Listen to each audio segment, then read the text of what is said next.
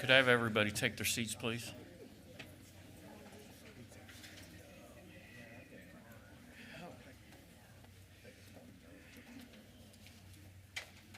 Good morning, everybody.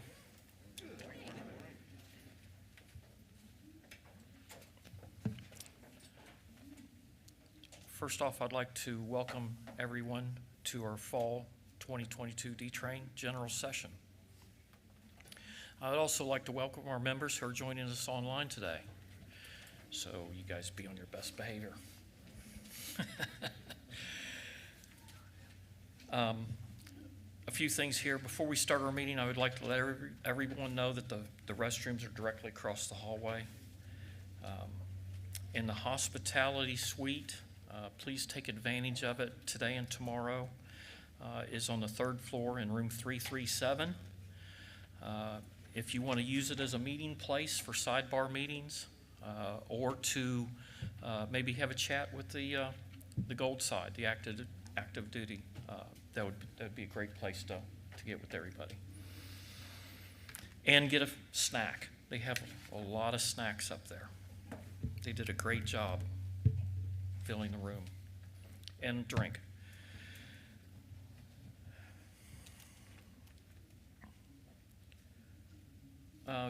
Okay, right now I would like to have Chris start us out with the Pledge of Allegiance. All right. Please join me in the Pledge of Allegiance. I pledge allegiance to the flag of the United States of America and to the republic for which it stands, one nation, under God, indivisible, with liberty and justice for all. Thank you. Please be seated. All right, thank you.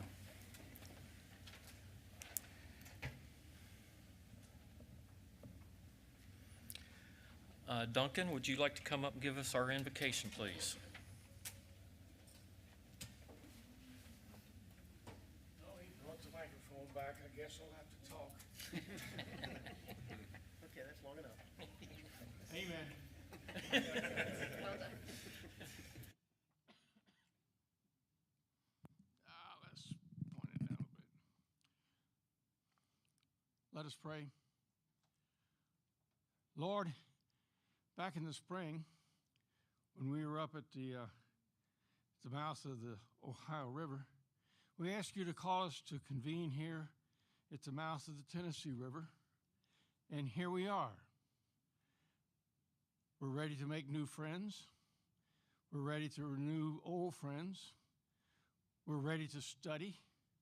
We're ready to learn something new. And we're ready to remember things that we forgot that we knew in order to be a better auxiliarist. And some of us are going to actually run for office.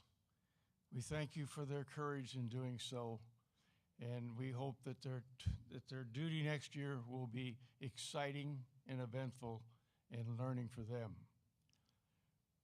We call this our fall conference, Lord, because some of us has already started to rake the leaves that weren't there in the spring. Shortly, some of us will be putting our boats up for the wintertime. But those of us in the southern climates will keep our boats going.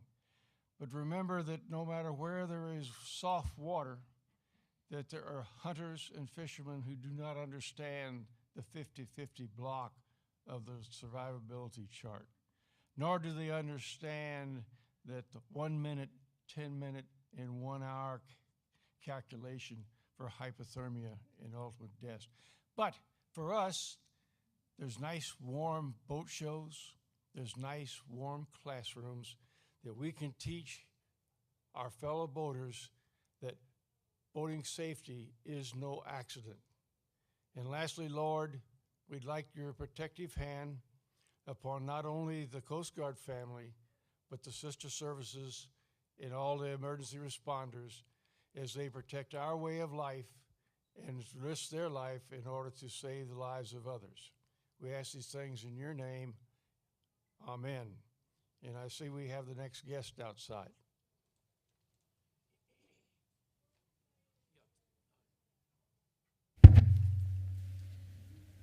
did it. Okay, yeah, Tom, would you like to bring our guest up?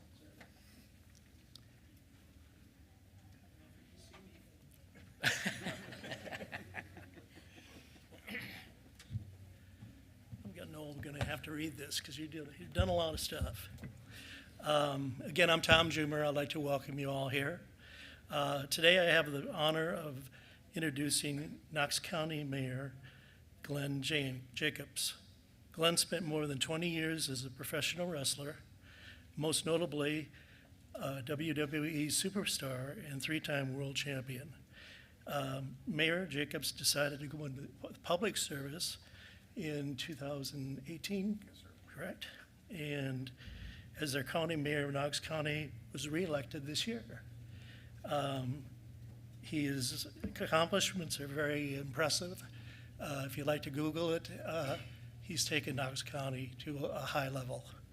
I'd like to present Mayor Jacobs.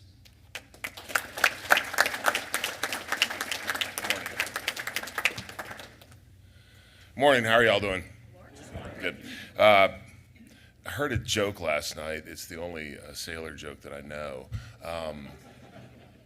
It's about a battleship out on the ocean, and it's cruising along, and then there's a light coming at it. So the captain of the battleship gets on the radio, and he says, alter your course 10 degrees east. And the reply comes back, alter your course 10 degrees west.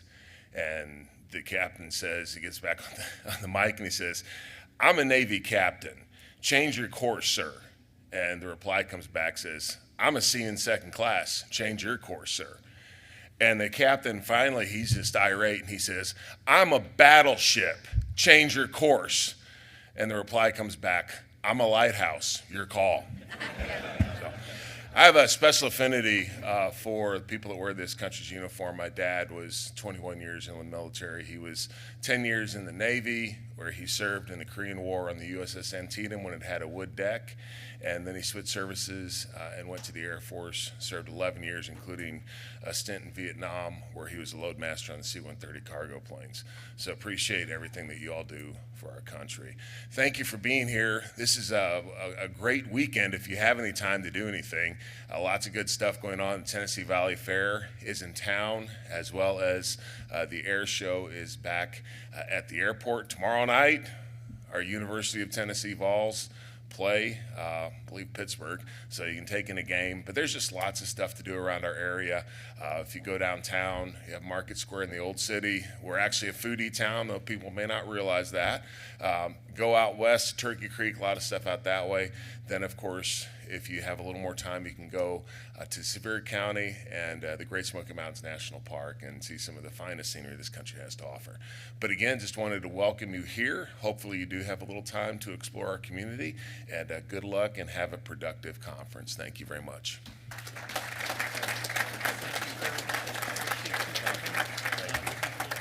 Oh, thank you. I appreciate it. Enjoy your day. Thank you. You too. Y'all take care. Excuse me, sir.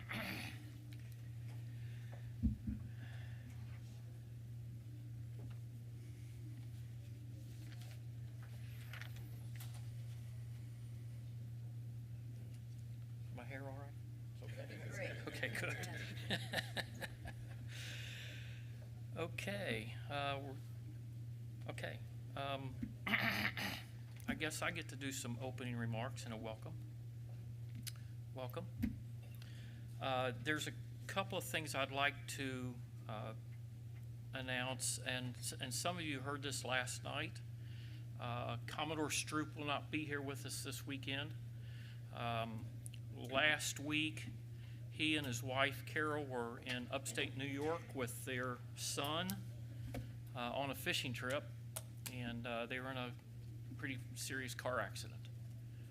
So they're at home recuperating, mending. Dave was beat up pretty bad. They thought that he had a cracked sternum. They found out that he just dented it. So I don't know which is worse, a dent or a crack. They both sound very painful. Carol's doing fine. She, what happened was there was two vehicles coming off the entrance or coming onto the exit ramp, from what I understand, and the semi truck stopped. The passenger car came past the semi-truck into the intersection and couldn't make the left-hand turn due to traffic, and his son T-boned him. She did that about 20 feet in front of him, so they had no time to stop. Commodore Stroop was in the passenger seat. Of course, the airbag and seatbelt got him. Carol was in the back seat. Her leg hit the center console of the truck and pushed it into the windshield. And then when it bounced off the windshield, that's what got Commodore in the chest. The son he's bruised and beat up, but he didn't go to the hospital for another week or so. The other lady was out walking around at the scene. So thankfully they're doing fine, but he was just a little too beat up and bruised and sore to make it this weekend. So if y'all would like to send him a little email, a little note, I think that would be a nice gesture. If not, that's your call. The other one is Division Commander Dan Gillihan won't be here. He had a boating accident, not severe, but he did mess up his leg pretty good, and it's very hard for him to walk. So he's rehabilitating at home this weekend also. So keep them in your prayers and your thoughts. That's really about all I had as far as that. So I'll get to say something a little later on, and I'm really happy that we have a fairly full room. We have a very good attendance this weekend. We're up to 122 plus for registration, which is amazing. Coming out of COVID, I love to see these numbers. We got right at 98 for the Friday night fun night. We got right at 94 for the Commodore's banquet. Those numbers are up 10-15%. So I'm glad to see that everybody's tired of the COVID bug and getting out and doing things. I'll show you a couple of charts that we made up a little bit later, highlighting the last 3 years. 2022 is not in there, but it shows what the numbers have done and give you an idea of what COVID did to us. We learned a lot during COVID. We learned how to use the computer, do a Zoom meeting. Don't get used to it, but have fun with it for now. I just got back from NACON in Orlando, Florida. I know some of you were there. A very interesting conference. Captain Glenn Dye was, of course, at the head table, but he has a lot. I'm sure you'll give us a little bit of that information too today. So take notes, listen to him, and I really would ask you to take as many notes as you can. I know when I was sitting on that front row, that's all I was doing was scribbling words down, so I could take it back to my divisions, to my flotillas, and let them know what's going on. You will hear a lot of information today. It will almost be an overload. So just absorb what you can, write down what you can absorb, and then take it back and share it. Because this is a really good forum for even the member to come and just find out what's going on in the district or even in divisions. So I ask you to do that. So with that, I will. And one other thing, Roseanne, our normal Secretary of Records, had an injury to her hand, and of course, being a Secretary of Records, a hand injury is not a good one. So we have Deborah Guffey, Division Commander 8, to fill in. So thank you, Deborah. I appreciate what you're doing today. I know that's not an easy job, but I really appreciate it. So with that, I would like for Deborah to do our roll call, please.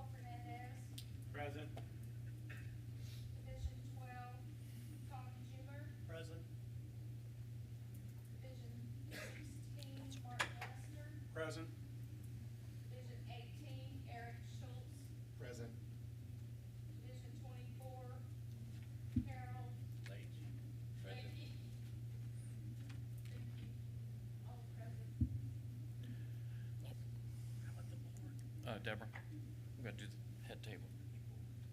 Board.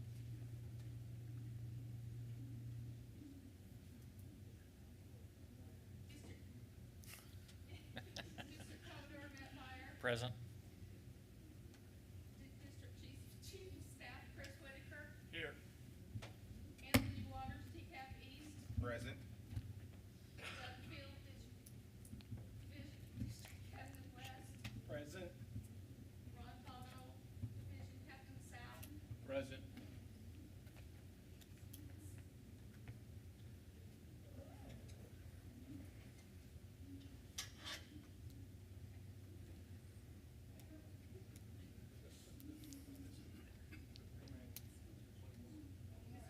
Yeah, there's.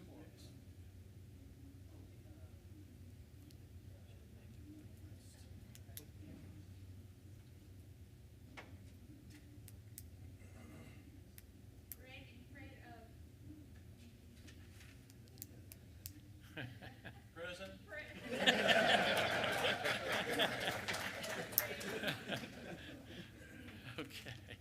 Okay, well, we've got a quorum. Thank you, Deborah. I know this is your first time, don't worry about it. Don't worry about it. Okay, so I would like to take this time to welcome our guests and introduce our XCOM auxiliary staff. To my right, we have from BSX office, Captain Troy Glendy, Director of Auxiliary.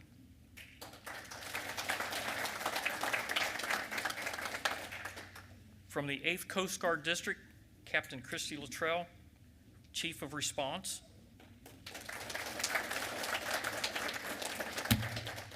Captain Alan Moore, Chief of Prevention.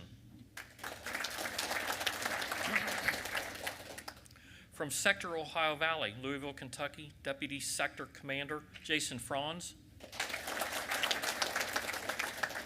From our DIROC's office, St. Louis, Missouri, Director of Auxiliary for 8th Eastern and Western Rivers, Commander Matthew Shibler. From Sector Ohio Valley, our OTO, Scott Cayley. And our National Commodore-elect will be joining us later this afternoon. To my left, we have Chris Whitaker, District Chief of Staff. Anthony Waters, District Captain East. Ron Bono, District Captain South. Douglas Field, District Captain West. And me. Oh, please, please.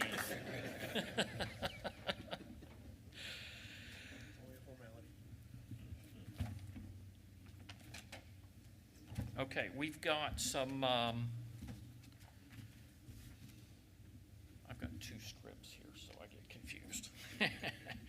Okay, so we've got some old business to take care of, and really it's just a mention.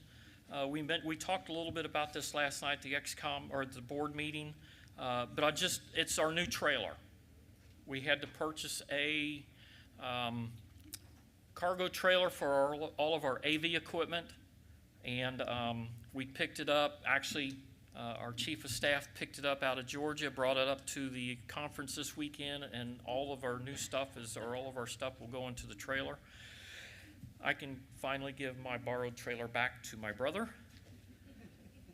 And I want to thank everybody, all the division commanders that voted for the approval on that. It was a much, much needed asset. It will last for a long time. If you get a chance, go out in the back parking lot. It's hooked up to Patrick's truck. It's a big gray trailer with a big blue Dodge truck in front of it, and take a look at it. He had some extra things. There it is. He had some extra things done to it. It makes it heavy duty. So it's a good looking trailer, and it's going to last a long time, hopefully. So thank you, Patrick, for taking care of that, and Chris for taking care of what you did. And thank you all. Please, thank you. Give yourself a hand. Without that purchase, I don't know that what we would have done, because we were storing all of our AV equipment in 3 different places. and for it to come from Tennessee, Alabama, and Ohio for each conference, logistics were a little tough, and especially if I couldn't borrow the trailer anymore. So,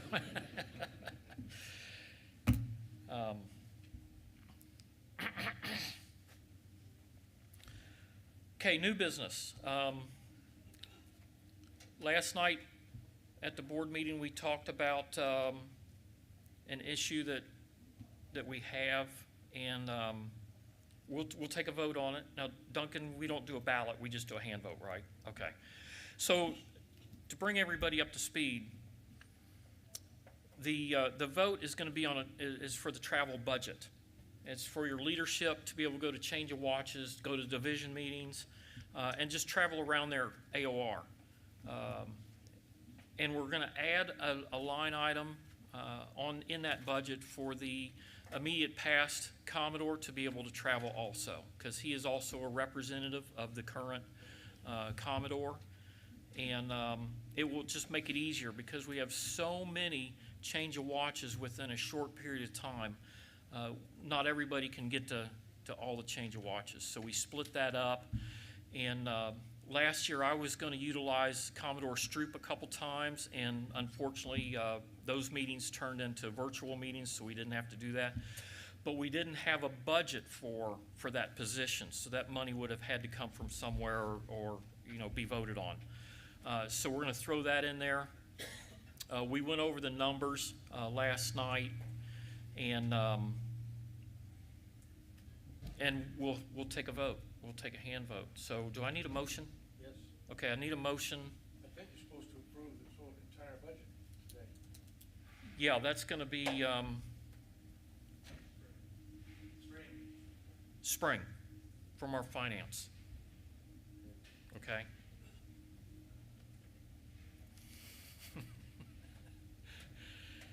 So I need a proposal. Don, I propose that we approve the budget, the travel budget. travel budget. Okay. Second. Victor Rogers, second. Discussion? No questions? I guess I did a pretty good job last night explaining things, didn't I? Huh? Okay, so all in favor, please raise your hand. All opposed? Okay, vote carries. Thank you, awful much. This will help due to costs have gone up, hotel rooms, travel expense has gone up, so this really will help let our leaders get out and visit your units.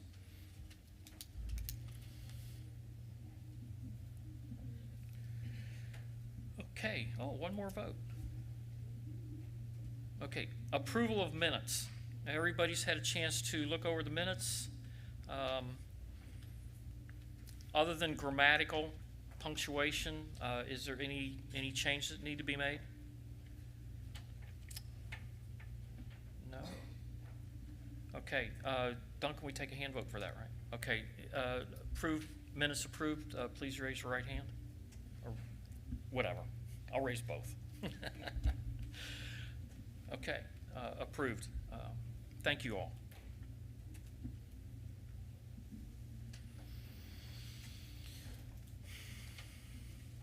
Okay, at this time, we're going to hold our elections, and I would like to have the candidates.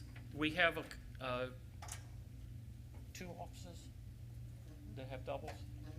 Okay, so I would like to have those four candidates stand up and give you a little bit about themselves.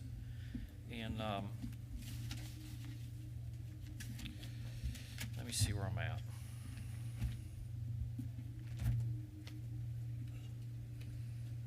Okay, I have instructions for this.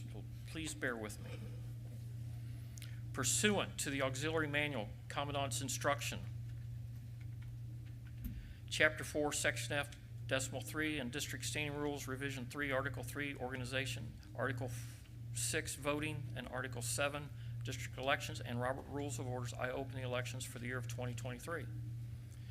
Serving as our tellers will be Duncan Wilkinson, Keith Blosser, and Jeff Getty. Oh, Donations accepted now. say again? Donations accepted now. Yeah. Okay, so I read that a little too soon because I want the candidates to talk, but we've opened it up.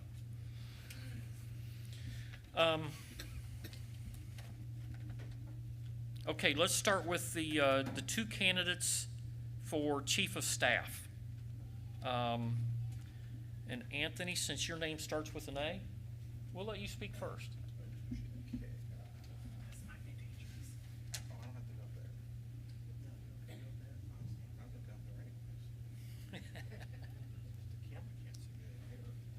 That's probably for the best.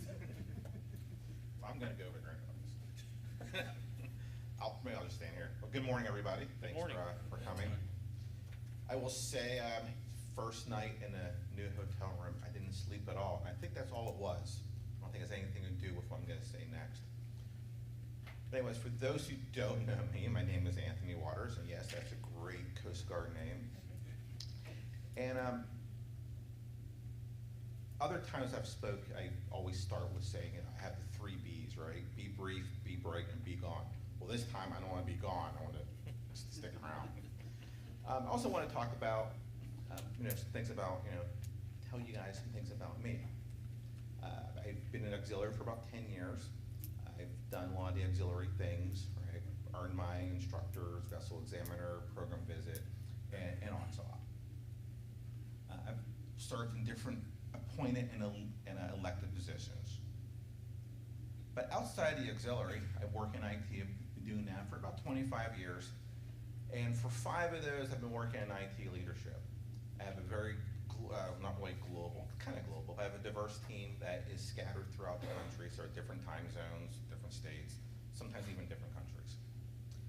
Now, if you ever worked in IT, and you've ever had to manage people, sometimes it's like herding cats.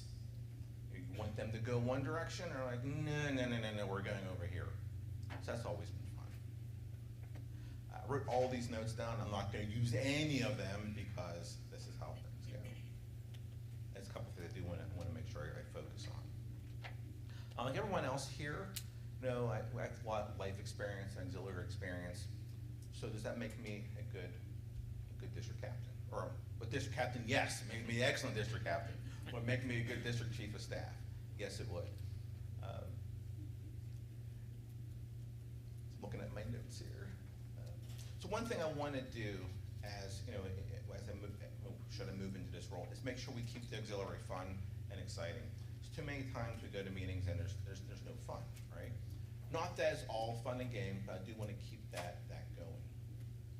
Whether it be at a DTRAIN, chief of staff meetings, the DSO meetings, I want to keep that going as an avenue for fun. So everyone always has watchwords. There's 3 things or 3 words or maybe more that they focus on. And my 3 are communication, honesty, and transparency. Communication is, I think, vital for success in any organization, especially one like ours, where we don't always get together and we are from all over the place. With that, but the other thing is the honesty, right?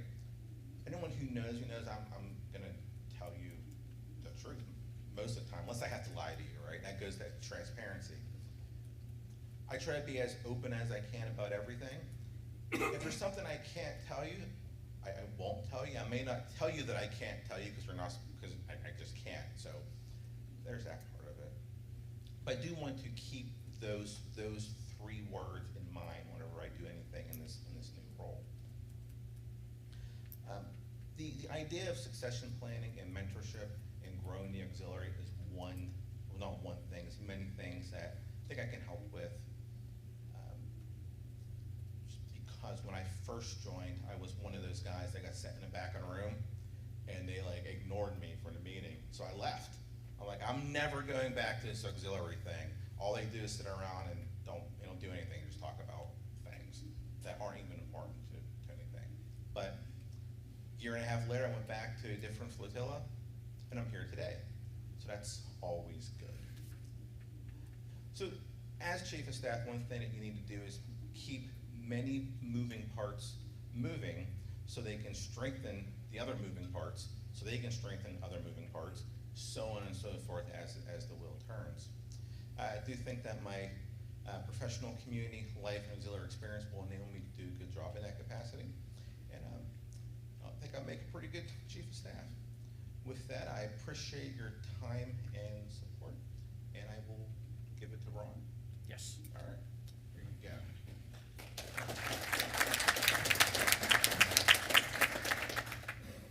Thank you, Anthony. This morning, the three district captains were saying none of us slept last night. And I certainly didn't, and I don't know why, because I'm used to sleeping in a hotel room. I did, so what I did do is worked on my presentation this morning. But first of all, as a member of Division 12, let me extend to you my welcome to you all to beautiful Knoxville, Tennessee for our fall D-Train. I hope you enjoyed the two-day event.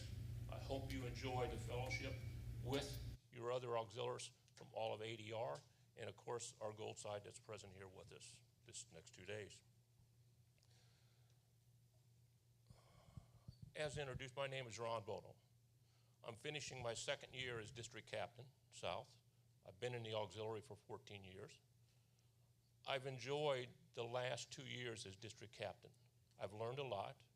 I've enjoyed the experience and the ability to meet new members from across 4 different divisions, as well as district leadership and the folks that work in district leadership that support us. And there are a lot of them. I changed my approach this morning as to how I was going to present this to you all. I'm not going to talk about what I've done. To be honest with you, most of you don't care. What you do care about is who I am, what I can do, and what I will do for you. The voting board this morning, I think, has a serious responsibility with their votes. This is succession planning in capital letters. It's important. Anthony talked about the watchwords. I don't consider these watchwords, but maybe I should. But here's what I believe in. I believe in the pledge that we took when we became auxiliarists. The commitment we made to our obligations and to our responsibilities, to the Coast Guard, to the auxiliary, and to our fellow members. I believe in pride. Pride in who we represent. Pride in what we stand for.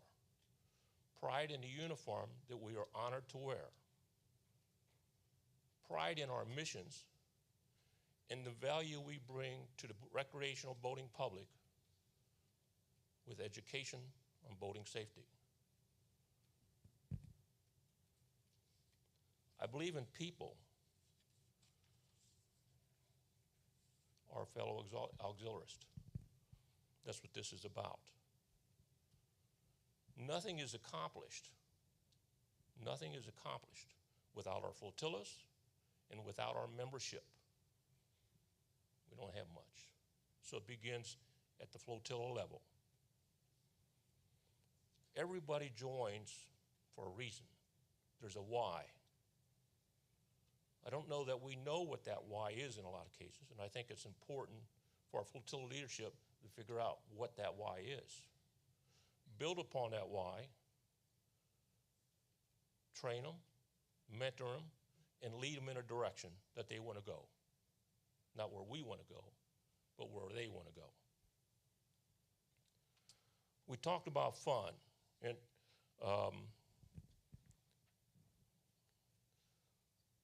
I'll use a different term. It's about gaining accomplishments. There's satisfaction in gain of accomplishments.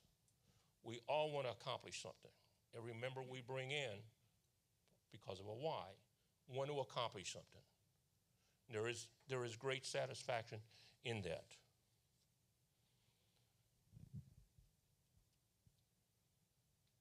The auxiliary depends upon self-motivation, and we all know that. Without self-motivation, you won't go very far. But teamwork is critical, it's needed, and it's visible in everything that we do and stand for. Our membership wants and needs two-way communication. It's leadership with direction and a caring support. Nothing gets accomplished without qualified, motivated, and willing membership. I believe in progress. Success breeds more success. Successful missions build interest, motivation, and team building, which I believe in. Success gains visibility amongst our membership, amongst the auxiliary, amongst the communities that we serve. Our flotilla staff officers, I think, are critical to the auxiliary success. It's there, on the ground, the flotilla leaders. They need attention, they need direction, they need support, and they need help. And I say there's two differences. There's a difference between help and support in my mind. Succession planning deals with the flotilla staff officers. They are our future. That's who we are looking forward to leading us going in the future. The chief of staff position, I think the voting board has a difficult decision. I think you have two very qualified individuals running for this position, and it's not an easy position. I have the willingness to serve, to help, support our staff officers, our missions that they lead.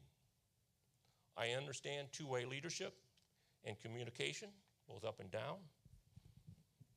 I believe in asking questions when I don't understand and when I do understand. I appreciate your confidence, hopefully your vote. Thank you very much for listening, and welcome again to Knoxville.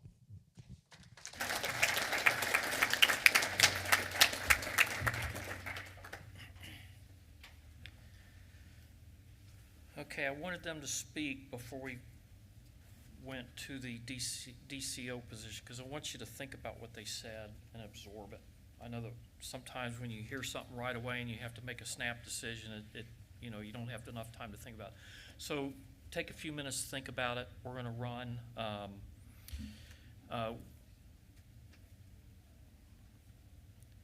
Okay, so I'll start back where I was supposed to be. You know me, I like to jump around. Okay, so the term of okay, so I'll jump back. Serving as our tellers will be Duncan, Keith, and Jeff. The term of office for District Commodore and District Chief of Staff is a 2-year term. These officers will serve from January 1st, 2023 to December 31st, 2024. So keep that in mind. Candidates for the offices of District Commodore and District Chief of Staff responded with letters of intent and have been vetted by the screening committee. Candidates for District Commodore are as follows. Chris Whitaker. Prior to opening balloting for the office of District Commodore, I will call for nominations from the floor. Do I hear any nominations from the floor for District Commodore? Hearing none, I ask that the Secretary of Records to cast one vote for Chris Whitaker for District Commodore. Yes, sir.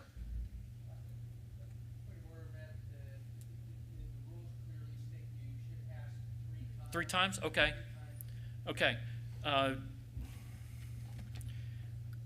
there any nominations from the floor? Are there any nominations from the floor? 3. Okay. There we go. Hearing none, I ask the Secretary of Records to cast one vote for Chris Whitaker, District Commodore. Congratulations, brother.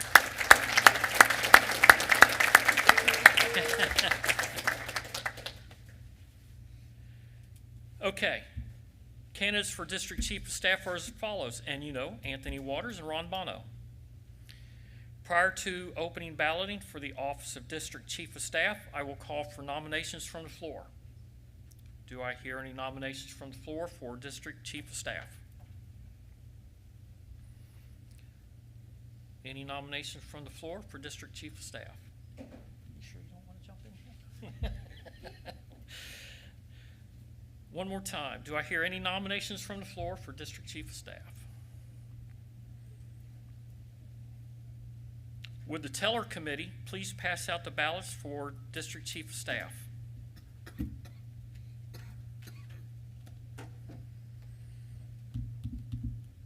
All members of the board get to vote. Yes.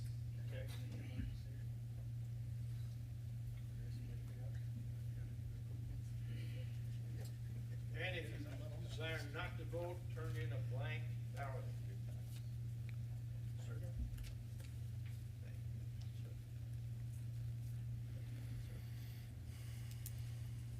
Write-in candidates are not accepted. That's right. But that's what I voted for. I voted for write-in. Gotta have fun. If it's not fun, there's no point in doing it. Dayrox gets a vote. Yes. Yes. Yes.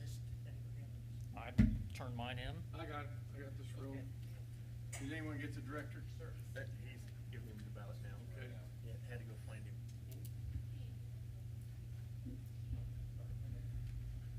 Over there.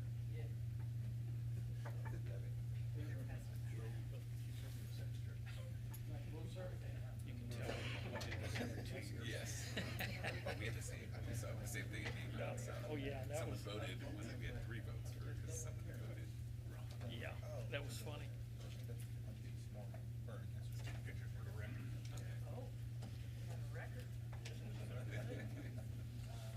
He is one of our publishers, one of our editors. Does a really good job with the articles. No, they don't have enough to get it in.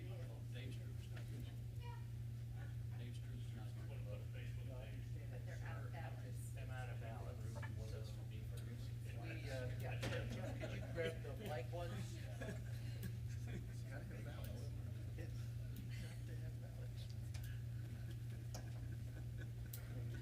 Yeah. So Sal is not How would that? So Sal and East don't put the vote, and Sal and East is in the vote.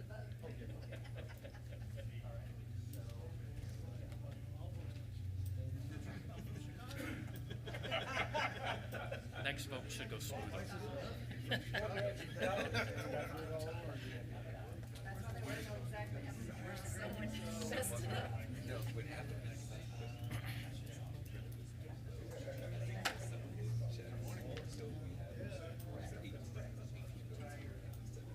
Anthony or Ron? Keith, Deborah's, I know, she's ready to give it back. I got it. Get it? Oh, man.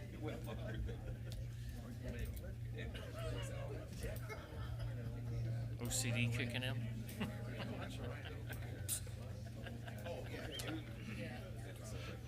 Please observe, we're putting all the ballots in the envelope. They understand that, Has everybody turned their ballot in? Okay, we got a couple more. You're leaving off the south again. Get over there and pick up those ballots. yeah.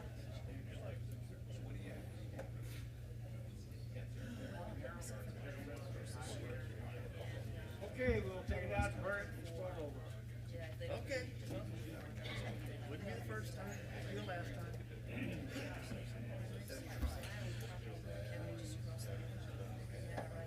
Okay, the teller committee is going to go out and count the votes, so take a few minutes and just meet your neighbor.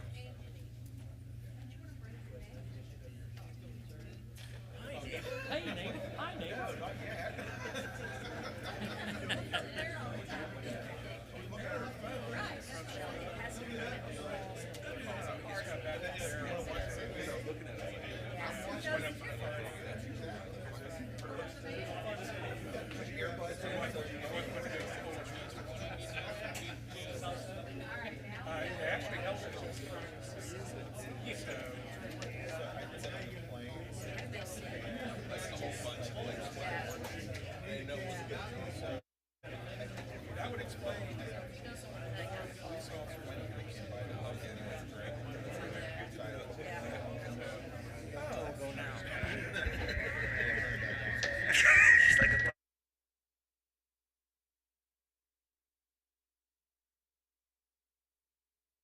Paul. Paul.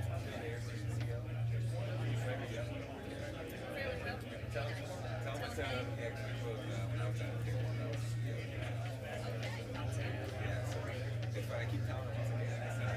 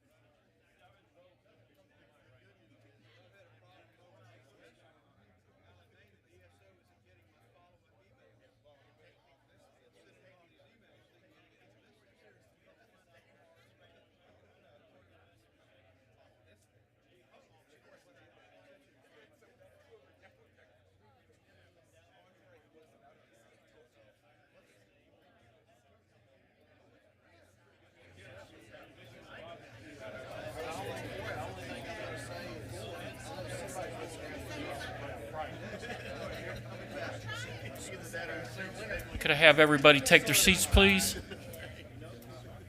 You're going to announce. I'm sorry. Oh. Well, how about that? Okay. So hang on just a second. Apparently, I'm announcing. Okay, the teller committee's back. Would Keith please announce the winner for District Chief of Staff, please, for 2022? 2020, I'm sorry, 23-24. All right. Thank you, Commodore. Obviously, there is a clear winner. Both candidates were absolutely fantastic, but the winner is Ron Bono.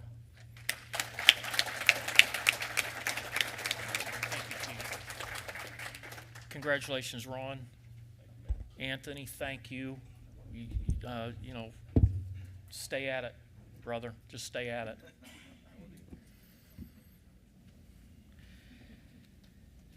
Now we will go to our district captains, and we'll go ahead and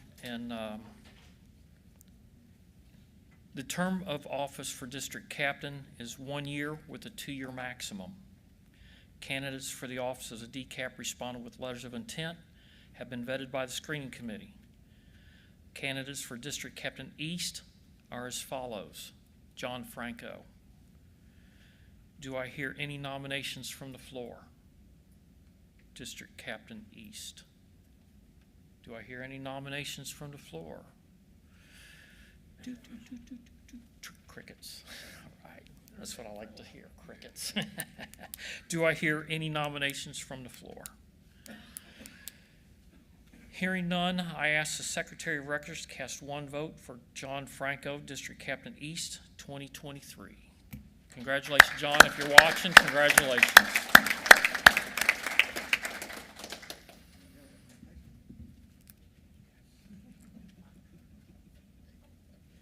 Okay.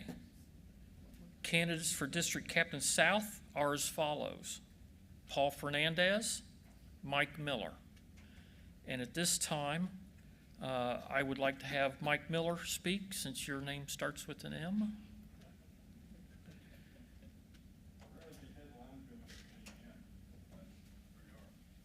My name is Mike Miller. I'm from Division 12. I'm the current Vice Division Commander for East Tennessee. And like Ron, I'd like to welcome every one of you to East Tennessee, Alcohol Home, and to our DTRAIN. So welcome. I have been in the auxiliary for about 7 years.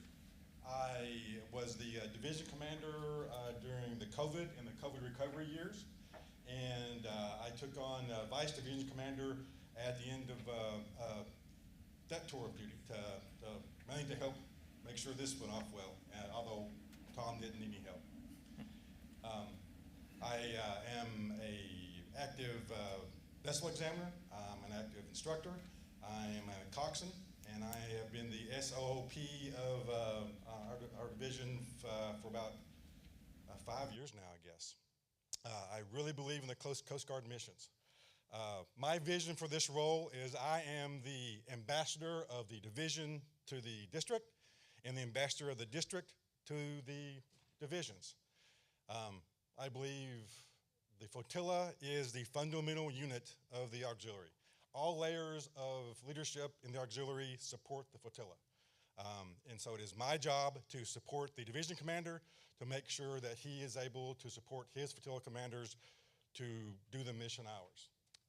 Like Ron, I believe the way members of the auxiliary get satisfaction is by doing the job, doing the volunteer work that they subscribe to. I don't know why you joined the auxiliary if you didn't have some kind of volunteerism in mind to do. So whatever we can do to enable members to achieve their auxiliary dream, that's what we want to do. I believe we face 3 major problems in the auxiliary. One is retention. The other is leadership succession and member engagement in no particular order. All are extremely important. We have a vast storehouse of knowledge in the auxiliary. And I would want to take what one division does successfully and share that across the other members of the southern region, as well as across the whole district. And you know, there's very little inventing of the wheel, but we need to focus on what we do well and put those things in place across the spectrum and really communicate with one another. So that's, I think my biggest goal is for shared communication and being somebody that not only the district commander can talk to, or the division commander can talk to, but the Commodore as well can talk to. So thank you very much. I appreciate your support. Have a great stay in Knoxville. And who's next? If you give us a few minutes, please. Well, good morning, everyone. I'm Paul Fernandez. I'm the current division commander of Division 11. I've been in the auxiliary for 20 years.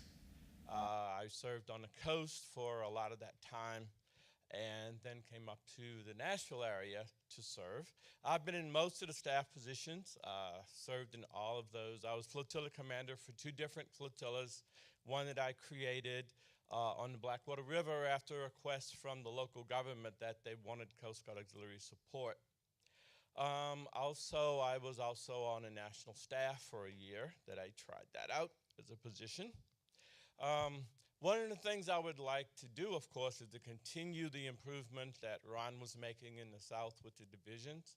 The division captain should provide additional leadership to those divisions, should also foster the different divisions to work together, which is something that can really help us.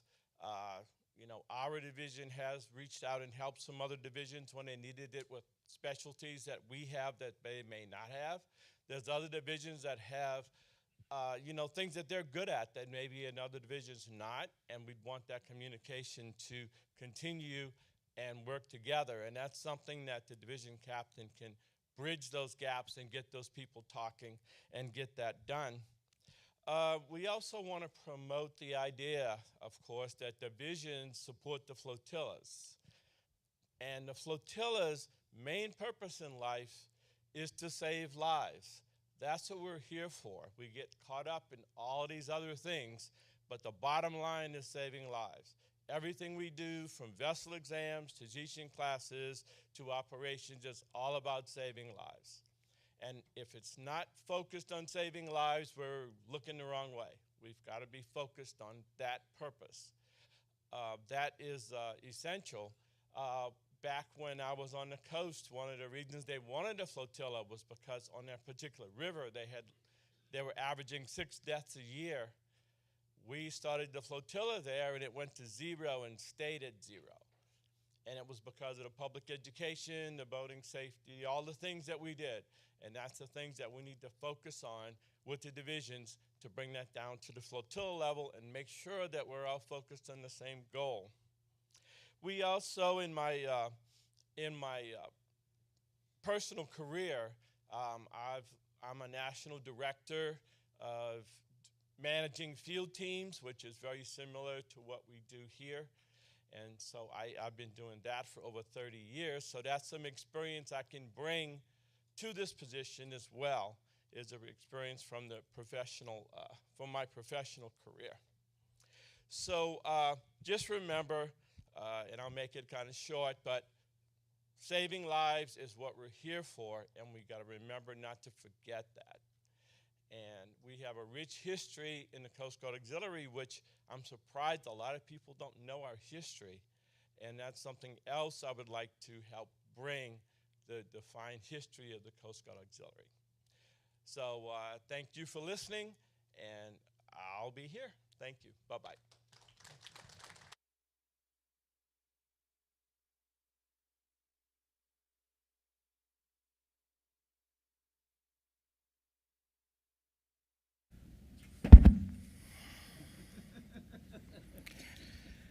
Again, what I'd like you all to do is just kind of absorb what they said, think about it, and we're going to jump a little bit for the candidates for District Captain West are as follows. Doug Field, he's an incumbent with his first year of a 2-year maximum term remaining. Do I hear any nominations from the floor? You must be from a member from Divisions 1, 4, 5, or 8. Do I hear any nominations from the floor? Do I hear any nominations from the floor? Hearing none, I ask the Secretary of Records to cast 1 vote for Doug Field for 2023. Congratulations, Doug.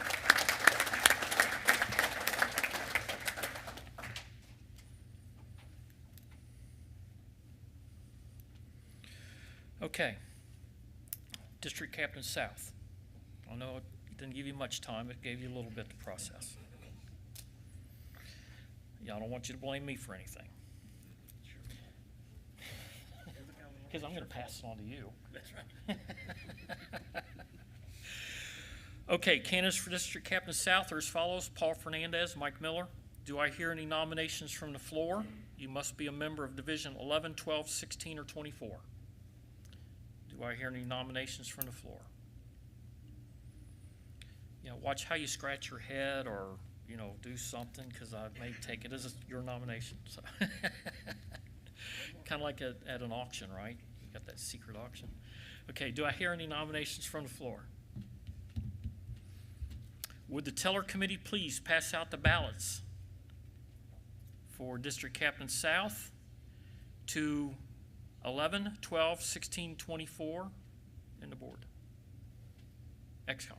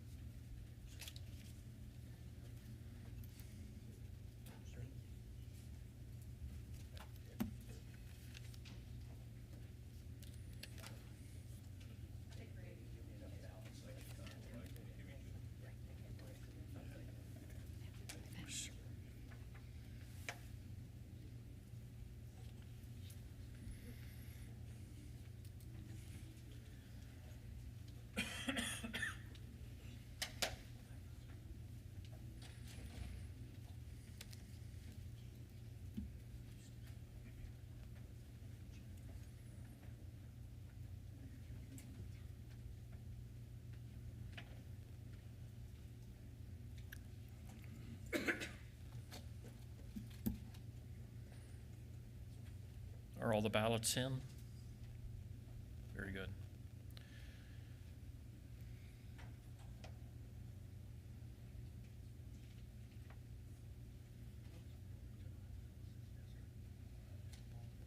Okay, the teller committee will go out and count their fingers and toes. And in the meantime, meet your neighbor. Your other neighbor. Your other neighbor.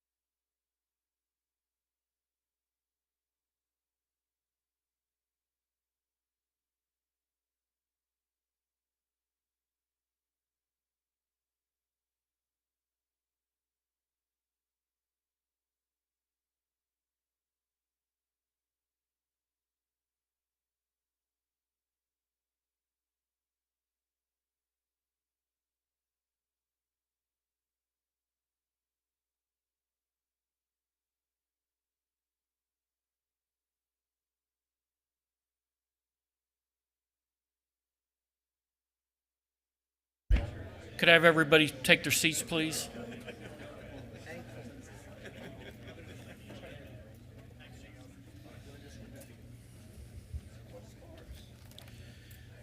The teller committee is back. Keith, would you like to announce the winner for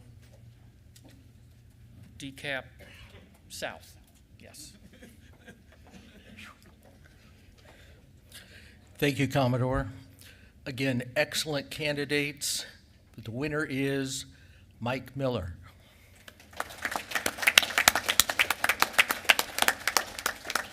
Congratulations, Mike. Paul, thank you for stepping up and staying there, brother.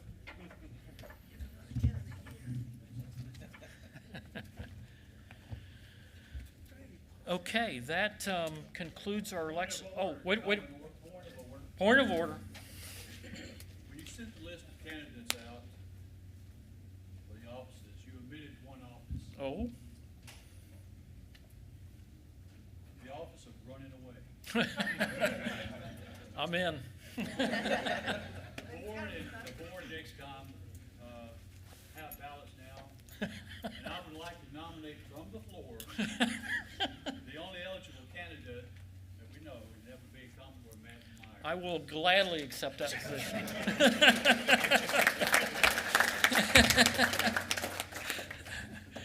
31 December. I know, he keeps reminding me. He's getting a phone call at midnight. The drop of the ball is his cue. Yeah. Okay, we have a special award. Do I have that?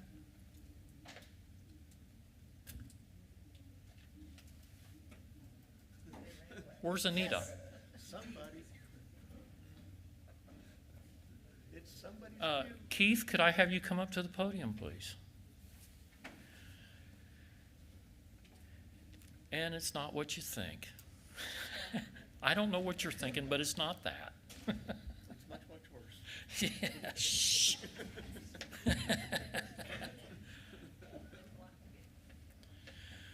Okay, so, well.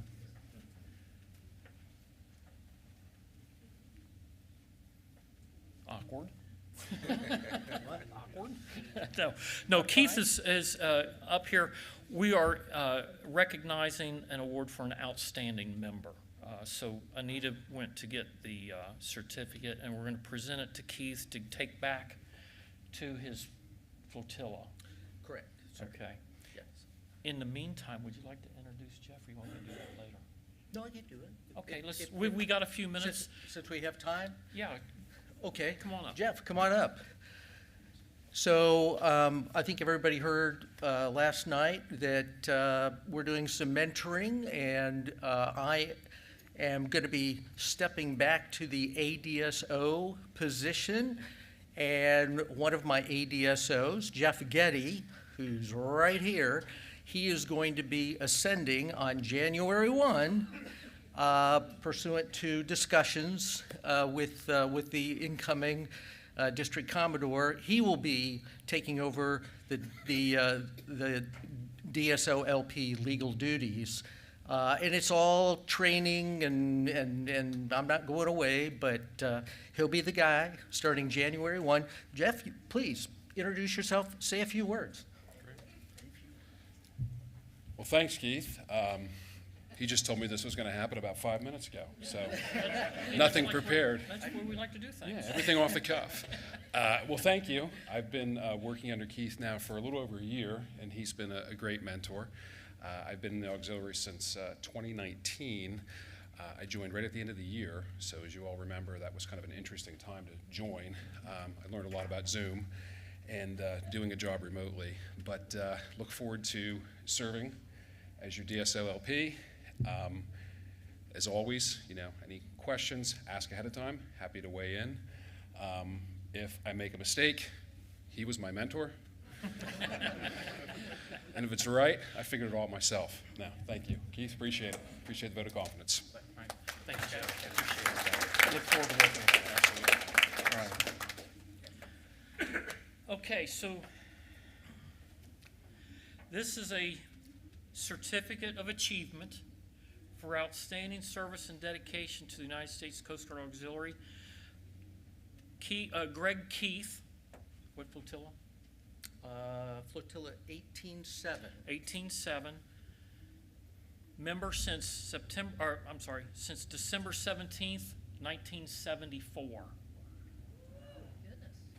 He's retiring out, and we felt that it would be appropriate to give him a certificate for his outstanding service. So Keith, please accept that on his behalf and take that back to him. Thank you very much. You're welcome.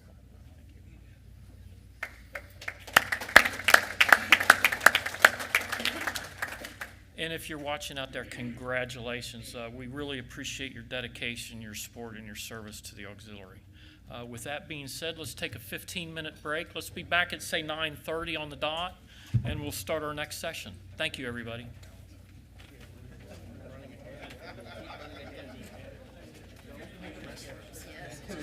Oh, it's just, oh, that's good. That half wasn't too painful, was it?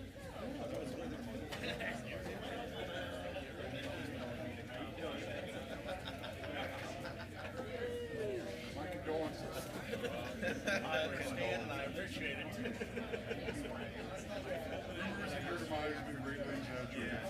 No, I think they've been properly predicted.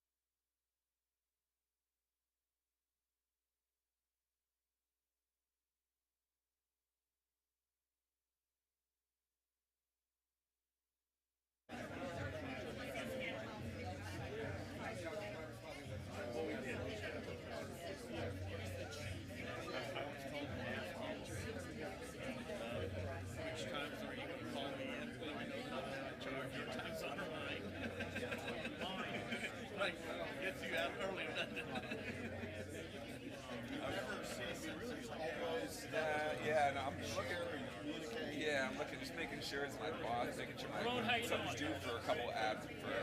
Because they're bringing the comments. So just making sure that we're not at lunch or something and actually trying to get the input out there. So Okay. Yeah. Okay. yes, the chief director. Yeah. So, it's an awesome job. So I think it's the best kept secret out in the Coast Guard. Is it really? Oh, yeah. Yeah. So, and especially, I know it's chaplain. You said you just got in there. So which now? July. So you're probably numbers 97, 98. Did they talk about that? They didn't talk about that. Okay, no. so because we're trying to get the program up to 100 auxiliaries. Yeah, okay. I know chaplain Walcott. I think he's number. I think he just happened to be number 100 on there. So of Oh course my gosh. So. There's a key to the city. Yes. Keys to a boat. Yes, yeah. But it's amazing the work you do. Thank you so much. I mean, what you all do for, it's just, and you probably heard, like, there might be an additional, the OBS, I don't know, have you heard about that? Oh, you've heard about that? Okay. Oh, yes. Oh, yeah. Because that's what's great about the program that's set up right now is we can just, this stuff pops up, boom, we give it to, Captain Reserve. Chaplain Mode is where we gave it to. Oh, okay. Because the Southwest border, which you heard me talk about, was a little different. We had a lot of skill set. Could I have everybody take their seats, please? That would need to immediately give it a program, and then comes out. So.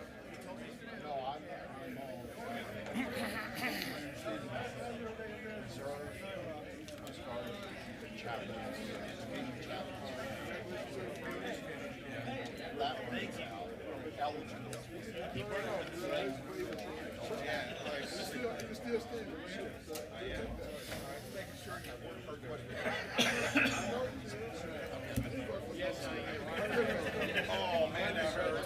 Pull it out.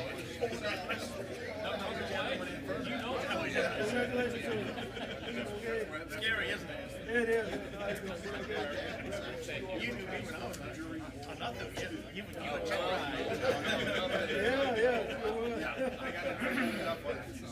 I can imagine. You got a lot of good. I got 1 good years left. That's right. That's one waste. Oh, jeez. I don't think I am, but I guess I look like it. It makes me feel better. Shut up.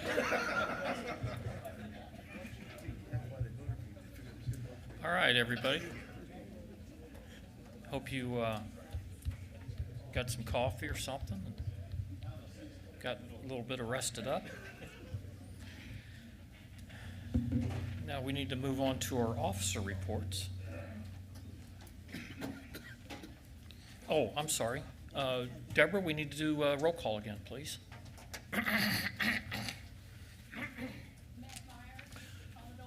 Present. Present. Anthony Waters, DCAP East. Present. Doug Field, DCAP West. Present. Ron Bono, DCAP South. Present. Commander Matthew Scheibler. Shibler. Dogs. Major Troop is not here. Randy Ventress. Present. John Burrell, Division 2. Present. Nick McManus, Division 4. Present. Leo Yakutis, Division 5. Present. Bob Clancy, Division 6. Present.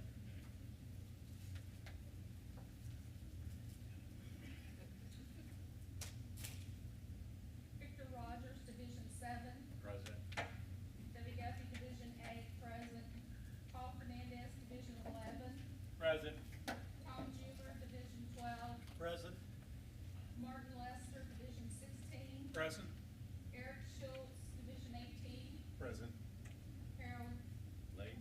Blake. Present. Good, thank you. Thank you, Deborah. At this time, I would like to call up Captain Glendye for the BSX update. Captain? All right, well, good morning, everyone. So first off, just again, a round of applause. Congratulations for all the newly elected officials, and of course, a special award.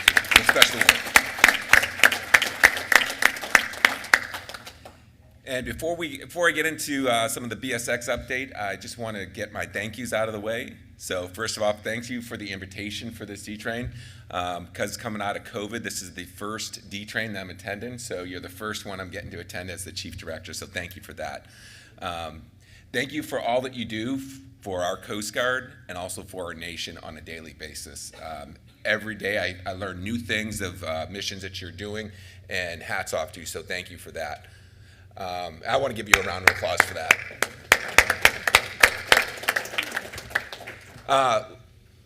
Last thank you before I get on to the update here is I want to thank you from a personal standpoint. So the only reason I am here sitting in this uniform is because of the Coast Guard Auxiliary. When I was a young kid growing up in Plymouth, Massachusetts, I took a boating safety course, and then the Coast Guard Auxiliary, from the Coast Guard Auxiliary, they ended up recruiting me to say, hey, there's this thing called AIM. Hey, and we can get this, we can interview you, can get to this program. So I went to AIM, saw the Coast Guard Academy, and I was like, wow, this is amazing. So I wouldn't be here personally if it wasn't for you. I'd probably be in other DOD, either Navy or Air Force, something like that. But thank you so much for that from the personal standpoint. So getting on to a couple of things, there's 5 specific things I'd like to discuss. I got a time clock here, and I don't see, there's no Nerf guns if any of you don't know, at NACON, there's a Nerf gun that gets fired at you if you go over that, so I'll try to stay within that 8 minutes. Or the knees or something. I'm afraid. We're in Knoxville, so I'm a little afraid, and especially with the opening remarks from the mayor here. So moving on. So the 5 things I want to talk about first, just update there, is the southwest border, our policy updates, and patrol orders from the FSMS, and the AUX uniform update, and lastly, the increased request for AUX support. And then I would like to discuss something that we're moving forward, another mission I can see that the use of the auxiliary. So first thing, southwest border. For those of you who don't know, that was a historic event for the Coast Guard Auxiliary. It's the first time we were on scene without any active duty folks to help and support. So it's been amazing. Since May, end of May, we've had over 250 volunteers, which has equated to about over 11,000 hours of critical warehouse logistical support. And so with that, though, it's such a success story that I want to highlight. And because not only did it help the Coast Guard active duty folks, because of course it was during the summertime where we have a high increase in activity. We also had transfer season, so that helped the active duty, so a lot of active duty folks didn't have to deploy. More importantly, in Washington, it gave us so much political capital within the Department of Homeland Security. So much, they were so impressed with it that actually, I don't know if you've heard, that the Deputy Secretary of Homeland Security is in the process of applying for the Coast Guard Auxiliary. So that's how impressed that you all were with not only the Coast Guard, which you do on a daily basis with us, but also to the department. So with that mission has been extended till November 22nd. You probably saw that on the AWOC, so I highly encourage folks to go ahead and for that mission. It's every person that's been down there has all we've heard is great things. And actually, we've had recurrent people deploying down there because of their experience. I'll move on to our BSX policy letters. Recently, we had 3 policy letters that were released, which was the Auxiliary Navigation Rule Exam Update, AUX Data 2, which had numerous updates on it, and of course, the Auxiliary Aviation Call Signs. The one thing to note is with that AUX Data 2, and in addition with some other documents, we're able to get the authority to operate for AUX Data 2 for another 3 years. Something within the policy, which I know is probably is on the minds of a lot of folks in this room, is SAMA, which, as you all know, is a Standard Auxiliary Maintenance Allowance. That has stayed stagnant over the past, I don't know how many years, but with inflation going up, it hasn't been even keeping up. So for fiscal year 23, There will be an increase of 35% for aviation and 30% for surface. So just so you know, that's coming out. All right, I'll move on to our patrol orders. So I want to thank you all for your patience for the FSMS issues. That was an obstacle. I'm not going to say debacle, I'm going to say obstacle that we overcame together. Active duty folks had the same issues that you all had, as you probably had. But we are finally, I think we're getting through that, we're getting out of that forest, so to speak, because all of fiscal year 21 patrol orders have been paid out. And then we're looking at fiscal year 22, of course, the closeout date, you saw the all aucs that came out 15 September. And if folks are not paid, they have to let us know at BSX by the 31st of October in order for us, similar to how we kind of went through with the fiscal year 21 patrol orders. One thing that we are working on with Master Chief Park in there is making sure we're aligning our auxiliary poets. So in fiscal year 23, it should be seamless when we get there. That's our end goal for that. So we're moving forward on that. Moving on to the auxiliary uniform update there. We're still on track. As you know, we had a pilot program in D1 Southern Region and D8 Coastal Region. However, with such popularity that came out in I think it was the fall of 2021, we actually opened it up so other regions could go ahead and wear that uniform. And I think we've got we've got someone over there that's showing our AWU uniform there, which was one of the popular ones. I know that had some issues when we were discussing that. Well, up to this date, we've had now over 6,000 uniforms ordered, and we've heard a lot of success of. There's been some constructive feedback, which we are on track to put that in at the end of calendar year 22. And then we'll have our policy completely updated for the uniform, which also includes some of the grooming standards and so forth, will be out by the summer of 2023. Last, I'd like to just get into about the increase in auxiliary support. I've been the chief director for a year now, and there's over 10 different missions and requests for the Coast Guard Auxiliary. Your brand is so high right now, not only within the headquarters building, but within the department. So I want to highlight the last 3 things that have recently come out in the past couple months. So the Office of Investigation and Casualty Analysis, which is CGINV at headquarters, is requesting 2 members to assist with data verification and transfer from various computer programs. We also have the National Command Center seeks auxiliary training coordination training. And then, of course, the Southwest border. Now, all of this can be found on our AUX Help Wanted website. So just look at those, because our big plans is to more grow the auxiliary. I know number 1 is our recreational boating safety, but there's other missions within that we can further integrate the auxiliary into different missions that we haven't thought about. There are 2 things that are going to be promoting that. The Commandant just signed the last, I think it was a week or 2 ago, the Auxiliary Integration Award, and that's for active duty folks to further integrate into new missions. There's ones for operations, there's ones for mission support, there's one for innovation, and there's the IROCS of the Year Award. That's all geared towards integrating auxiliary more into new missions. I'm looking, I see I've got 1 minute to go there, so. You take what you need. So. But we have that award. There was also another award that just came out with the Aviation Aircrew Award. It's the first time we're teaming up with the active duty folks, the TAROs, which is will be awarded in November there. So, lastly, before moving on here, there's the one big thing that's one of my goals was recruiting and retention with the auxiliary.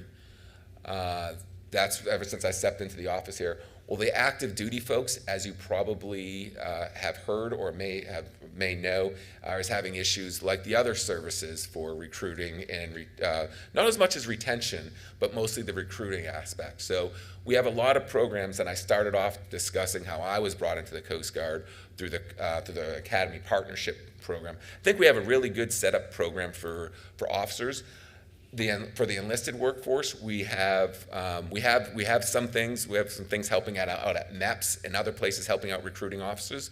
But you'll probably hear from from Commodore Formato later today of how we're going to continue to grow that. That's one of the asks that the Commandant actually had of the senior staff level from the auxiliary at NACON there, is to help recruit our enlisted workforce. So that's going to be on the horizon for that. So with that, I went over 17 seconds there. Good, so, so that's an update. Is there any, well, if I'm over, I'll leave it open to if there's any questions. No questions. All right. All right. Well, thank you very much. All right. Thank you. All right. What I told you, there's going to be a lot of information. Okay. Next on our ticket is 8th District Coast Guard Captain Luttrell. Hello, everyone. Good morning. I'm going to move this down a little bit. I'm going to give you your 18 seconds back, right? So I don't have much of a report per se, but what I just kind of want to do is let you know what my job is and what the people that work for me do and how we incorporate the auxiliary and response. So I've been the chief of response in the 8th District since 2020, and I'm one of 9 of Admiral Timmy's staff captains. Al Moore is 2 of 9. We're on the same staff together. So for the most part, in a nutshell, what the prevention chief at 8th District doesn't prevent, the chief of response responds to, right? So I hope Al does a great job of preventing, but if something happens, that's what we do. We come in and we supervise oil spills. Some of you will remember the Deepwater Horizon oil rig. Who doesn't? That happened in the Gulf of Mexico several years ago. So my staff and my office would have been directly involved in overseeing that. We also are heavily involved in the Southwest Border Ops, thanks to the Chief Director for bringing up your participation in that. It has been quite the operation lately, and we also have quite a bit of active duty down there in the form of our maritime safety and security teams on the Rio Grande, supporting CBP and ICE on that endeavor. But yes, and also yours and the Coast Guard Reserve has been very instrumental in the success we're having on the southwest border with Operation Lock and Key, which is the official term for the operation down there. We've also had some good luck with opening some active duty small boat stations on the western rivers, specifically Louisville, Memphis, Pittsburgh, I believe. So we now actually have some active duty up your way in the eastern region. As of last year, we opened those stations, so it's pretty fun to be able to have some active duty folks near your operating area. And pretty much, lastly, I'm going to be your keynote tomorrow night for the banquet, so I don't want to ruin and give all of my stuff away for tomorrow night, but I am a native of Knoxville as well, so I'm really happy to be here and happy for the invitation that you all extended to me, and happy to be your keynote. Thanks, Al, for asking me to do that. I've got a long history with the auxiliary. In fact, in 1996, I worked in the DIROC's office in New Orleans at the time for the coastal region as a lieutenant junior grade. So I've been to many D-trains, N-trains, banquets, fun nights. I've been to just about all of them over the years, and happy to be back with you all and looking forward to the banquet with you as well tomorrow night. So thank you, and go Vols. I'm a big Tennessee fan. We're at Pittsburgh, so go Vols. Thank you. Thank you, Captain. Okay, next will be our 8th District Coast Guard, Captain Moore. Thank you, Commodore. Good morning, everybody. It's an absolute pleasure to be here this morning. So many familiar faces. I had the privilege of attending the spring D-Train, and that was a wonderful event, so I'm really looking forward to this one. I just want to take a couple minutes and highlight this summer transfer season was one of the busier ones for us, and I wanted to spotlight. We're real pleased to have Commander Schibler on team as the new Director of Auxiliary for Eastern and the Western regions. And first and foremost, our team at the district, we're here to provide support to you all for everything that you do, administratively as well as operationally. With that, I was, reflecting back, and we've passed the just a little over the 1-year mark, where we've promulgated the D8 recreational boating safety, boating smart in the heartland instruction. And with that, we just want to, recognize all the good work that you've done over the summer to keep the public boaters safe, all the education and outreach that's been going on. But importantly, look back at that instruction and just see if there's any updates that need to be made to that and how we can kind of tie all that together, especially with our sector units, our coordinators, et cetera. So I'd ask you all to give that some thought and let us know what's working, and also let us know what's not working, because we want that feedback. As far as prevention world, we've been real busy. No shortage of busy operations this summer. We've had around 6 major marine casualties.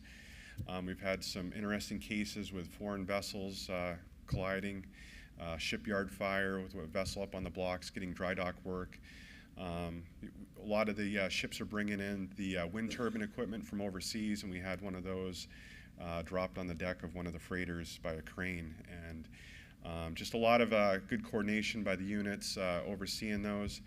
And the other big milestone this summer, July 19th, marked our 4th and final year of the Subchapter M towing vessel safety program. And in District 8, we led the Coast Guard certifying over 3,200 towing vessels, which is really impressive. But I wanted to kind of share those operations with you, because everything that you do with recreational boating safety, we heard Captain Glendye highlight all the other interesting augmentation opportunities that are going on, new ones that are coming online.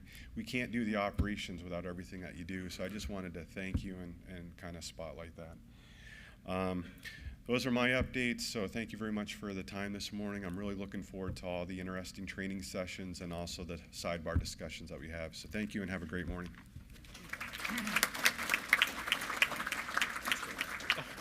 Oh, phew. You just saved my life. Thank you, Captain Moore.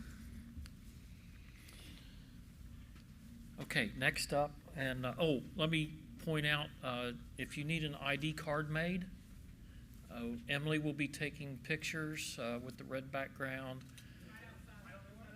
right out this wall. Special times. It's not, you can't just go up and say, hey, come here. Say again?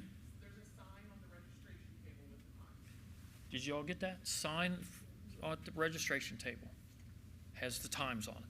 So please take advantage of it. Do that. Okay, so next up is Sector Ohio Valley update. Commander Franz.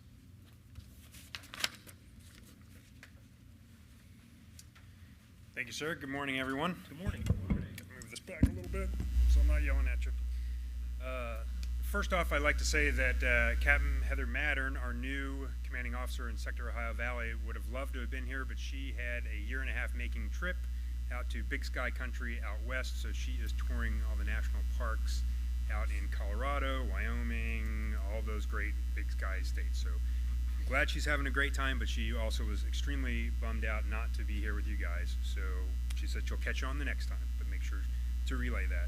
So it is an honor this morning to speak here before you, and I'd like to thank you for your time. Like all, you've heard this a lot from the Gold side, but I really don't think it can be overstated, as each one of you are a crucial part of an all-volunteer force that gives back your most precious resource, time, to our nation through the Coast Guard Auxiliary. I know this because my father is a VE in Harrisburg, Pennsylvania, and he tells me all about it, good and bad, from both sides of the house. So I get it from both ears. But and I also don't take that lightly either, the volunteer time portion, because prior to active duty Coast Guard as a BM in the reserves, my civilian job was a district executive with the Boy Scouts of America, coordinating 2,500 adult volunteers to get what they need to organize activities for 55,000 youth in Orange County, California. So I know that you guys give everything you've got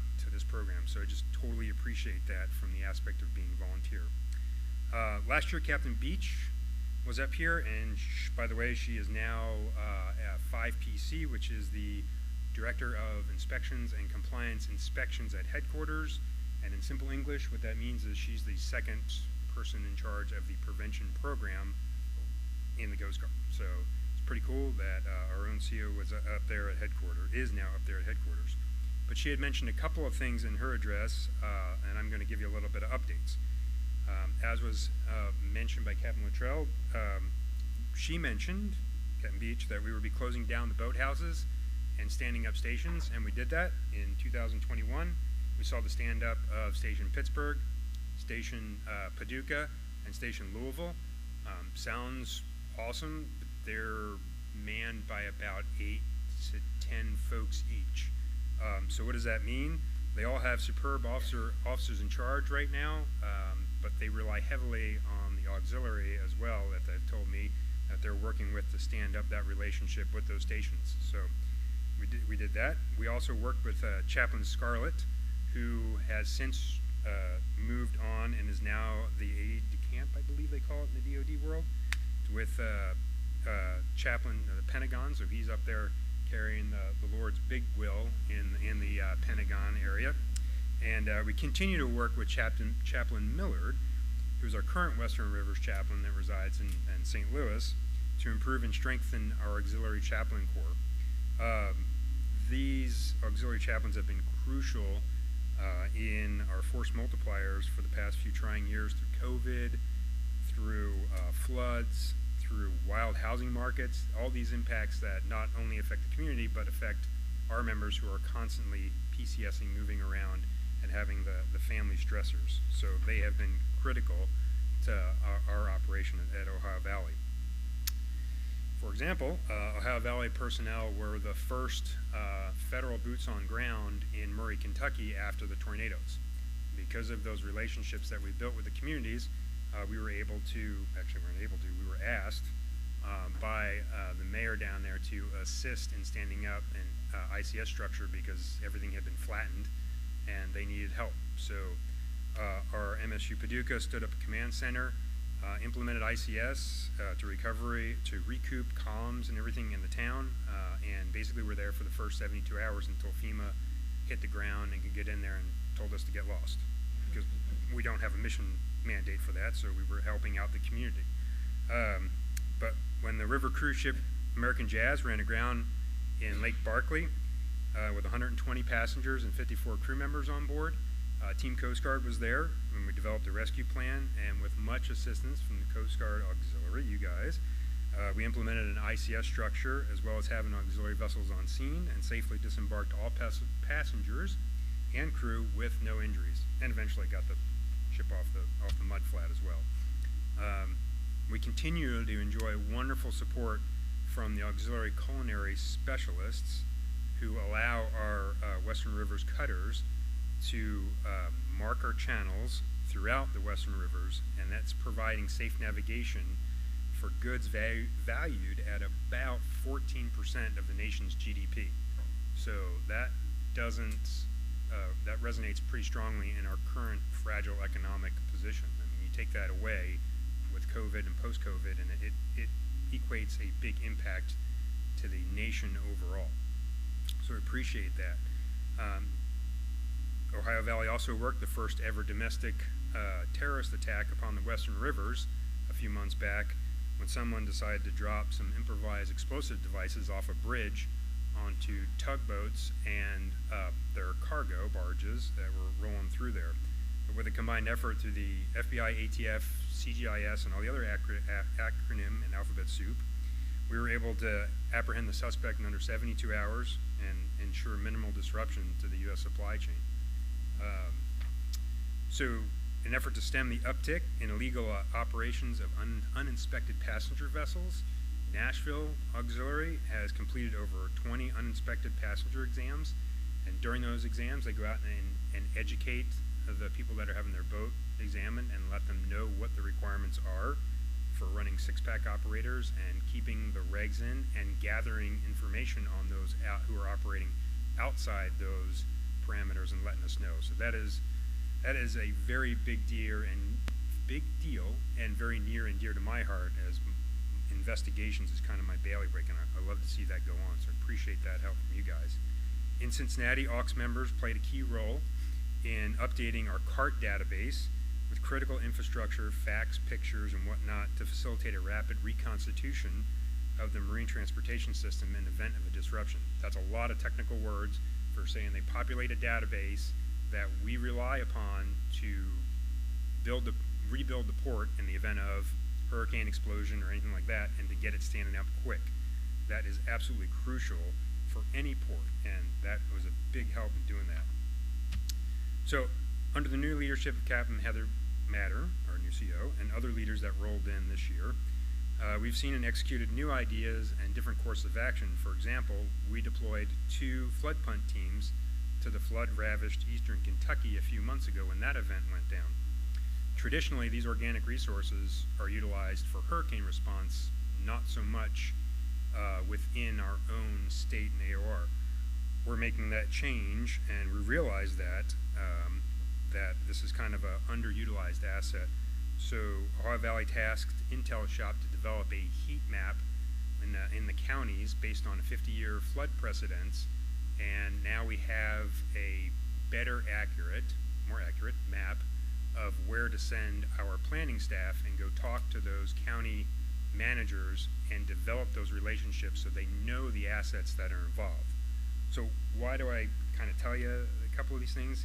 It's basically because these new initiatives and what we're doing are in line with the Commandant's intent, and you can sum it up in our catchphrase, which tomorrow looks different, so will we. So I say that because what's the role in that auxiliary future? I'm not 100% sure, but to give you that last example, I mean, what if the Coast Guard could capitalize on your relationships within those communities that we identified that have a higher risk flood, and you know Bob down at the emergency response center, and he's your neighbor, and we don't. We know the higher levels, you guys know the lower levels. Maybe it looks like you being integrated in with a flood punt response team and working in an EOC and building that relationship, that clip. These are all out of the box thoughts that, as I tell my crew, these are good idea fairies, and sometimes they should be let go and fly, and sometimes we should pull the wings off them and stamp them down. These are all ideas that we need to kind of explore and look outside the box, because it is outside the traditional boating safety mission of the auxiliary. Some of these ideas we're coming up with, but we really need to look outside that box with the ever-changing battlefield that we're looking at. So we're looking to continue to build, and strengthen those relationships between the auxiliary and Ohio Valley. And I know Captain Mattern's really excited about building that up. I'm stoked about it. Came from Mobile. We had a really good relationship with the auxiliary down there, and look forward to building the adventure out. So thank you for your time. Thank you.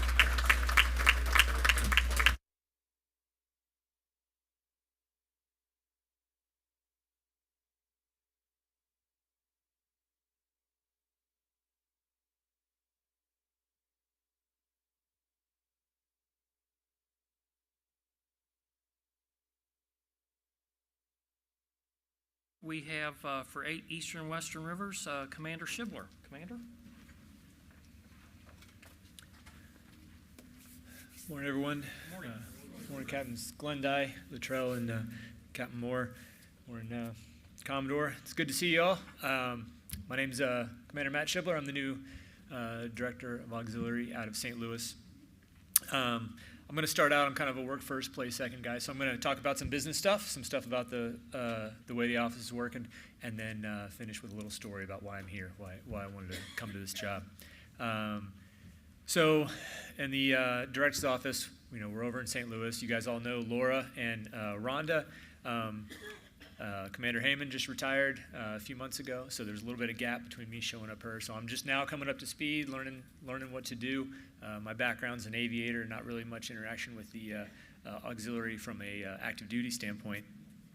But so Commander Heyman retired. I showed up in August 1st, was my first day of work, and just coming on speed. But Laura, just wanted to give you a quick update. If you guys are familiar, she is nearing the end of her cancer treatments, so she's got about a month left, maybe a little bit, maybe about 6 weeks left, and then she'll be on the backside of this, we hope. So, it took me about 30 minutes of time with her in the office on the first day to realize she's really the horsepower behind what goes on.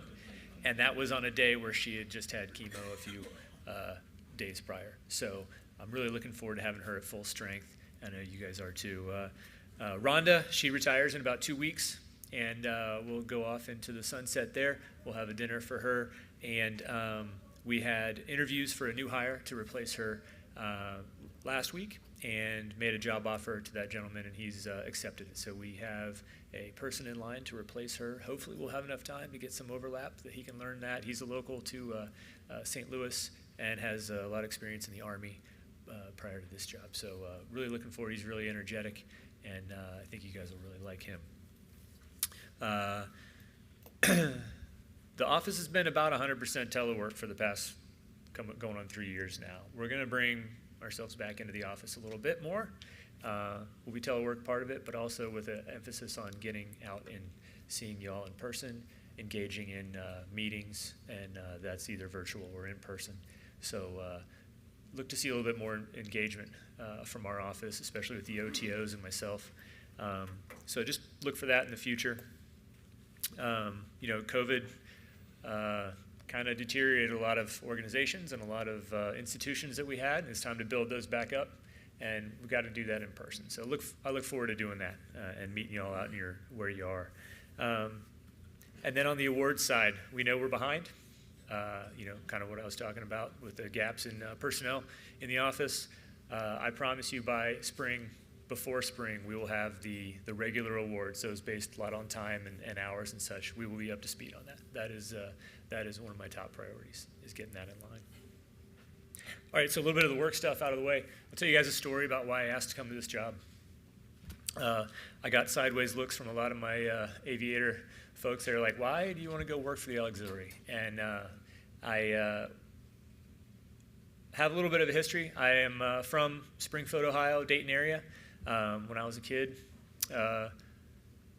And there's not a lot of Coast Guard around there, as you guys would know. There is a little bit of auxiliary, though, right? And roll back the clock to about 1989. My family, I was 8 years old, and we got a boat.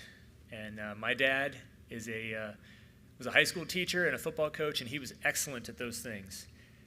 Not a great mariner. He did not know much about boats, but he loved to be on the water. And we had we previously, before that, had like a 12-foot John boat, and our family of 5 would go out on that John boat and have a great day. But as we got bigger, as the kids got bigger, my grandpa got nervous and was like, hey, I think that boat's going to go over. We need to get them something different. And so he bought the whole family a 17-foot bayliner, which is like, that was a big deal at the time. But now what I know in the Coast Guard, 17-foot bayliner is the term you use for entry-level person who doesn't know anything. So that's like how we normally talk about the SAR cases that start, like, they were out there in a 17-foot bayliner. That usually means like, oh, these folks don't know. And we were those folks, okay? And I remember, so that was in 1989. We got that boat in the family. And in 1990, I remember being at the boat ramp at Clarence J. Brown Reservoir up there in Springfield. And I was kind of nervous. I was 9 at that point. I was always nervous around people in uniform. And I remember some folks in uniform came up and did a boat inspection at the boat ramp. And I remember them walking around with the checklist.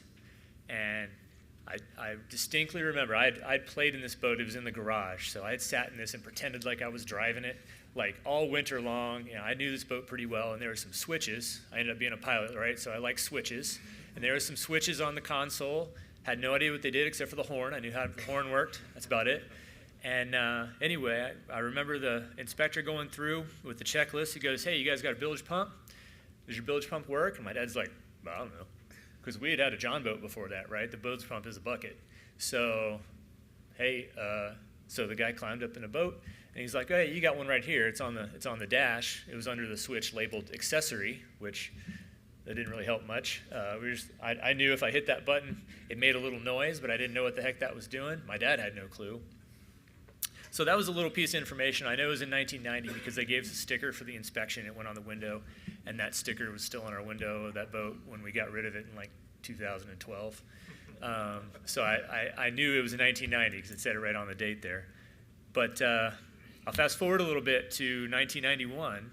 We had gotten a little bit more ambitious, and we took our boat up to Sandusky Bay on Lake Erie, and because it was going to be real neat. There was a McDonald's with a dock, and we could go from one place over and we could get McDonald's on the dock. We were high rollers. This is a big deal, right? And if you look at the chart on Sandusky Bay, it's kind of like long and thin, east-west running. And in the evening on the way back, I remember this very well, the wind kicks up, probably was in hindsight about 20 knots of wind, kicks up in the evening, and we had to get back to the dock, which was on the west side of the bay, and it was, we were bucking good, probably 3-4 foot swells, and we had water coming over the bow, and I remember looking in the back and seeing water sloshing around in the stern on the floor, which meant we probably had inches and inches, and you better believe, now we know, hey, we got a bilge pump, let's turn that thing on. We maybe, had we not had that bilge pump, maybe not, that boat might have not have stayed in our family and we would have had years and years of fun on it. It might have been at the bottom of Sandusky Bay because we were taking enough of that water over the bow and we were like, starting to get stern heavy when we had taken on a bunch of that water. And that thing might have saved us. Now, it doesn't show up in a statistic anywhere. It's a very basic little thing. That was because somebody took the time to say, hey, this little switch, this is what this does. Just a little bit of education of a population who is generally uneducated in how to be a boater. That really impacted us. Didn't know it at the time. Only in hindsight was I able to figure that story out. But it was just a little thing that auxiliarist did at the boat ramp doing that inspection.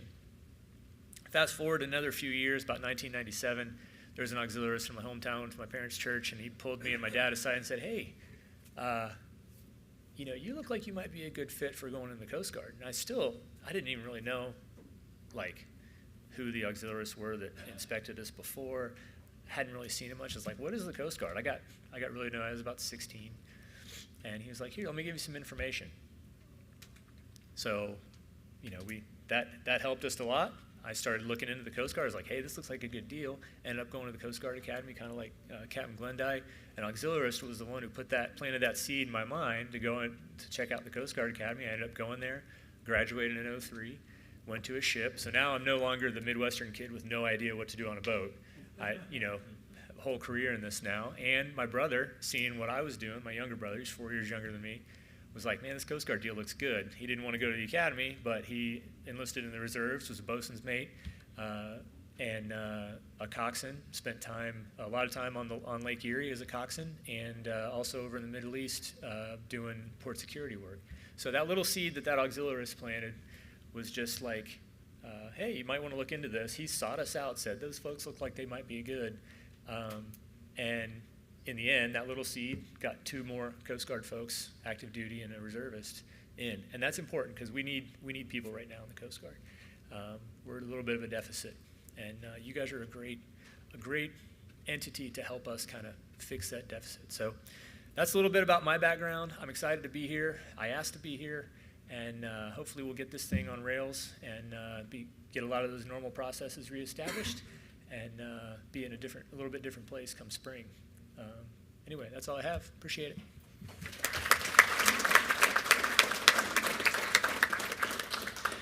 Thank you, Commander.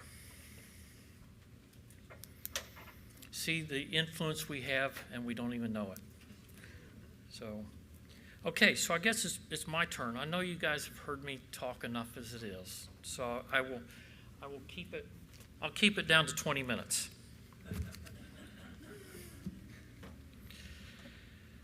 Okay.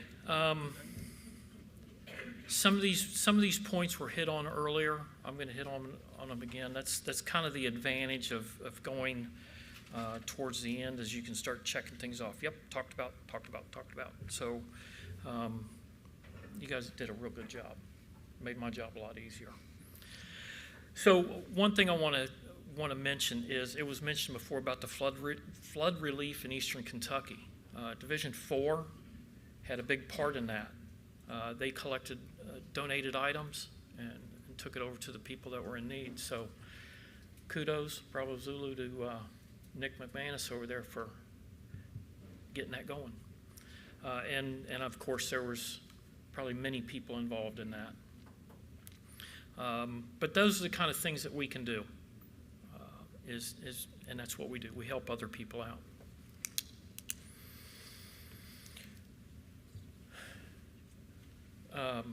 Okay, so another thing that was mentioned was the CA, the Culinary Assistance Program.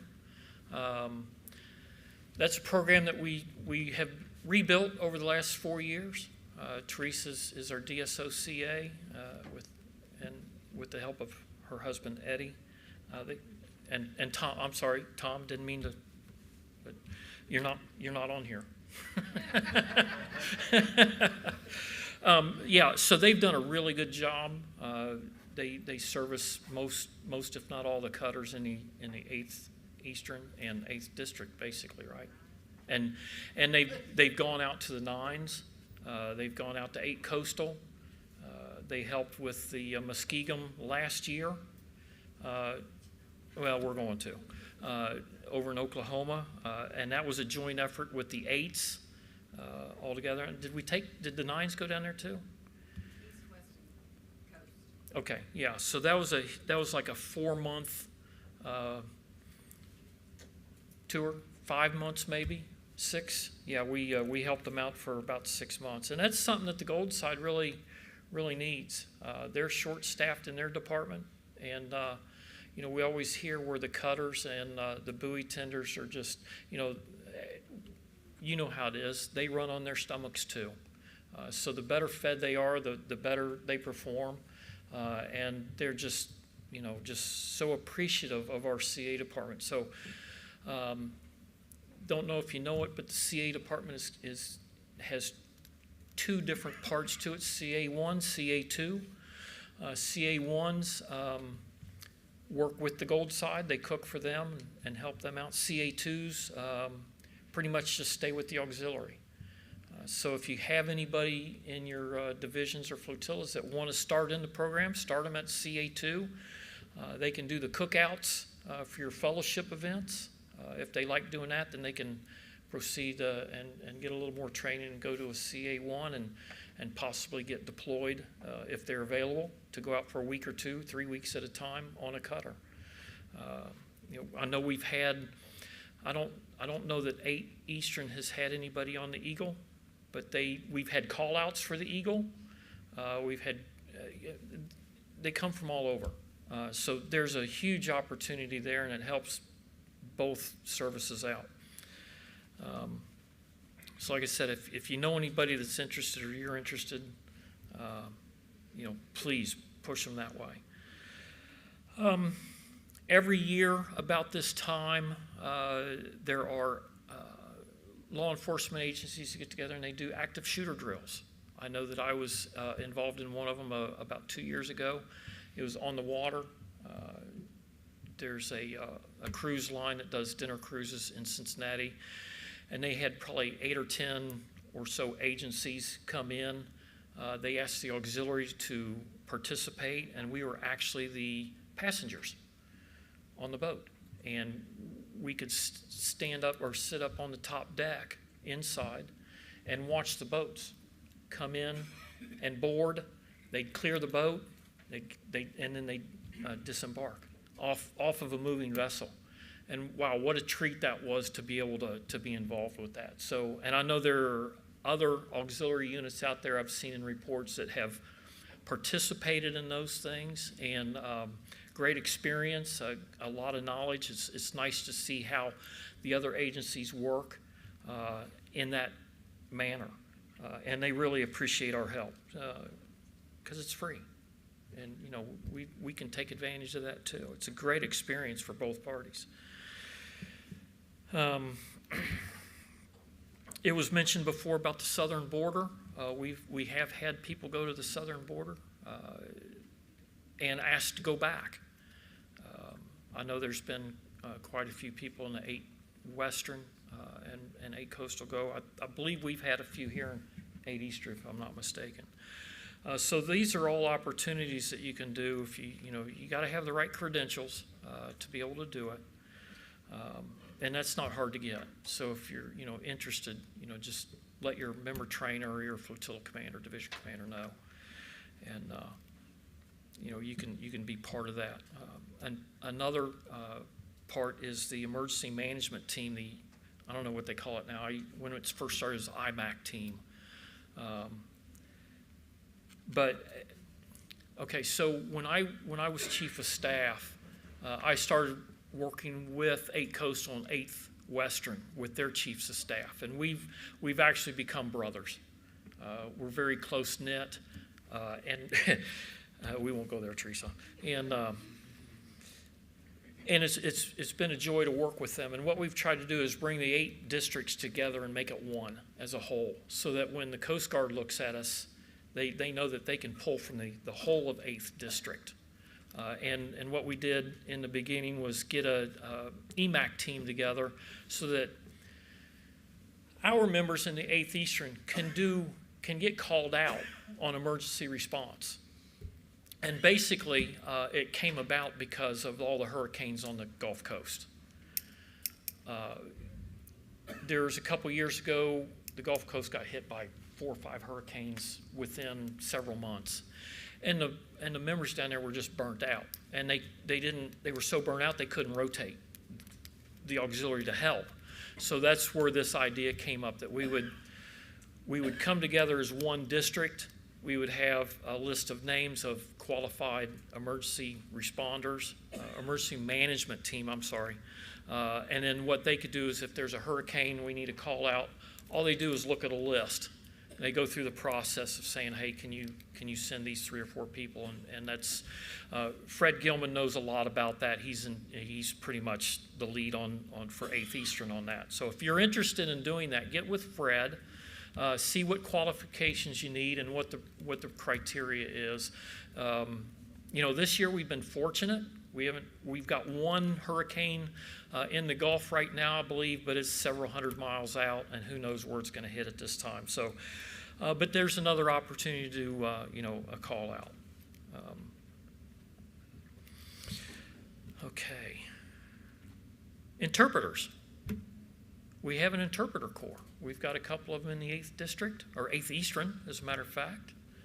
We've sent some to Alaska for Russian interpretation, and some other areas I'm not quite familiar with. The one in Russia really sticks out to me. I know Commander Shibler knew about it. He was flying up there, and I think he told me he just happened to be on the wrong shift when he was up there. One of our auxiliaries was up there as a Russian interpreter because we were flying the border between Russia and, if you guys don't know, the Russian fishing boats, they will come right up to the edge, literally within like 100 yards of the edge of the maritime boundary line, we call it there.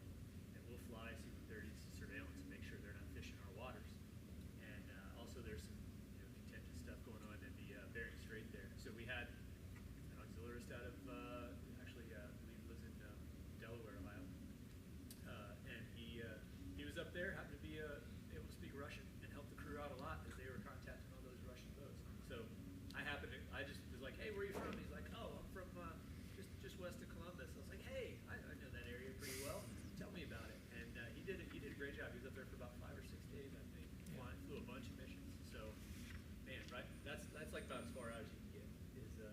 So it was pretty neat. I thought it was an interesting accomplishment there. Interesting, quite a bit of impact. Yeah. So those are the kind of things that we can look into if you know anybody. And there's a lot of other opportunities out there, which is a great recruiting tool for your new members. It doesn't have to be somebody that is interested in boats. Interpreters, medical. We have medical people that get called out. So there's a lot of, don't forget about the recruitment possibilities there are. I know a lot of people think the Coast Guard, I want to be on a boat. Maybe they've never been on a boat. I've run across that before. Have you ever owned a boat, been on a boat? No, but I want to be on a boat. They see the big orange boat and they want to be on it. I'm like, well, okay, let's start slow. But there's other opportunities out there.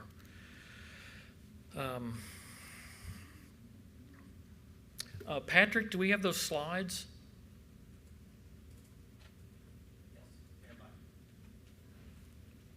Right there. Activity year over year. The last, I believe, 3 years. That's what we've done. Now on the right-hand side, the little box, that was COVID. Box on the left was pre-COVID. Okay, so you can see we're coming back. Now, we don't have all of 2022's numbers, of course, but it's pretty close to last year's. It's just a little bit under last year. Okay, so I just wanted to, I don't do PowerPoint. This is the very first PowerPoint I've ever done in my life. So I'm going to leave that up there for you to look at and just kind of, gaze at, because I thought it was interesting. And thank you, Stephen. We got another slide? There we go. Boating accidents and injuries over the years. And that, that brings up another good point, because over the years, we've always said, well, we can't really gauge what impact we have. We think we're saving lives, but there was really no way for a metric to prove that until COVID. And look at what COVID did. It let everybody go out and buy boats that were inexperienced, and be out there on the water. And we could not get out there and teach them in a boating class. So look at what it did. So now that we're getting through COVID, we can see what the numbers are going to do for the next year and the year after that, and actually have a metric that says, yes, look, we save lives. And that's another recruiting tool you can use, is now we have definite proof of what we do, and we have something to measure it by. And that will be our benchmark to build from there. So that's good. Thank you, Stephen.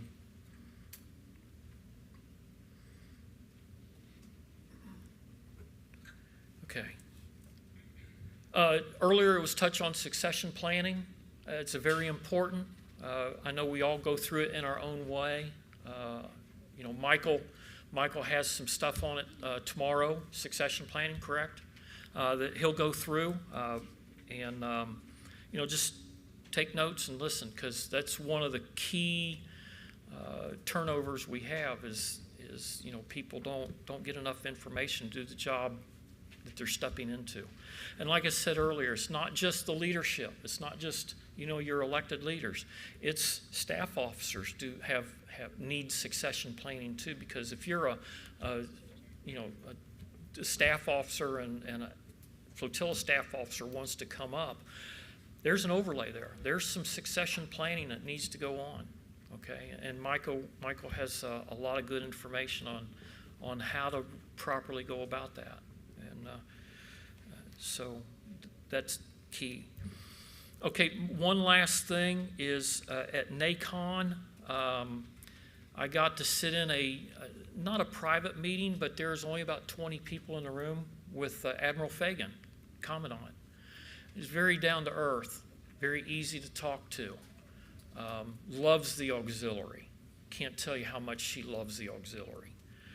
So we really have someone at the top that is at bat for us.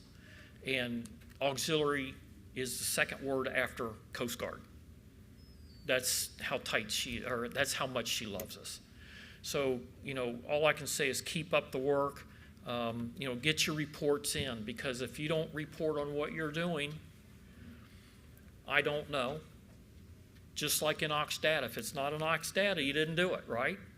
Well, if you don't report it and I can't report it up, it wasn't done. So get your reports in. They don't have to be stories. They don't have to be books. They can just be bullet points to the point where, however you want to do your report. But let's get those in so I can send them up the chain. Now everybody says, but I don't see anything back. Well, it takes a long time for it to go up, get processed, then come back. Captain knows that. That's where most of it, the information will end up at BSX.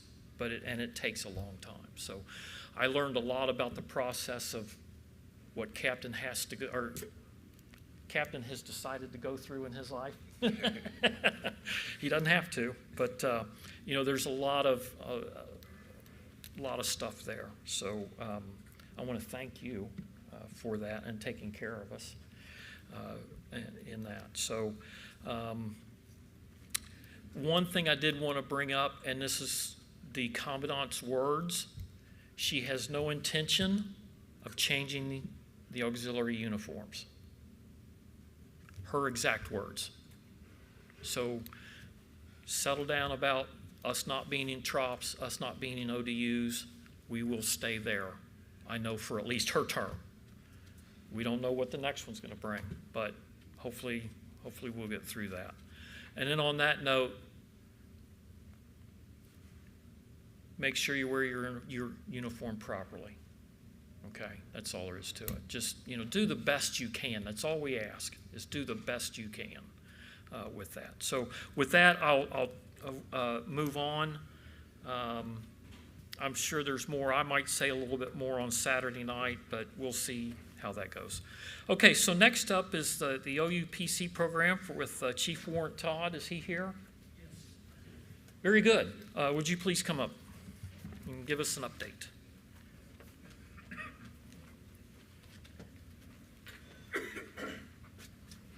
Thank you, Commodore. You're welcome. Appreciate that. My name is Chief Warrant Officer Todd Mann, and I'm stationed at MSD Nashville. I'm the investigating officer there. I also have been spearheading the uninspected passenger vessel program that we have there, and trying to educate, detect noncompliance, and then lead into an enforcement phase to compel compliance. So it's OUPV, not OUPC, just so you understand. Operator of uninspected passenger vessel, and that is the title of the credential that they would have if they were operating, taking passengers for hire, up to 6. Sometimes you've heard it called a six-pack license. So I just think that this is a really great opportunity for me to address a lot of you on the auxiliary side, as well as my boss is on the gold side as well. So I really appreciate this opportunity to be here. So I have some slides I'm going to show you. I'll hand out at the end. I did not use PowerPoint like the Commodore. I tend to not use PowerPoint, but I'm going to go through these, and then I'll be glad to give you a copy after I get done. But just to rehash, looking back to around 2019 till now, MSD Nashville has been identifying uninspected passenger vessel operations throughout our AOR. That would be through Tennessee, Middle Tennessee, East Tennessee, and in northern Alabama mainly, on the Tennessee and Cumberland rivers and the tributaries thereof. I know that we've identified at least 200 operations where operators are taking recreational style vessels and they're taking passengers out for hire. And I could tell you that about 50% of those have the licenses, have the training, and the equipment that they're supposed to have. So about half. MSD Nashville has had a program in trying to reach out to auxiliary members. This is a really good example of how Coast Guard Auxiliary can support local Coast Guard here in MSD Nashville and Sector Ohio Valley. We've had several opportunities to do training with Division 11, Division 12, and Division 24. We've trained 10 auxiliaries to get the qualification for uninspected passenger vessel examiner. So I've got 10 of those, and that covers basically, I say it covers. It's not enough. We need more, but we have some strategically located in northern Alabama. We have some strategically located East Tennessee and in Nashville. So that makes it really easy for operators to be able to have a local contact when they want to get their exam and they want to prove that they have compliance. They can complete the exam and put that decal, compliance decal, on their vessel to show their customers, to show other operators that may not be in compliant, that there are rules to follow, and then we need to be in compliance with those rules. Those examiners, as well as MSD personnel, have completed over 30 OUPV safety exams. We've done the sheets, and we've put them in Missile.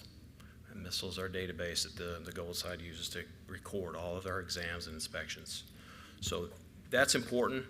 I've been doing that from my office, been entering that stuff in, so when the examiners finish an exam form, they'll send it to me, and I put it in Missile to make sure we capture that.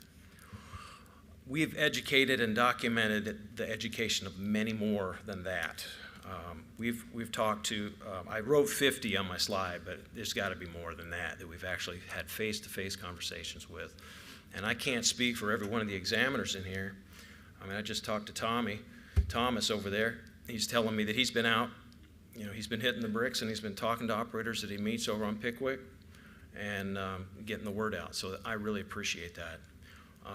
I see this program as kind of the same kind of program as the recreational side. It's just there's specific rules for operating in commercial capacity, and that's what this has to do with. MSD Nashville has initiated 7 enforcement-related actions to address the noncompliance. That takes gathering evidence. It takes verifying that someone doesn't have a credential. I actually go through our National Maritime Center to verify that.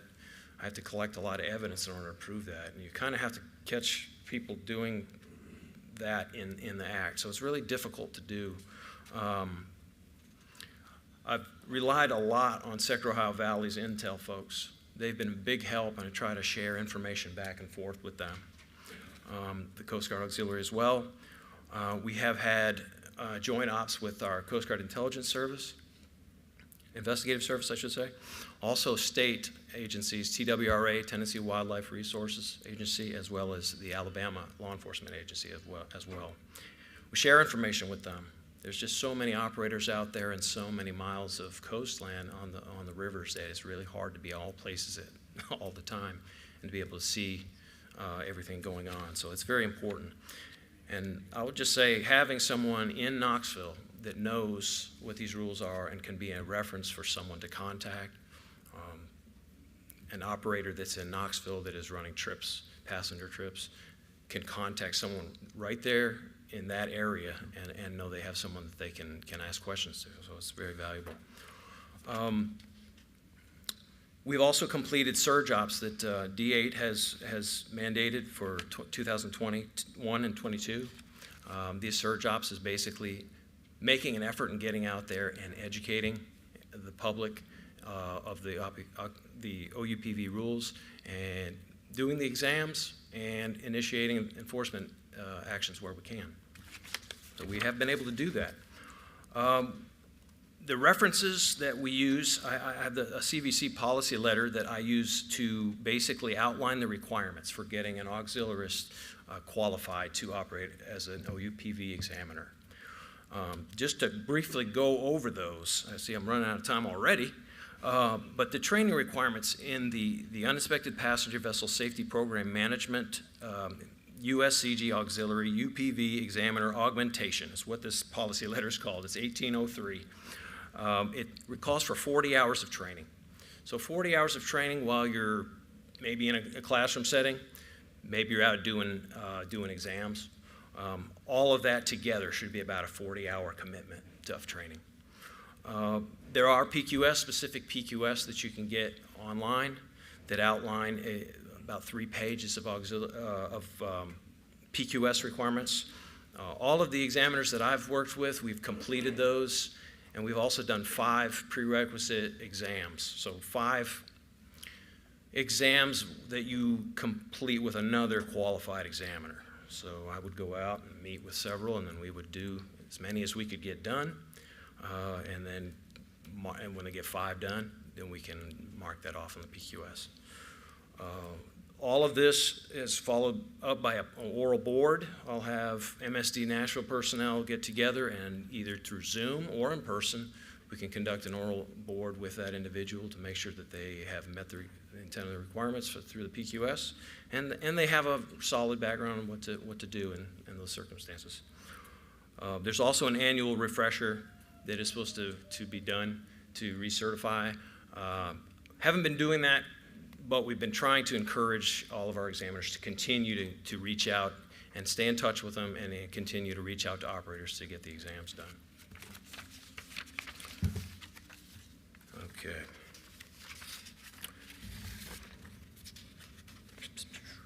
All right, I just want to talk about the goals real briefly here. MSD Nashville has a compliance program, and some of our goals that I just want to briefly throw at you here is we want to empower the Coast Guard Auxiliary to develop a program, a local program, that they can promote education and compliance with these regulations. So once they get qualified, there's a point of contact there. They can kind of corral the examiners and basically promote that. the more people we have in compliance and showing the compliance, it alienates those that aren't in compliance. If you need a few more minutes, take it. I'm sorry. If you need a few more minutes, go ahead. Okay, appreciate that. Another goal that we've had is to partner with the sector, Intel, District 8, Boating Safety, CGIS, and our state partners. These partners we've been working with these partners for the last 2 years at least to try to develop a process of getting from the education piece to detecting continued noncompliance after they've been educated, and then rolling that into an enforcement to make sure that we get people in compliance. We document the education piece. We either document it through certified mail, send them correspondence certified mail and document that, and we use missile. We put that in the database so that, years go by and you can see the people that should know. It's a little bit of a challenge out here in Tennessee and northern Alabama. You're farther from the coast. There are people that don't know. There are people that may not have access to all of the rules. So we do want to give them that education opportunity to understand what they're supposed to do. Through social media and public affairs and other published means, we try to make the public aware of the rules. I've contacted Tennessee Wildlife Magazine. I'd really like to put an article in there sometime. I'd really like to pursue avenues of getting social media, the Coast Guard to use social media to kind of get the word out that, hey, if you're taking passengers for hire on the Tennessee River, on the Cumberland River, whatever river would be designated as a navigable waterway, you need a license for that. And you need to follow the boating safety rules applicable to an uninspected passenger vessel. So those are some of the goals that MSD Nashville has. I'm not long for this world as far as MSD Nashville goes because I'm retiring soon. However, I do have my replacement here who's going to be filling the investigative officer role. That's Chief Warrant Officer Dave Krieger. He's sitting over in the back. So he will be more than capable and willing to carry on the program after I'm gone. Also, our Commander Morgan Kelly has been a big proponent of what we're doing. So though she's not here today, she sends her regards as well. But I will have some copies of these. It also has the references on the back that I'm referencing here as far as what an auxiliarist needs to do to get the requirements done for becoming an examiner. And if anyone is interested in doing that, there are several in here that I know that are qualified, and I would be very, very glad to talk to you about how we can get that started. Okay? Are there any questions for me? No. Yes, sir. Thank you, Chris. I appreciate that. Thank you very much. I appreciate your time.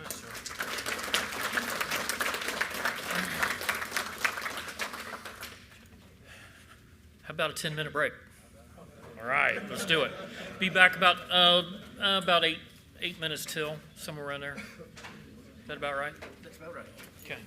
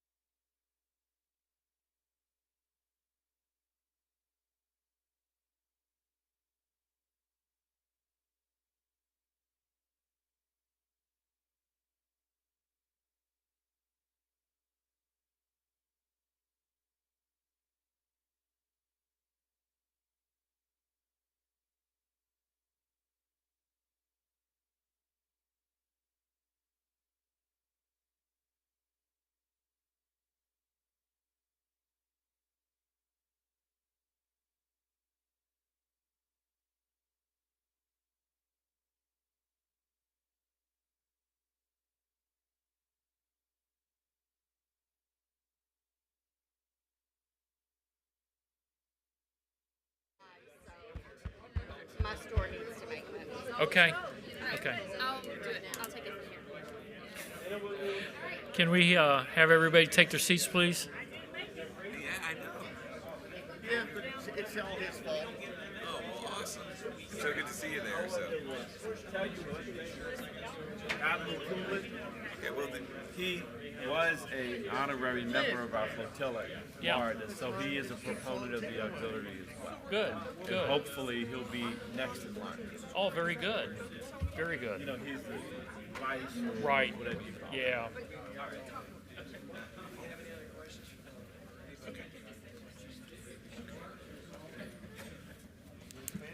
So what she did was, we got Duncan doing the member training update, and then I'm doing D-Train, and then she's like, well, Duncan needs to get back up and talk about the training we're having for spring. No, we're not. But shouldn't he No. just do that in his member training update? No, we're not doing that. Okay, so We're tell not him doing just to do what he planned and stick with the original plan. Okay. Yep.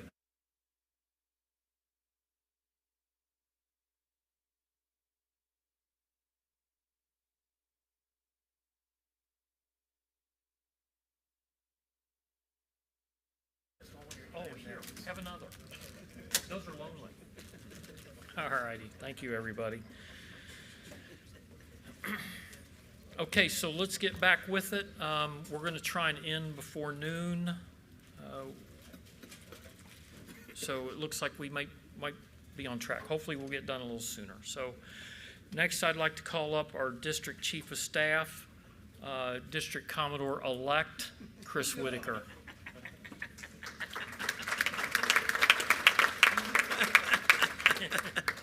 Yeah. I'd kid you about the thickness of the book, but you all know better by now, so I don't have to worry about that. Okay, District Staff Officers Report for August of 2022. Lynn Miles, no report submitted. She works for the Commodore. You've heard that before. Richard Miles, no report submitted. He works for the Commodore. But in all honesty, they have both been working hard getting our D-trains ready, and they have been hard at work training their replacements. So we're getting things all ready to keep on rolling over. The chaplain service with Joe Blevins, the auxiliary clergy support chaplains in Sector Ohio Valley have been on standby for hurricane season and will continue to do so until the hurricane season is over. They'll continue to be called on for 2-week chaplain stints as back up for cutters in the Caribbean, and also to back up the Coast Guard support at the border. The standby support may last through the year. A few of the chaplains were present for the Coast Guard Sector Ohio Valley Change of Command in Louisville, Kentucky on the 1st of July. Coast Guard Captain Lieutenant Mallard has asked that the chaplains visit personnel at least twice a month. Chaplains will be informing personnel, both the Coast Guard and the auxiliary, about the new 988 Extension 1 National Suicide Hotline for active military and veterans. Computer software and systems, our ADSO for that, Randy Ventris, has said that the e-forms portions of the 8th Eastern Region Specific Forms link is now working correctly, and he'd like to thank one of our 8th Western members for their assistance in the matter. Most of the links on the operations page are working. However, he's still working to rebuild quite a few of the files. We lost a ton when one of the web accounts was turned off. If you find any broken links or out-of-date information, please let him know. That's him over there with the 2 stars on his shoulder. Yep, that's him. And you let him know, and he'll work to get them taken care of. Diversity. Good old Gerlindy Higginbotham took care of that. What's working? 3 up. Contacting flotillas and divisions regarding the need to start documenting their 2022 diversity and inclusion activities for submission in June of 2023. New opportunities for diversity officers, for additional diversity officers in 2022-23. More flotillas are involved in on-the-ground activities, recruiting, and PA, which we hope can lead to an increase in diversity and inclusion activities. What's not working? Working with flotillas to build more diverse outreach in their communities and acquiring new diversity officers. Action items. need flotillas to begin documenting and engaging in 2022 diversity activities. Finance from Mark Deaver. He says we are solvent. Yay! He also presented the budget for 2023, so we're doing good. Culinary assistance from Teresa Smith. They've had at least 3 major deployments.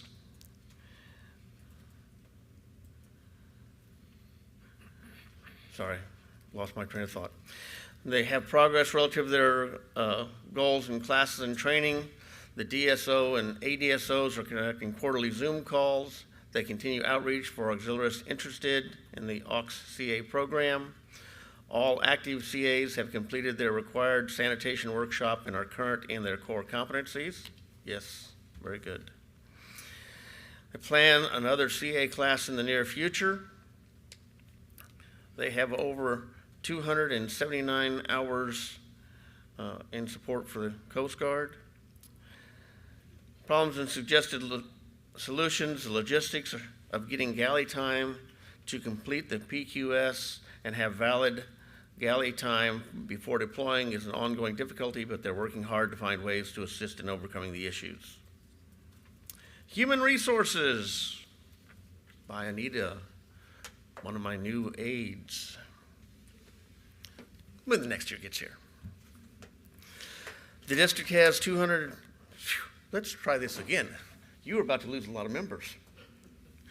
The district has 928 members, which is up 3 from her last report, have 113 members in AP status, which is 12%. We should be around 5, so this is something we should be working on. We continue to receive prospective member leads through the AAMS, but division and flotilla response to these leads is spotty. You guys got to work on that. We frequently receive a second contact from the prospect as they will not have heard from an HR staff member. Choosing the correct staff member for these positions is critical to the continued growth and success of the flotillas and subsequently the divisions, district, and entire auxiliary. It was communicated to the FSOs and SOHRs to be working with their finance officers on disenrollments of members for non-payment of dues. Do take care of that stuff, because remember, guys, if a person's not off the rolls by December 31st, you end up paying for them in the following year. Correct, finance? Yes, very good. Information systems with Deanne Rodenberg, working with various members across the district to get passwords reset and logged into AUX data. The DSO, IS, and the director cannot certify a member for changing their status until core training and BQC2 is completed. This affects members who joined after February of 2018. Our legal officer, Keith Blosser, is busy keeping me out of trouble, which I greatly appreciate. And of course, as you've already heard, he got his replacement ready, or is getting him ready. Materials. Teresa Smith is making money for us. Yes. She went down to NACON and ran the store, and there were at least 3 other districts who would like to take her off our hands, so she's doing good. They would love to have her. Publications. Ramon Lorenz has got the Summer Heartland Guardian out. Fall one coming out soon. Okay, just double checking with you. Flotilla commanders, it's his goal to have a PB officer in every flotilla, so he needs us to help him with that. Division commanders, he needs an SOPB in every division, and he needs them to be communicating with him, so please help him get that done. Share the newsletters with your members who are not yet on the mailing list, or in the directory, and understand that he only sends it to so many people, and it's your job to send it further on down the list. Your job and the PBs. Flotilla commanders, do them one more favor, put the newsletter on your meeting agenda, talk about what's going on, take a poll, be sure who's getting it and who's not. Secretary of Records, Rosanda Ramos, is hiding because her cat attacked her. But she's been busy keeping the minutes and getting them out to us. And she did help us find a replacement for today's meeting, so she's obviously doing good. Auxiliary paddlecraft, Lori Allen is still working with getting started and getting things growing, but that's what she's supposed to do, so we got our fingers crossed.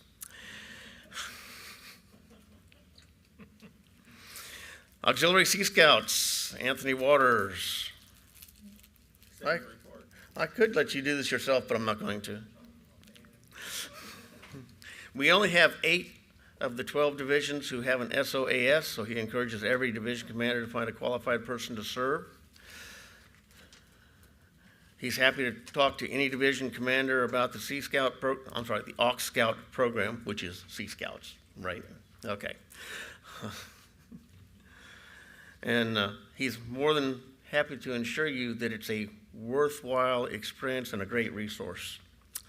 A few common trends in each division. The Aux Scout program is not universally known, indicating a lack of internal marketing. Some flotillas divisions do not have interest in Sea Scouts. Okay. Some Scout councils, districts do not have an interest in Sea Scouts. Let me know about those. I have contacts. Proposed solutions: increase communication about Sea Scouts inside auxiliary. Both the SO and FSO can send articles to the SO and FSO PB. Get those connected, there we go. Include an article in the district newsletter. Yep, we'll do that too. Speak of the benefits to flotillas and divisions by either sponsoring a ship or at least getting involved with an existing ship. It lowers the overall age of the auxiliary, creates a feeder program for flotillas, and an opportunity for older members to teach Sea Scouts the skills they have, recruits parents of younger Sea Scouts, so great benefits to having them. Explain to local districts and councils the benefits of Sea Scouts. It's an opportunity for them to grow and for Scouts to stay in past the age of 18, different set of skills, and it does complement traditional Sea Scouting. John Phillips sent me a nice long report for marine safety. And he points out that Division 24 has been promoting America's Waterway Watch and the Nashville MSD AOR by walking local docks and seeing and promoting See Something, Say Something. Safety zone support. Marine safety officers are asked to encourage coxswains in their AOR to report missions supporting marine events where the COTP has established a safety zone as a Coast Guard auxiliary mission. And he goes on about that. Leadership should note that the flexibility for auxiliary support of safety zones has been markedly improved by the new system of OIAs approving orders for AUX facilities. Training. Division 24 has begun developing presentations for training and mentoring sessions this fall on MSAM, MEES, and UPV qualifications. Division 5, 8 months of training for the Auxiliary Assistant Waterways Management Representatives. PQS continues to be delayed by the need for a visit from the Sector Ohio Valley ATON officer. Once they get that behind them, they'll have at least 3 auxiliaries ready for their AUX WM boards. Common Assessment and Reporting Tool program is still a work in progress. And due to the death of the family, his replacement was not able to make it to NACON. So our district was not represented in the marine safety stuff at NACON. Duncan Wilkinson, member training. He's been trying to figure out how to get conference planning team. He's going to blame it on them. They're going to blame it on him, so it's okay. What training needs to happen, and he's currently working on getting the training ready for the spring DTRAIN. Navigation systems with Clyde Miller. Thomas Blossom from Division 1 reported it was the slowest month in a while, nothing particular to do. Division 7 reported 2 issues with channel markers. The marker at the mouth of Montour Run on the back channel and the main channel is damaged and partially submerged. They sent a message to the Osage, and they've been waiting on machinery parts so they can get out and get it fixed. Division 11, Larry Carter pointed out that people often swim in the Cumberland River, which can be very dangerous, especially when they swim at low visibility, and especially since the water is dark and hard to see. It makes for good creation of chum.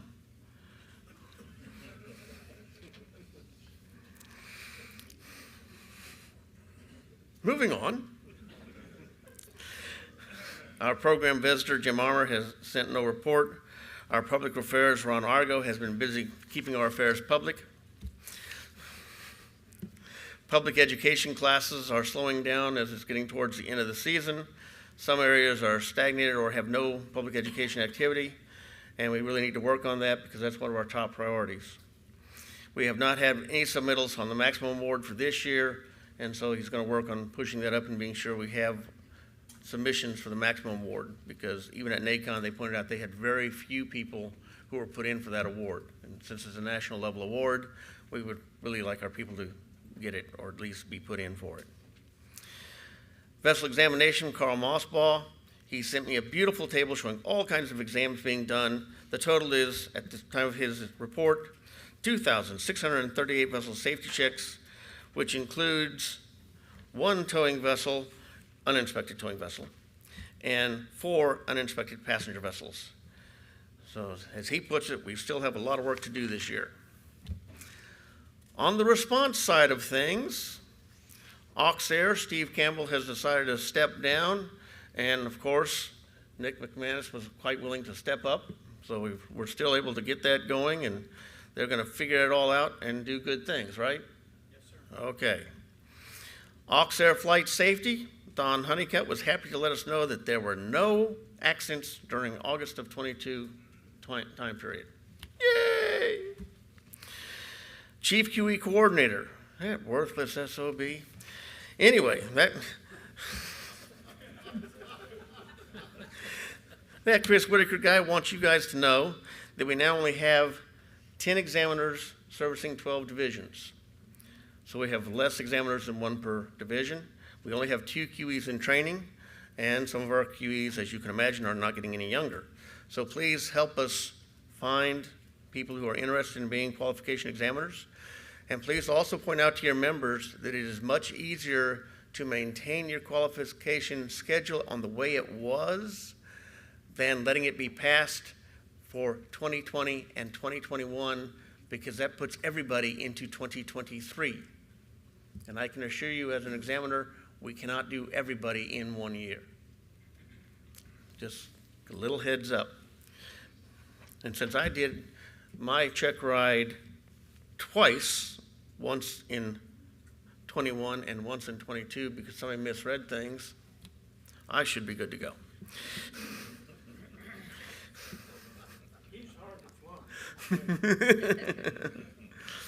Emergency management, Fred Gilman monitored the weather status from the National Weather Service and the Emergency Center while things were having bad weather, and he was happy to report that nobody called him for anything. He didn't lose communication with anybody, right, Fred? Okay. No division reports have been received, and 1 member passed his oral board to be an ICS staff person. Operations, Randy Ventris, DSO Operations, points out that we've had a change of office. In Division 5, Robert Wood has replaced Larry Netler. SAMA funding has been restored. You've already heard about that. Finance Center is closing their books on September 25th. You've already heard about that. The question of requiring bloodborne pathogens workshop that was required during COVID being still a valid came up with a question, how is it being tracked? And he's still checking on that. Telecommunications, Randy Hawkins, no report. Sector Coordinator Rick Shaw points out some highlights. Major personnel changes, I think we've already gone over all of those. The ups he's had is many auxiliary activities have been returned to pre-COVID levels with full compliance to all COVID restrictions and protocols being adhered to. COVID-19 required the auxiliary to implement new ways to conduct business, such as virtual meetings, online voting, and expanded online training certifications. Optimism for 2022 remains high. Well, I hope so, since we're now in September of the year. And okay, some downs, personnel changes is kind of a down as we have to retrain our people. He's not sitting, oh, there he is. He ducked under the table when I said that, okay. Many auxiliary members are in REYR status.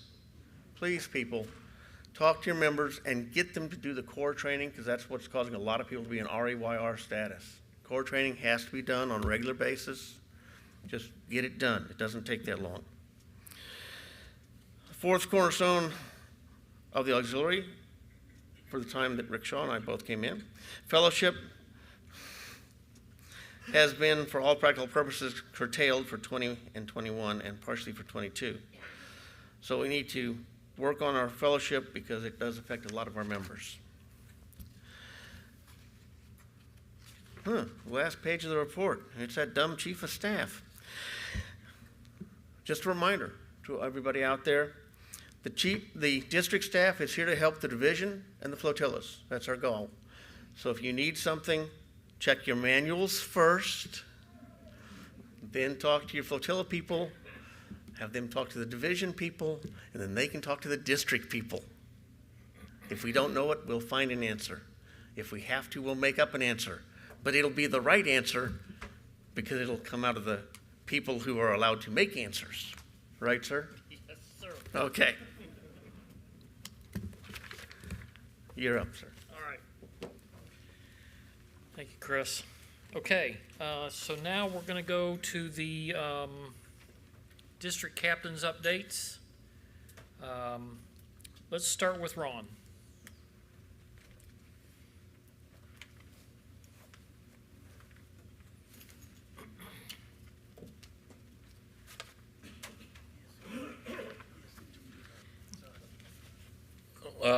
Let's start with what's happened in D8ER South since the last time we met. Division 11, Nashville, Division Commodore, or District Division Commander, Paul Fernandez.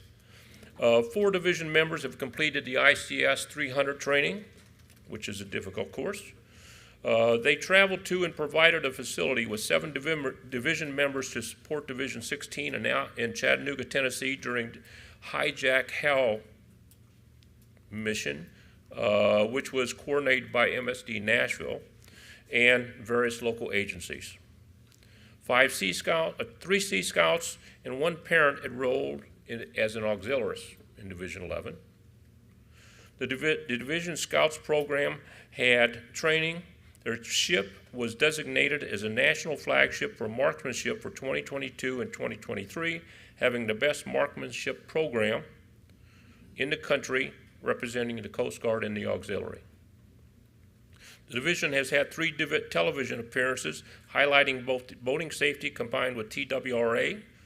They participated in Operation Dry Water on a local lake with TWRA, the National Association of Safe Boating Law Administration, Mothers Against Drunk Driving, and MSD Nashville. I've seen you on TV. I'd like to recognize and congratulate Fred Gilman, who was just recently, earlier this year, is appointed as DSO for emergency management. I think you'll probably hear more from Fred tomorrow, maybe, this afternoon. So when you see him in the hallway, ask him about it. I would also like to acknowledge and recognize Vice Division Commander Raymond Lorenz on the newsletter he does monthly. If you have not seen it, ask to be put on the copy list. I do try to distribute it. It's a well-done professional magazine, and I think there's a lot of good information in it. Thank you, Ramon. Division 12, Knoxville, Tennessee, Division Commander Tom Jumer. They've completed 23 operational patrols for over 250 mission hours so far this year. Completed 14 public education classes of recreational boating safety for over 300 students so far this year. Year to date, they've completed 310 vessel safety checks and 122 PVs, which those are down because I think we are in a rebuilding year. As a special note, Flotilla 1207 with an AOR of Holston Lake, which is near the Virginia-Tennessee border, has celebrated their 50th anniversary this year. So well done, Flotilla 1207. They've been around a long time, and they've got some members that have been there not quite that long, but almost as long. Special thank you to Tom Jumer, Mike Miller, Mike Colacone, and Fran Bennett for producing a whole bunch of chocolate chip cookies and peanut butter cookies. If you haven't had any, please go up there and eat some, because I don't know what we're going to do with them after this is over with. They have worked, along with the production team, have worked a lot of long hours and a lot of tireless effort into putting this thing on. It is no easy, certainly challenge, but they've, again, done a fine job. Division 16 participated in this planning and execution of Hijack Hell, a multi-interagency training program simulating a mass casualty incident on the Tennessee River. The division's participation has improved relations with local public safety agencies and a place in the Chattanooga Emergency Planning Network. They received positive news coverage with the local TV stations and newspapers. The division has seen growth with new membership compared to last year. A couple of new members are current or former college-level educators. With all the help that they need in public education classes and with instructors, this will be a positive benefit. And I forgot to mention Division Commander Marty Lester for Division 16. Congratulations and a thank you to Teresa Smith, who's walked out. But Teresa, good. Teresa has had another successful year of leadership of the CA mission.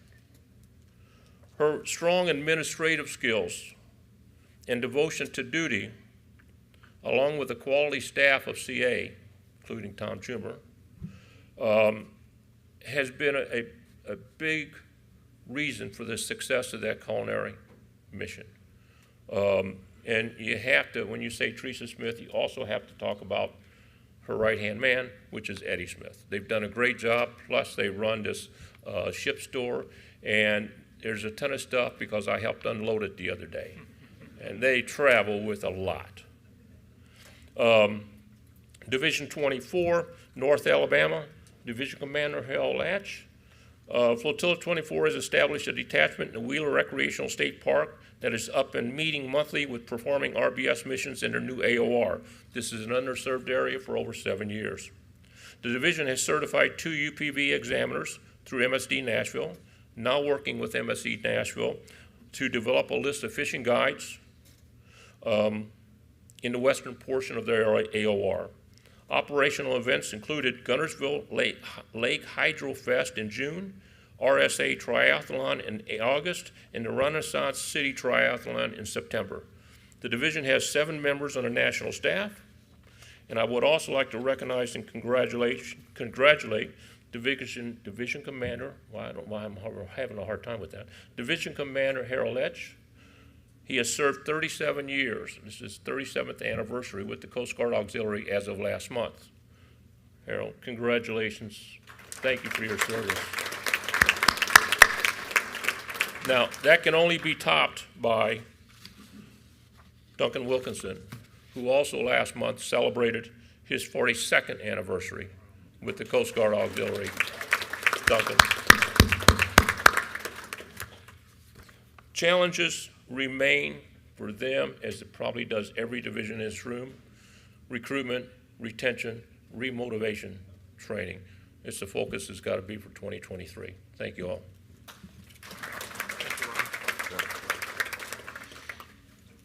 Anthony, you're up next.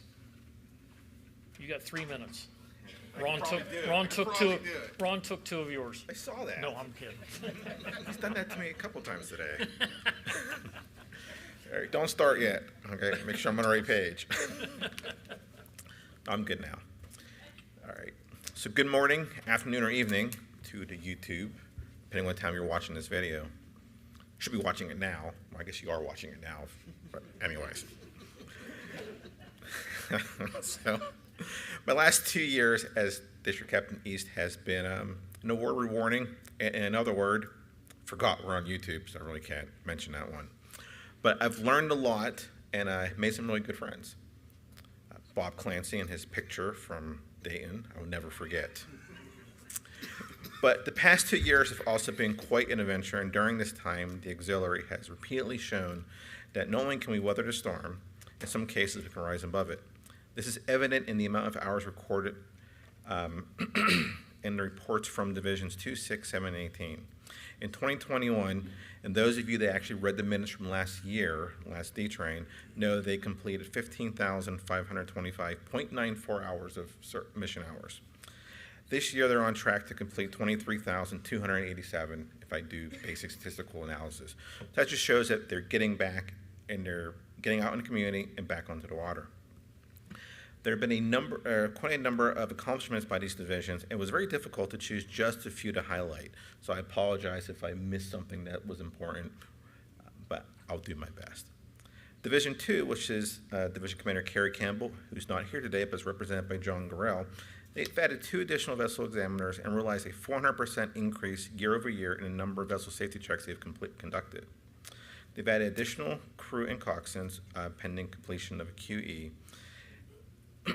And they conducted vessel safety checks as well as handled literature at the Tour de Cole, which is the largest flat water event in the United States, which I thought that was pretty amazing. I'm checking the clock. And later on this month, they'll participate in the Pomeroy Regatta, and I probably said that wrong, but that's okay. Division 6, I just got us blocked on YouTube,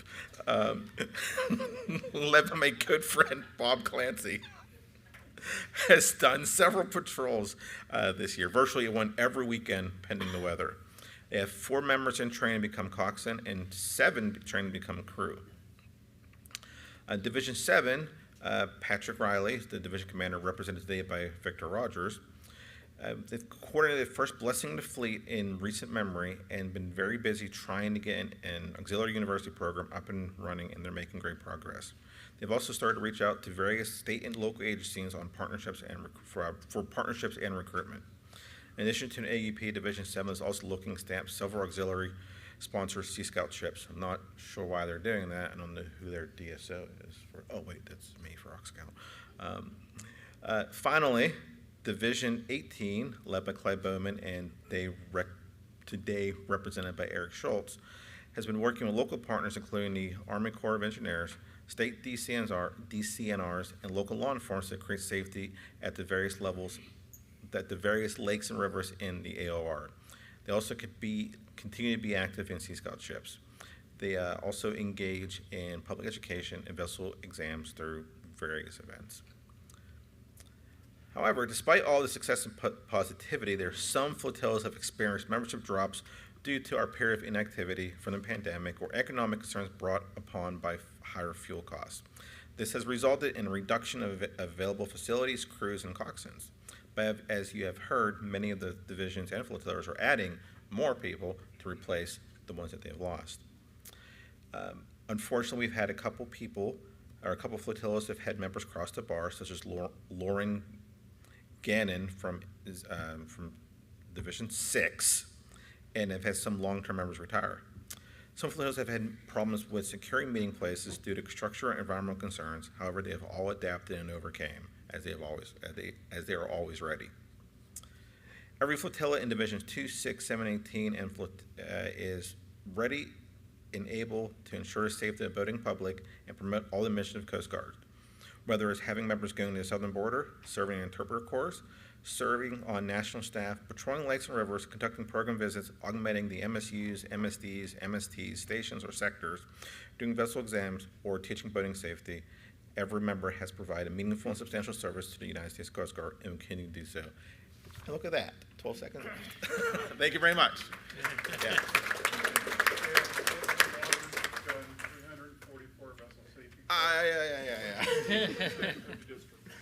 I do my best. Thank you.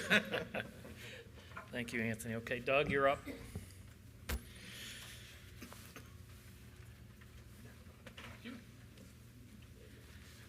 Earlier, Anthony made a comment that his name was perfect for the Coast Guard Auxiliary with Walters.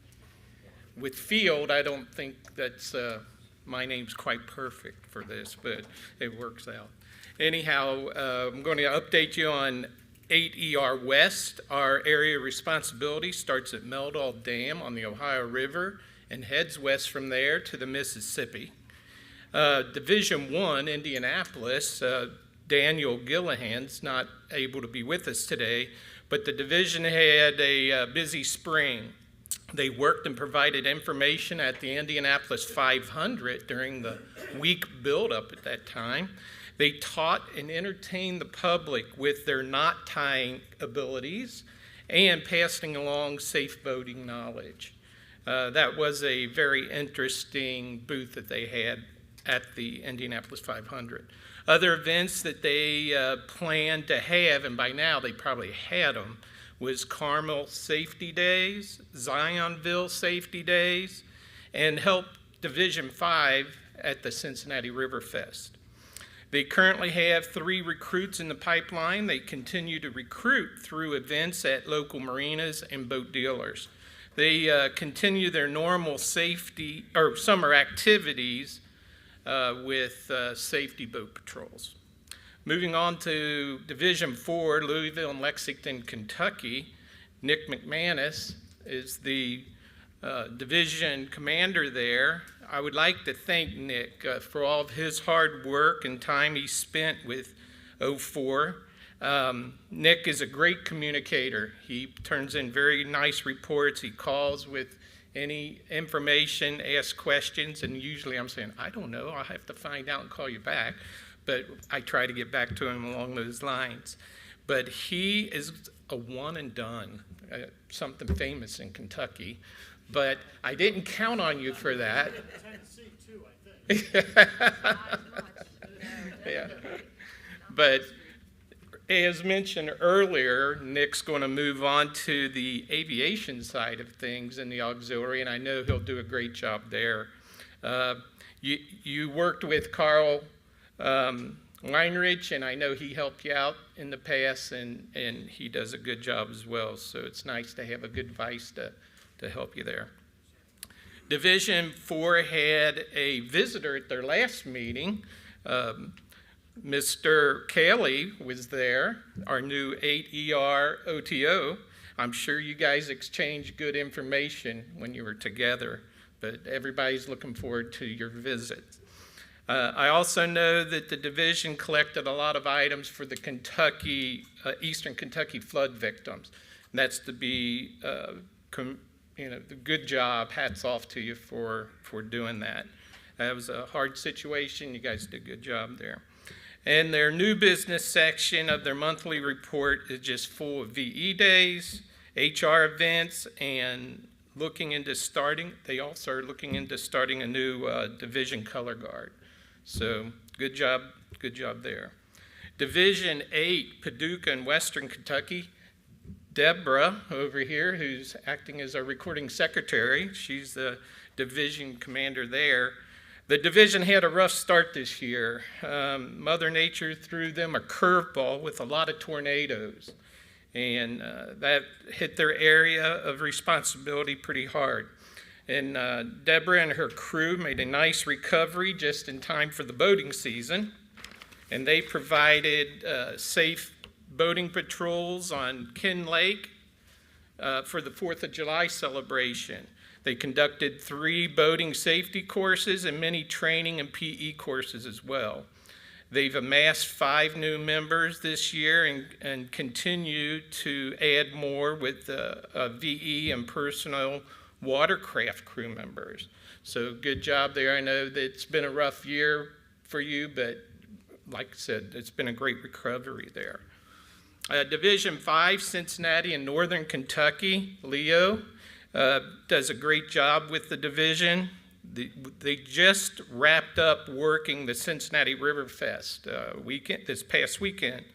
Division 5 would like to thank Division 1 and Division 6 also for providing boats for the safety patrols there during the River Fest. They assisted in the Coast Guard and the auxiliary during that event. Just to give you an idea of how big that is, there was 23 other law enforcement and fire departments involved in that event besides the auxiliary and the Coast Guard. So it's a pretty big deal in Cincinnati to work on that. Oxcom provided, we had an Oxcom and a PATCOM to help with organizing the boats and also providing communication to them. Earlier in the year, there was Paddle Fest in the division where they had over 2,000 kayaks and canoes ready to go, lined up, ready to go into the river, and we had a lot of lightning and a lot of rain, and they delayed it for 15 minutes, and finally the decision was made, hey, we couldn't close the river any longer, and it got too close, and they canceled it with over 2,000 people there. But the Coast Guard and the auxiliary were out on station ready to go, and then we had to come on back in. So that was a good job. Something else I wanted to mention, and I don't know if Carl's here, his name's already came up. Carl Mossball has done something like north of 500 vessel inspections. He has a lot of help in Division 5, but it's mainly his organization skills and his work that they get so many done. So Carl passed along, we said thank you, he did a good job there. And the other thing is there's been a lot of talk about live shooter drills. There was also one in the Cincinnati area earlier in the spring where the Coast Guard asked the auxiliary to participate. They were safety officers on the boats, make sure nobody would fall off or get caught up in cables and lines on the deck. So they did a good job. I'd like to thank all of the division commanders for their monthly reports and all the other members for a job well done. Thanks, Doug.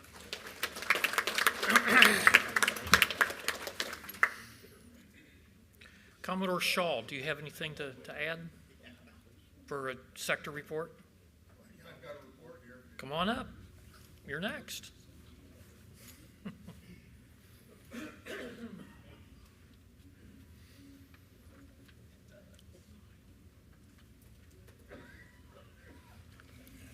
Clock has already started, and I'm just getting up here.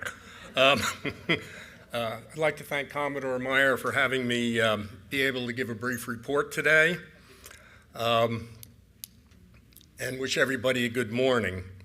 And I'd like to also congratulate the new XCOM committee. I look forward to working with you and giving you any help and assistance that I can, so please do not hesitate to ask. For those of you who don't know me, I am Rick Shaw, and I am the Auxiliary Sector Coordinator. And basically, the Auxiliary Sector Coordinator coordinates activities between the silver side and the gold side, or the auxiliary and the actual Coast Guard. So anytime they need assistance, can it be boats, planes, food service, clergy, ICS, anything like that, they can go through me, and I try to line up our members that are qualified and give them that assistance that they need. And I actually wear two hats. I also work in the DIROC's office, and usually I get up here and I talk about ID cards, but I think I pretty much beat that topic to death. So I'm going to talk mainly today about the Auxiliary Sector Coordinator position. But I would like to give a shout out to Emily Yancey. Starting at the last D-Train, she has volunteered to take pictures for ID cards. And she does a real outstanding job. She's got a red background there. And she'll take, she's also got applications there. If anybody needs a new, renewal, or lost ID card, see Emily there. She can give you an application and take your pictures. And we just started, as I say, we just started this last time, and Emily sent me about 40 pictures, and I downloaded in my software, and I immediately got a message that the files were too large. She uses a camera with about a gazillion megapixels. So got back with her, and I said, hey, Emily, you got to reduce these pictures. So sent them to me a second time, downloaded them all, and got the same message. So after the third try, we finally got it down to a science. But really, thank you to Emily. She does an outstanding job. I'm going to talk a little bit, just very briefly, about the Auxiliary Sector Coordinator job. As I say, I do coordinate activities between the gold side and the silver side. And for those of you who don't know, this is one of the few appointed positions which is appointed by the Commodore, so I hope I am reappointed. Putting him on the spot there, but it also requires concurrence with the sector captain, Captain Mattern, so I will work with her. I also have working for me 5 people from the various units and detachments, and I'd like to acknowledge them right now. From MSU Huntington, that's Marine Safety Unit Huntington, we have Carrie Campbell. From MSU Paducah, we've got John Cravallo. MSD Cincinnati is LaRue Turner. MSD Nashville is Fred Gilman, who really does an outstanding job down there. And MSU Pittsburgh, we've got Mark Draskovich. And they coordinate directly with their units or detachments. So if any district Commodore wants to work with your units or detachments, you can also go through those guys. They're very familiar with what's happening. And then I compile reports quarterly. I report directly to the Commodore, the district Commodore, and I compile the 5 reports from the various units and detachments, make one report and send that to the Commodore. So 34 seconds left. Are there any questions? Or there's Emily right now, so let's give a shout out to her. She does an outstanding job. Once we figure out how to get the megapixels down. So, okay, are there any questions? Anything anyone would like to ask or know? Okay, I will be at the training session this afternoon. I will be at the fun night. I'll be at the various training sessions tomorrow and the Commodore's banquet. So if anybody has any questions, please feel free to ask me. Thank you.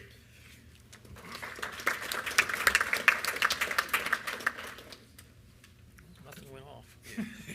Thank you, Commodore.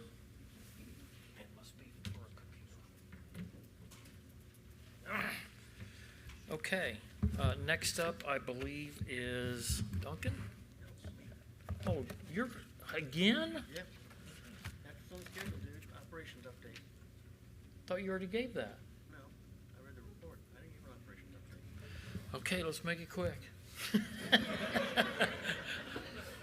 I'm starting to get hangry. Not my problem, dude. I didn't write the schedule. He didn't write it either, so it's okay. Okay. Operations. I've mentioned this before, so I'll mention it again. Core training. If you don't have your core training, you're automatically REYR for operations and everything else. So get the core training done. Practice. Get your people out on the water and practice, practice, practice, because when the QEs come to see them, there are no waived tasks. If you don't normally practice an alongside tow in your area, that's not my problem. Alongside tows are required to be done for the test. So you have to get used to them, do them, practice them. The fact you don't do them when I'm not there, not my problem. So just remember that. Okay. Check rides. Start early. As soon as the water gets soft, get your boats on the water, do a couple of practice sessions, and get your QE up there to get you signed off. Once again, people waited till August to start requesting them, and again, they request them after the accounts have been swiped of funds. If you request them after the accounts are swiped of funds, we have to wait until the next year's funds get approved, and then hard water sets in. So get your request in early. Let's start doing this stuff in the early months of the year when it's cool, not when you're sitting out there and it's 110 in the shade and you still want me to do something. Sir. Oh, Brian. Oh, wow, that's fantastic. That's nice. Way to go. And someone took, oh, yeah, there you go. Hey, you're not the first. Yeah. Operation member training update. Duncan Wilkinson.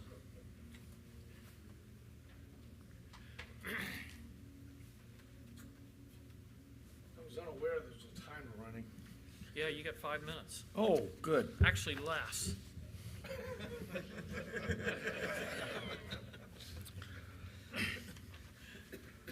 They mentioned my longevity in the auxiliary.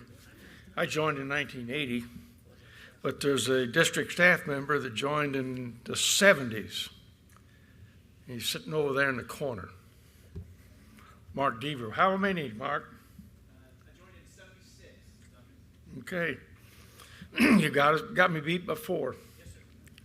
Anybody else beat Mark? That allows us to talk about the last century. And this is not member training. This has to do with one of the other presentations. In the last century, there was 3 of us in Division 24 that was asked to go to Nashville back when they had the reserve units there. And the specific reason we went to Nashville was to be trained on flood punts. Back in those days, things were a little thing. And I still have a certificate that says I'm a qualified flood punt operator.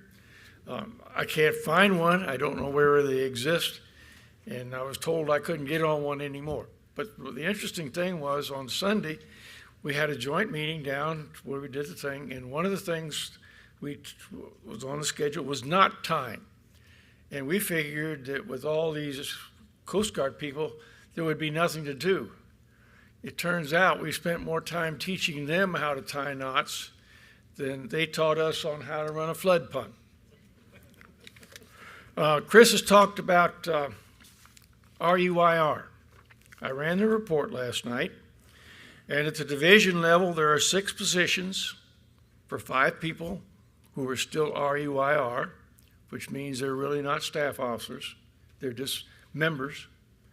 At the flotilla level, there are 86 positions that the members are RUIR.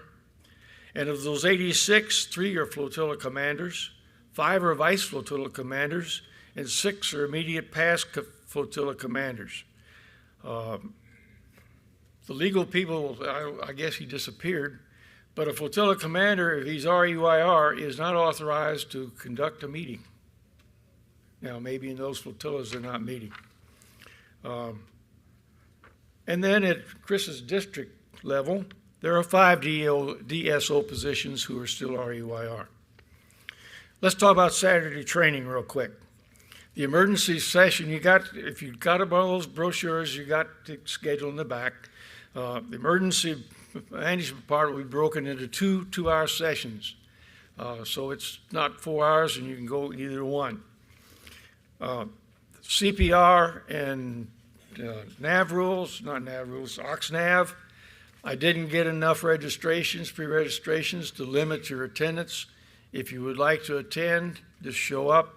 Also, if you have a spouse or someone else that would like to get CPR training, they're welcome to come.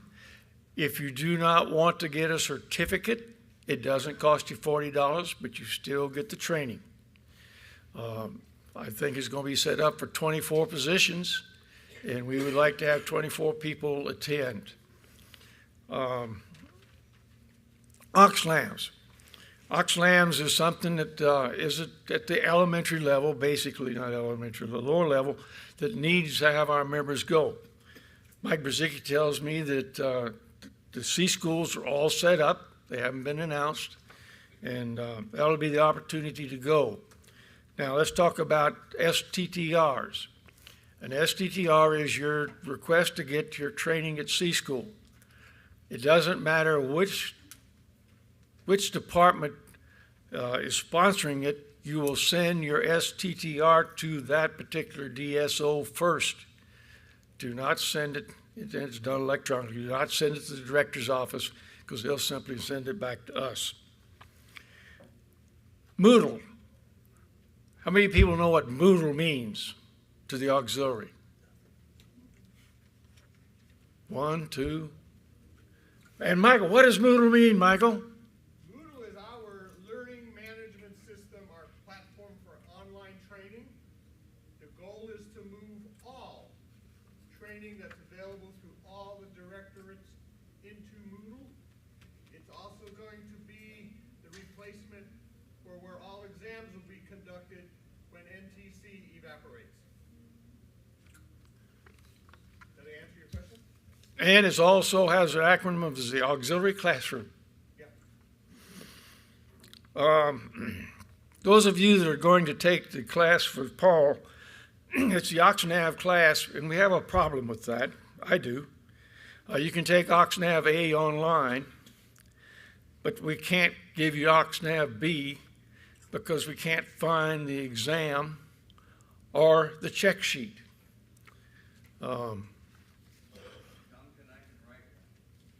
It has to be approved by the training department.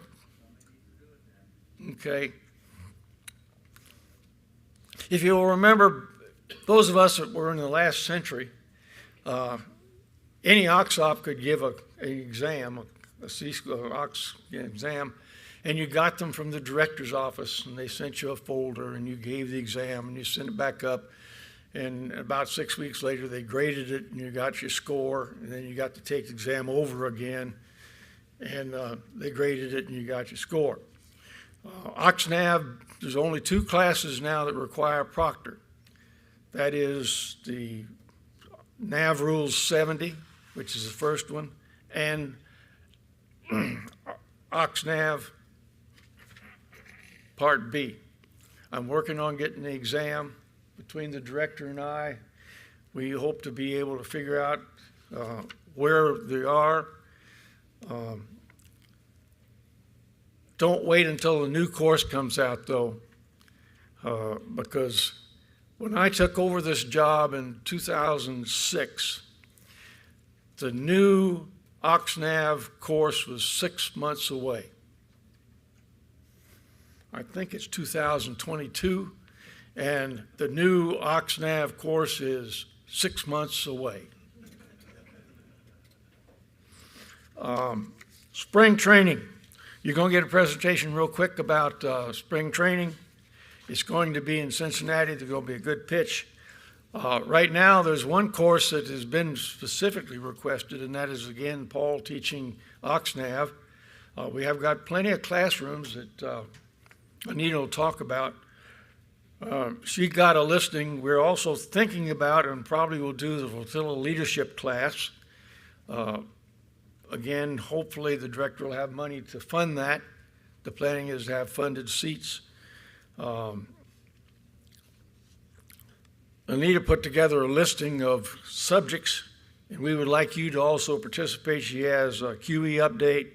We also may be planning on having our 10 QEs come to a special session. We're supposed to have a QE program for 8 hours every year, or every 2 years. Next year will be the year we have to have it.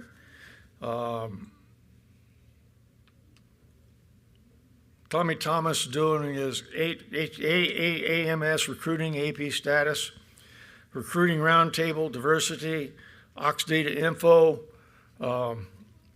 assignment to duty. By the way, if you're RUIR, you cannot receive assignment to duty. Particularly the other SO training, marine safety, publications, navigation, VE training, CPR again, and TCT refresher. And at the spring training, we also always have the ops workshop, which is required by the sector, even if it's not required by the national staff. Any questions on member training? Any questions on tomorrow? Tomorrow, in your classroom, there will be a sign-in sheet. Make sure you sign in, because if it isn't in Ox data, you didn't go to the class. Thank you. Thank you. Okay, next we'll have a brief presentation for Spring DTRAIN. Anita?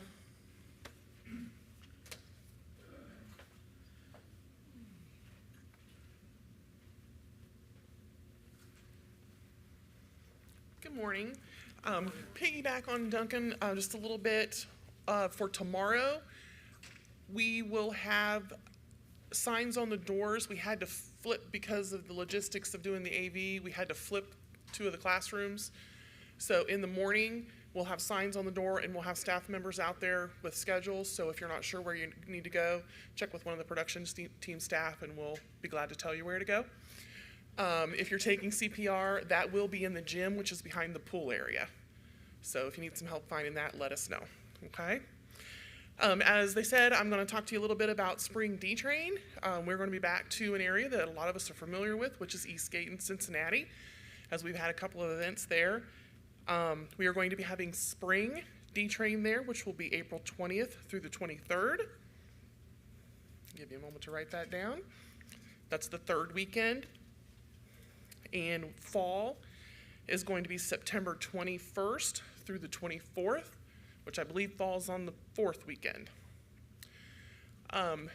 Why are we doing this in that location twice, you may ask? I'm sorry, Division 5, and probably Division 6 will be helping us out. We looked at the rotation. I believe Indianapolis was up next with COVID, staffing issues, pricing for food. They could not give us any promises of meal prices that we could afford to accommodate. So we had to look at another alternative. Eastgate's worked very well with Division 5 when they've had events there, and they were able to accommodate us, have fantastic training rooms. I think we'll have 4 small training rooms up there, and then the banquet facility, which can be split up into a couple of areas, so we'll have a good amount of training sessions.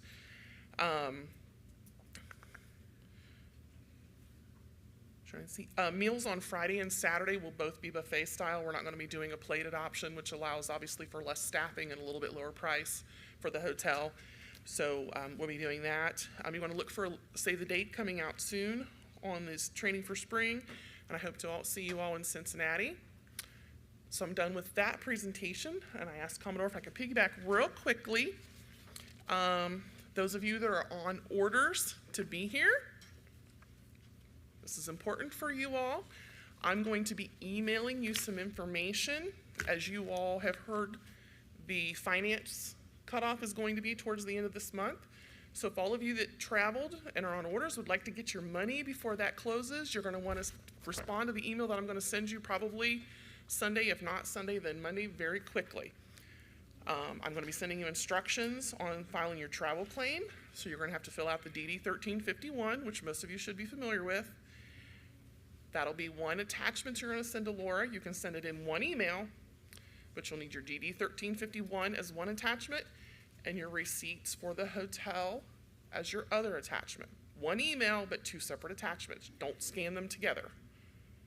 And then you're going to send that information after you fill out that 1351 to Laura. As I said, I'll send you further instructions. You do not have to sign the form, but you do have to fill it out and send it to her. So, if you have any specific questions, we can talk about those. Maybe you can catch me tomorrow, but I'll be sending you information on that. You all should have been emailed your orders. Thank you, OTO, for your late night this week, getting those together and out to us. Laura's doing a lot of the stuff in ETS once you have set up your initial account the first time you travel on orders. And then after that, she's kind of taking care of the rest of that. So like I said, if you have any questions, see me. I'll do my best to help you out, or we'll definitely get you taken care of. But Laura does a phenomenal job, and she'll get you taken care of. Yes, sir. What are the dates again? They are April 20th through the 23rd. Thank you. You're welcome. And I will not take your agenda. Good, thank you. Okay, with that being said, it's time to adjourn for lunch. So be back here around 1300, and we'll start our afternoon session.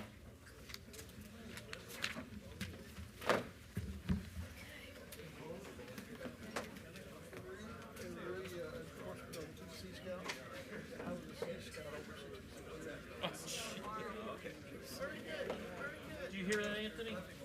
Anthony? No, nothing. Probably something else.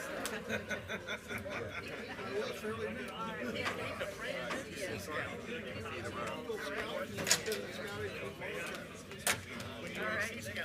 See you later.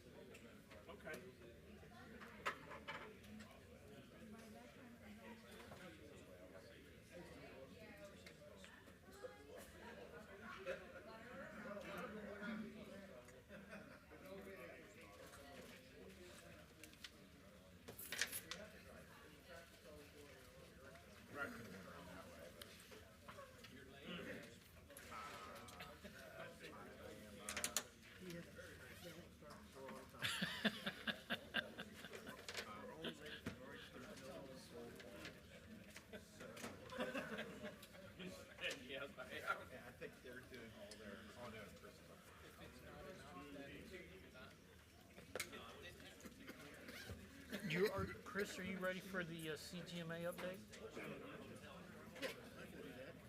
a reminder.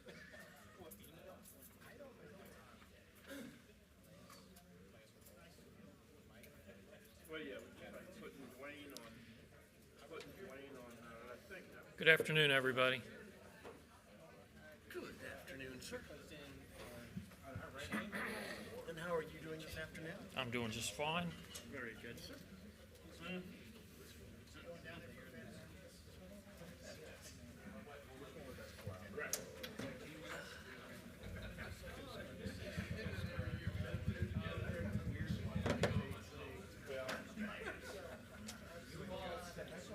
Patrick, are we online also? Okay.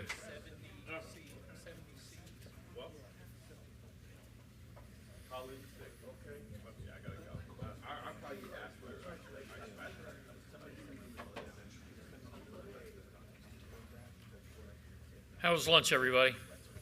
Good? All right. Okay, reminder, ship store's open. Go there often and spend lots. The hospitality suites, third floor, 337. Don't forget to go up there during some breaks or this afternoon, later. So let's get this going. This is our more of our informal part of the day. We're going to have some people, some members come up and just chat. You can ask questions. It's like I said, it's more informal, not as structured as in the morning. So right now I'd like to bring up Chris Whitaker for the CGMA report.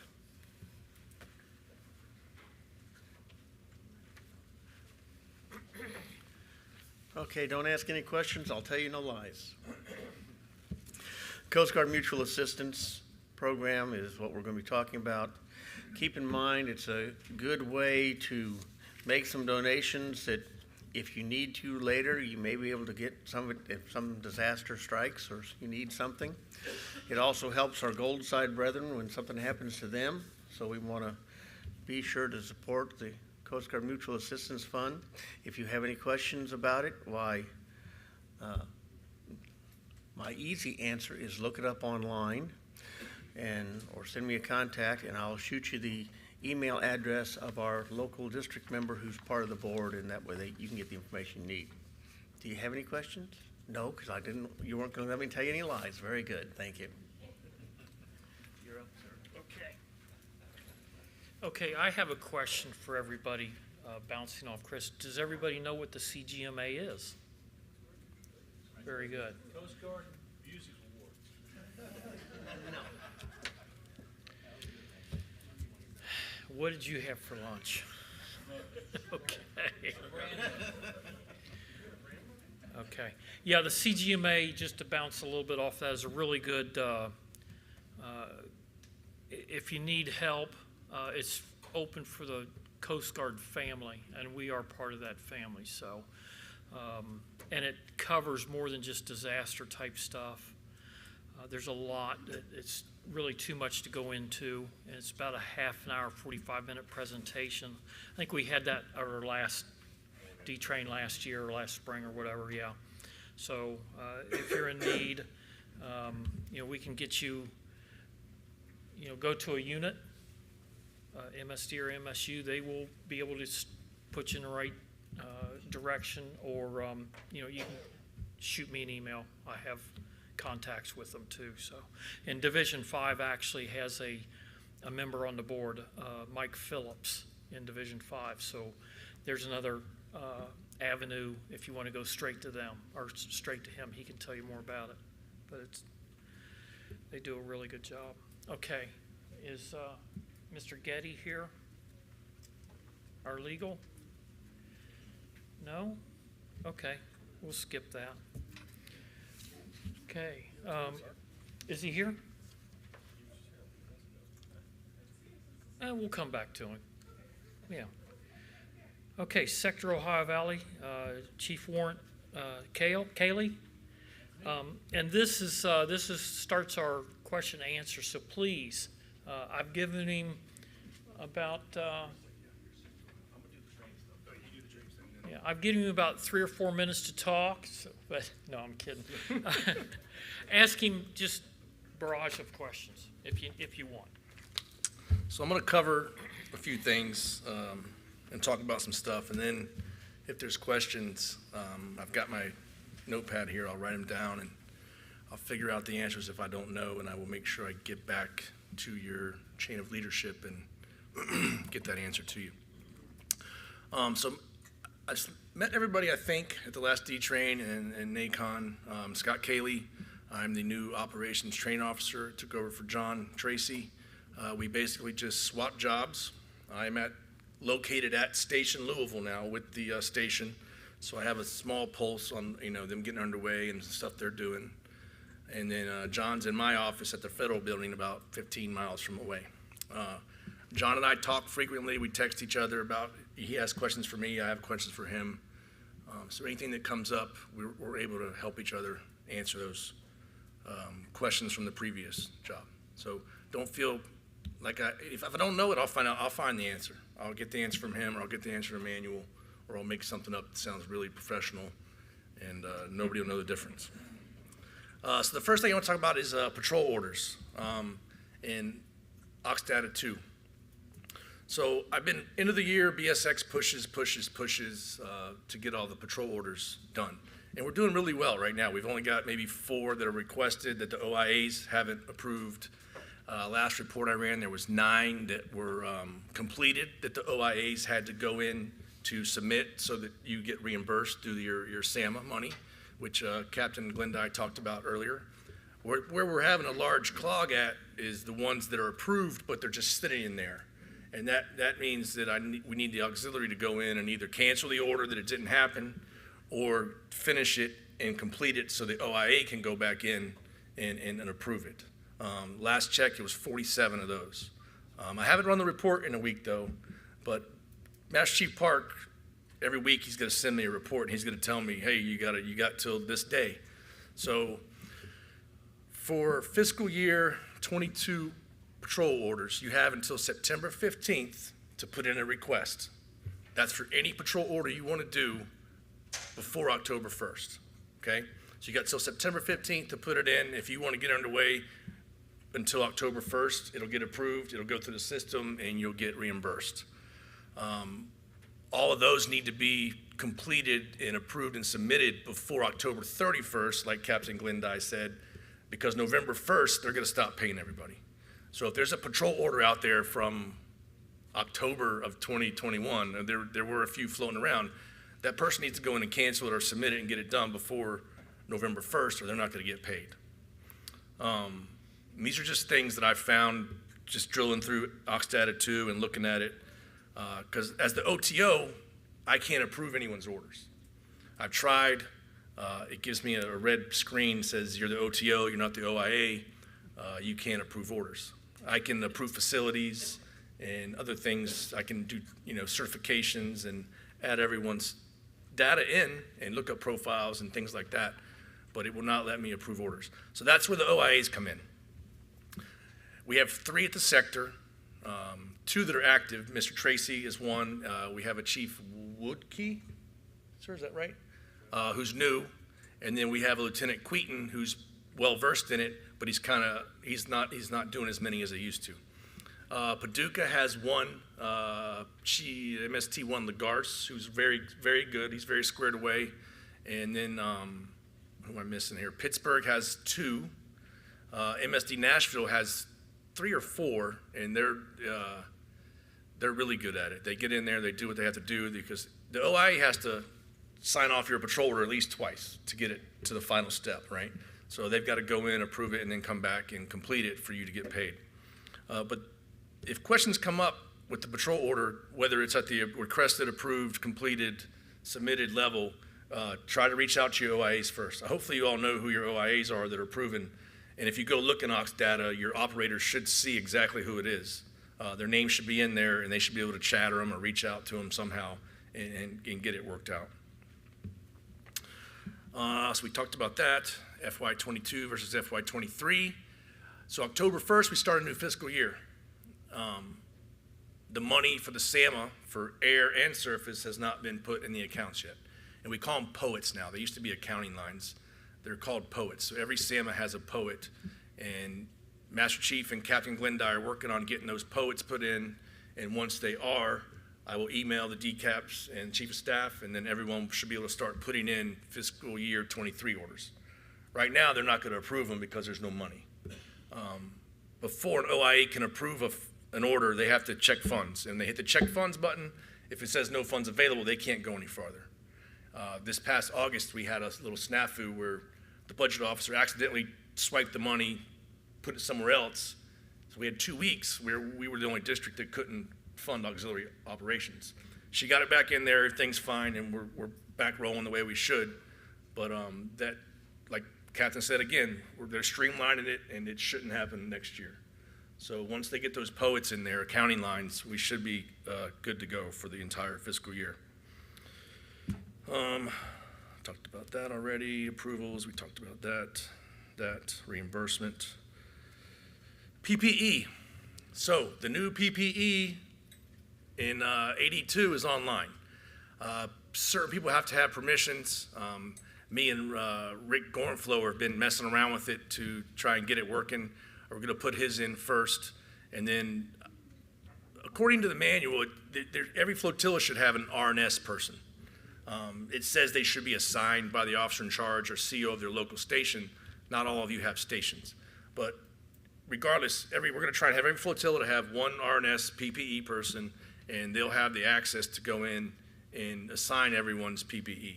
That's going to take a while to get everybody put in there. But the goal is to just do one by one. If I have a PFD and my SAR vest and my gloves and my boots that I were issued on AF 538, we're going to go into Ox data. We're going to enter that for that person on their profile, and it's going to stay with them until we have to reissue it for any reason. Again, that's probably going to take upwards of 6 months to get everybody in there, if me and Rick can figure it out and figure out how to do it. But that is coming, so that'll get rid of the AF 538s, unless you want to keep them for paper reasons, that's fine. Laura likes to keep everything for paper. I'm more of a, once I put in Ox data, if you're certified in Ox data and I put your PQS in there, it's good. I'm not going to file it anywhere. It's going to be in there. I've been signing them, sticking them in, the same with facility records. So everything, it's a one-stop shop for me. Everything's in there. You can pull your profile up, go to every facility record you have, and if I signed off on it, there's a copy of it with my signature in there uploaded. So I'm hoping to streamline that to less paperwork and just more emails. Today, I can't remember who it was, somebody mentioned we used people to skills for, Russian interpreter. It was Commander Shibler. In Ox data, there's a section at the bottom for everyone's profile, languages you speak, your occupation, what you do. And BSX runs reports on that frequently. If they need I think there's auxiliary civilian architects right now that are doing work at headquarters because they ran a report and found them, and they said, hey, we need, and it's saving the Coast Guard tons and tons of money. So just be aware of that. If you have special skills or an occupation, lawyers, contractors, carpenters, whatever, if you put it in there, the Coast Guard knows about it, and they'll reach out to you to give you to do stuff. It doesn't have to be on a boat like they said earlier. So that's just something for Ox data to think about. Before this job, I was the ATON officer at Sector for 5 years. Before that, I was CO of a buoy tender, and OIC of a construction tender, and OIC of a few ants. So my background is aids to navigation. If anyone needs ATON verifier training or waterway management, I have my waterway management PQS. I've done some training for Cincinnati a couple years ago before COVID.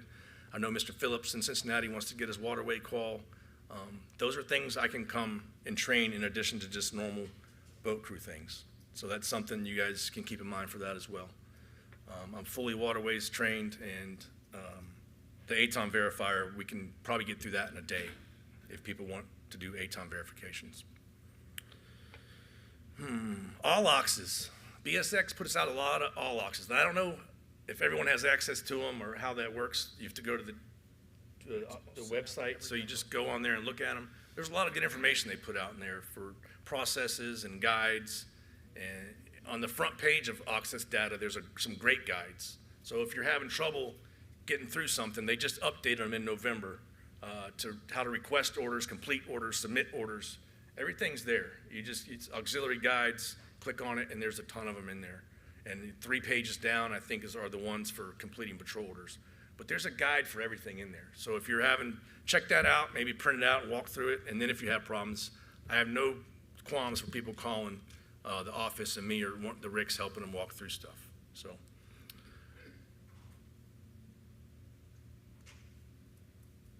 Patrol orders, again, I'm going to backtrack a little bit, and I think that's my last thing to talk about. All the patrol orders are going to fall under SOHV, Sector Ohio Valley. But then some of you are in an MSU or MSD subunit, and that's where your OIAs are. If you don't put that subunit in there after Sector Ohio Valley, it's going to go to Sector Ohio Valley OIAs. So if I'm in Huntington and I put in an old patrol order request, but I don't put MSU Huntington after my subunit, it's going to go to John Tracy or Chief Woodkey. And right now, that's okay because there's no one in Huntington to do OIAs, so that makes sense. But when Chief Adams gets set up, we'll be good to go. But just keep that in mind, because when I run reports, it helps me figure out what flotillas I'm looking at that are putting the orders to. So I know most Division 11s or flotilla, the Nashville flotilla. When I see Nashville, MSD Nashville on there, I know it's that local area that's getting underway and doing things. And I think that's it. I talked about being the OTO QE program. I just oversee it. We have a chief QE. That'll always be like that. We've talked about succession a lot, so we're probably going to need someone to help be the next chief QE in a couple years or whenever, unless you want to go back and do it again or keep doing it. PPE program, that's another one of my responsibilities, which we talked about. Facility approvals, offer for use. I can do all the 7003s and 7005s. What's the radio? 7008, I think. But all those offer for uses, I can approve those. If there's claims, there's a process for that, no matter if it's what kind of claim it is, but I'm the guy that'll help you get it to where it needs to be. And I think that's it. Well, one of my official duties is deputy director, so whatever Commander Schindler tells me to do. So that's my all-encompassing job. But any questions about OTO, Mr. Clancy? I have two. Yes, sir. First one, due to the misallocation of funds, we had to cancel QE. We got it scheduled for the 1st to the 8th of October. We already put in orders for that. Will that home, or whatever you say, are we going to be able to do that, do you think? Will we have orders? Because, as you know, in the northern part of Sector 8, October can be iffy for us with the weather and the temperature. So it's already been entered into Ox data? The request? Submitted the orders, but it's for after the 1st of October. It won't get approved until the money's in there. All the OIAs have been told by BSX, Captain Glenn Dyer, Master Chief, to do not approve any orders that are scheduled for after October 1st until we tell you the money's in there. It should be coming soon. I'm pretty sure the captain's on top of it, and I know Master Chief is because he sends emails every week. But as soon as that happens, I'll let you guys know, and everyone can put their patrol orders in, and we'll get the OIAs to approve them. Good. After the first 2 weeks in October, we might not be able to. Oh, I totally understand. I did 3 years in Sault Ste. Marie, Michigan, so I understand. It gets cold and quick. So. My second question, who do we report Aton's off station? Your local sector. So all those will go to Sector Comm Center because everyone here is in the Sector Ohio Valley AOR. So those would go straight to the command center. You could call them in on the radio, or you can send them an email, or you can call the phone number there. So that's where all those would go. Any kind of, if you're on Soul State waters, like a lake somewhere up in Indiana, I don't even know if they have, that's not federal ATON. So, but if it's on the rivers, Cumberland, Tennessee, Ohio, Kentucky, Greene, Mississippi, that would all be federal aids, and we would report those to the comm center. In the past, that process wasn't working very well. Yeah, you, as the operators, you should be able to call it in and say, hey, this eight's missing, or this light at this mile marker 55 on the Ohio is not working right, or this bridge light is not working right. You send it to the comm center, and that's the way it's supposed to go, and they'll take care of it. Thank you. Yes, sir. Yes, sir. This may be tangential, but do you have any word on the contract for making replacement ATONs? Understanding was that contract had been expired, and so Coast Guard was refurbishing and using whatever surplus of ATONs they had. That was mostly in the Western Rivers, which is where we're at. The contract, the buoy contract that was in place, the owner couldn't keep up, so they stopped making them. And then D8 was in the process of finding a new contract. There were other older contractors they could have gone to, which would have expedited the process of getting buoys back. But as I left my job after that, and I didn't keep up with it, so I'm not sure where the contract is. They've either found someone new, or they went back to an older contract, and they should have them coming out, shipping them to the cutters. Yeah, so Bosun, I'll tackle that, fall on that sort. So they have gotten a limited supply pushed out right now. They have an identified supplier. There's such a backlog, they're trying to get it filled. It is an ongoing challenge, but at this point in time, the units have the capacity to go out and run the rivers. I'm not saying that's going to stand for very long, but they're just trying to build that reserve capacity back up that they let go for so long. Yes, sir. What would you recommend the timeline be of going to facility reimbursements? If you submitted all your reports, requested the reimbursement for facility use, how long a timeline should you give it before you say, hey, start either making inquiries or redo the report? And when you say facility use, you mean go out on a patrol order and you want to get reimbursed for fuel and everything else? If the money's in there, and it shouldn't take more than a week if the OIAs go in and do it. But it depends on when the owner-operator comes back and does the completed report. If they don't come back and do the completed report, the mission's completed, it's just going to sit in there. And if they don't do it right, then there's all kinds of things that pop up, and you have to have your crew members in there, and this might be stuff a lot of you already know, but you have to assign all the tasks that got done on the patrol to each crew member, and if that's not done, it'll tell you your activities were not approved. So, but if it gets through the completed stage, that OIA should be able to go in and mark it completed, submitted, and then it'll attach an A to your funding code, and then they should be getting paid. What I'm talking about, it's been a month. Yeah, so that we need to look into that one. So that's one that I would say, okay, let's look up the patrol order. Let's see where it's at. Let's see who it's stuck with. So if you have the patrol order, if you can give me the number, I can look at that. But yeah, a month is too long. A month's too long. I'd say 2 weeks that you should be looking for your money. If it's made it through the system properly according to Ox data too, right? So that's where those guides come in. That is a good question, because in this past year, when the money got swiped, all those orders that were in there trying to get through the system got bogged down. So at the OIA checked funds, it wasn't there. But now that our lieutenant has put the money back in, we should have to go revisit those patrol orders and see where they're at and check funds again and get them pushed through. So if we see an order, say, in the case that I'm talking about, if I go back in, if I go into Ox data Yep. and see, oh, it's been approved, everything appears. It's been approved that it needs to be completed.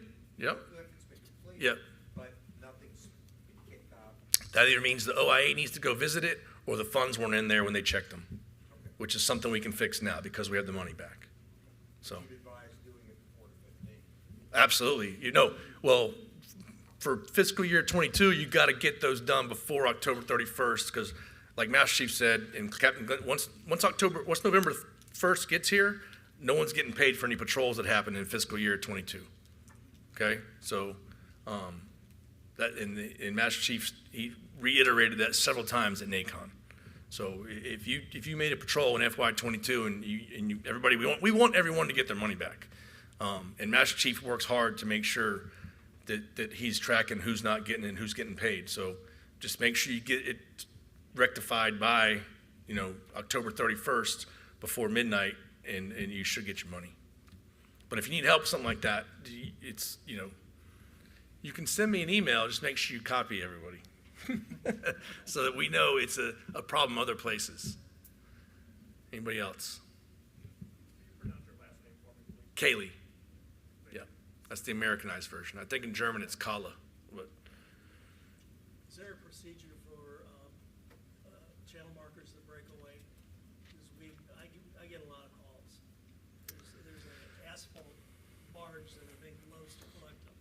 all the barges love to collect them. That's why this is a little neat fact for you. Western River buoys are the only buoys in the Coast Guard that don't have a Latin long assigned to them because they're so expendable and consumable. Because the barges take them out, or the high water.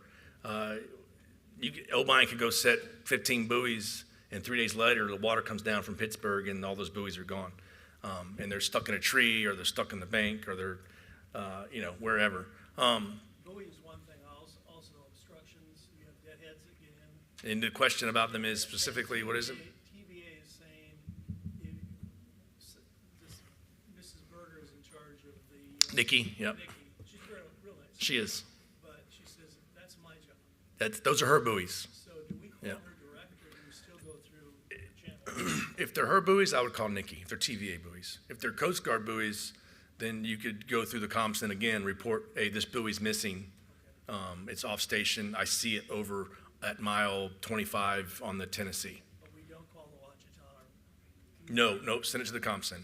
That's the way we do it in the Coast Guard too. Even if it was the officer in charge or a coxswain on a regular small boat, they call the comm center. They don't call the Wachita or the Ant, or no matter where it is. It goes to the comm center. They send out a message. Because the big thing is the message, because it lets everybody know, the broadcast notice to mariners that, hey, there's a buoy missing, transit with caution. It's kind of a liability thing. So always go to the comm center if you have a discrepancy, ATON discrepancy. Anybody else? OTO stuff, operation stuff. I thought for sure I was good. Mr. Member. Gathering that the buoys have been short supplied for a while. There's been a year or two rumor that we're going strictly to ENAV, and everybody's scared to death of it. That won't happen. The industry won't let this happen, yeah. And actually, we tried to get rid of some buoys up here in this area, and there was a congressional inquiry shortly after that. So people aren't gonna, they like their buoys, and the industry guys like their buoys. Especially with current, you can see what the current's doing. You can make your turn. They have a lot. I was CO of a buoy tender in the Great Lakes, and I took a buoy out because there was a short span there was 3 of them, like a 3/4 mile. I said, we don't need that buoy. That day, the Great Lakes Fleet president called me and said, why'd you take that buoy out? I said, we didn't need it. He goes, well, we need it. It's there we can't make our turn if that buoy's not there. So the buoys aren't going anywhere. They've been talking about that for 23 years since I've been a seaman, and buoys aren't going anywhere. We will add some and supplement with EATON, but they're not going to get rid of the buoys. It's mostly working with the recreational boaters, because they're getting mixed messages, and we want to get the right answer. Right. Okay, that's good to know. That's something maybe we can put out with our, in conjunction with our RBS stuff, maybe something just to settle everybody. And actually, I taught a class at Tennessee a few months ago with one of the Master Chiefs about, they're trying to do this Tennessee Green Line on the river with the hiking and everything, and we taught a bunch of the college kids about ATON and buoys, and they asked the same thing, and why don't we just put virtual buoys out there? And that's because the people don't want them. But, yes, sir. Is sector going to rewrite the SOP this year? Last time it was rewritten, it was 2017 or 19 when I got here. That's a question for the deputy. That's a great question. That's the first time I've heard about it, so we'll have to go back and take a look at it. Is there certain things you think we should update, or you were just? Well, there's one paragraph that's never been corrected, and it has to do with the call signs, Okay. and the letter E has never been used. Okay, I'll look at it. I'll find it, and actually, deputy, I can look at it and make changes and send it to. But I know, may want to look it over. Yeah. Yeah, we did take a round turn on all of our stuff when the change of command occurred to see what needed to be updated.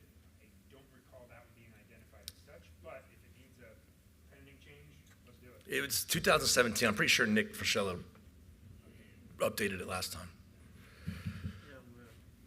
That was signed by Beach. Yes. Anybody else? No PPE questions.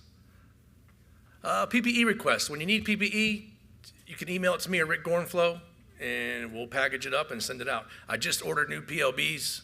I got 15 of them. It took me 45 days to get them through the funding system, but I have them. And I'm going to start triaging with the people that have expired ones. And no one should be surprised that their PLB battery. I guess that brings up another question. Is the PPE SOP going to be rewritten? That is in the works. Yes, it is. Master Chief's rewriting that, and yes. I'm not talking national, I'm talking about East Region? Or East?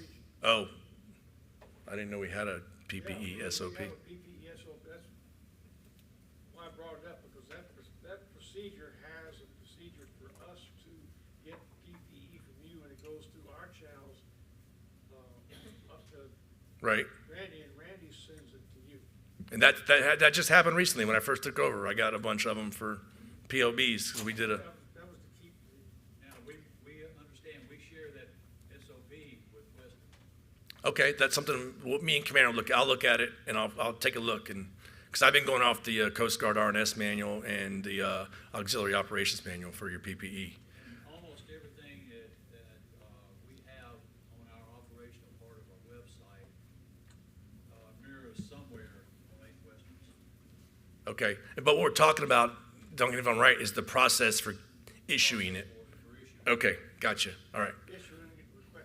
Gotcha. Okay. I was under the assumption that requests went up, they went to one person, and they came to Rick. Rick packages it up and sends it to the unit. That's the way I thought it was being done. If we're supposed to be doing something else, then I'll take a look. It needs to run through the chain of ops. Okay. Just so everybody's got a visual on it. Gotcha. Yes. We put in a request for PLB back in the spring, and of course they weren't in. Do we have to resubmit, or those requests still? Nope, Rick still has them. And we were supposed to order 30, and the new funding system wasn't working right, so I just did a test for 15, and I got them through. I know how to do it now. So I'm pretty confident me and Laura can order anything as far as PPE goes now, and it won't take me 45 days. That said, I do have 15 of them. I'm going to start with the people that are expired, and then work to the newer people that want to get trained and get underway. Because PLBs are mainly for the operators that are underway. Vessel examiners don't necessarily need them unless they're out on the water doing them. But that's where we're going to start with that. I'll order probably 15 more. And what I was going to say before is that we should never be surprised that our PLB is expired, right? Because we're checking it every 30. We got to test it every 30 days. Every 30 days, you should look at the expiration date, and you should know well in advance of if it's expired or not. If it's expired the next time you test it, then you just need to let somebody know so we can get them out to you. So are you going to be working off the list that we sent earlier? Yes. First? That's what I'm going to off the list I got when I first got here, off the expired ones. And if anyone else has expired ones, send them up the chain and get them to my office, and I'll get you the PLBs. You're not replacing batteries anymore? It's just easier for me to. No.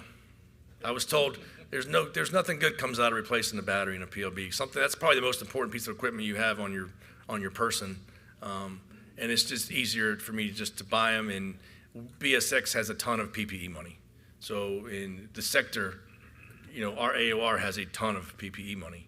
We probably get rid of more than we spend on an annual basis, and it might be because the PPE request process isn't working. So I will definitely fix that and look into it.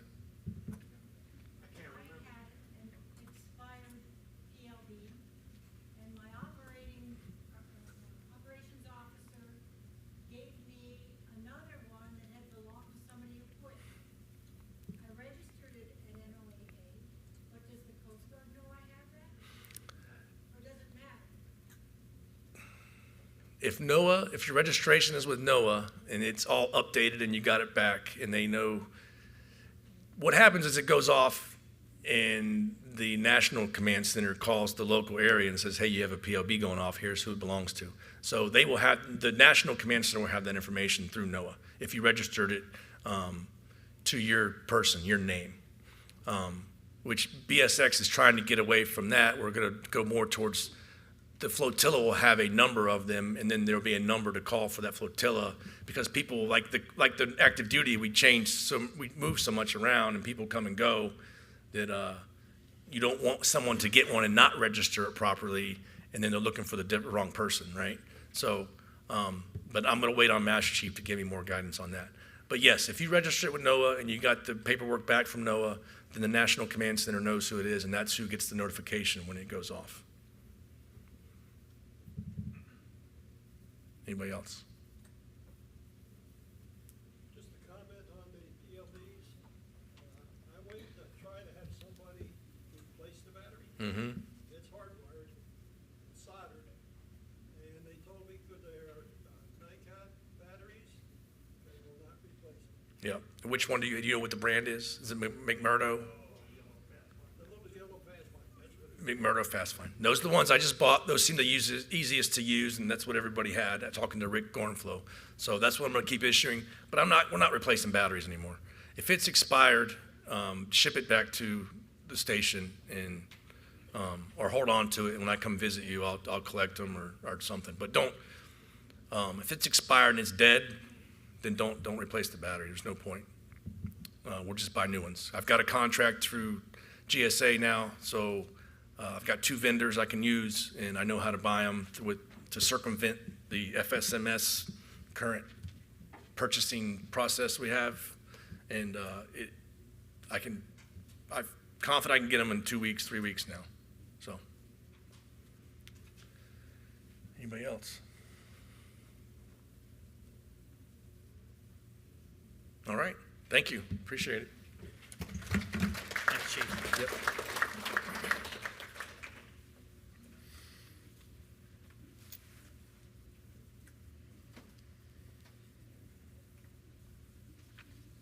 Okay, now we've got AAMS and recruiting. Tommy Thomas? That's me. All right.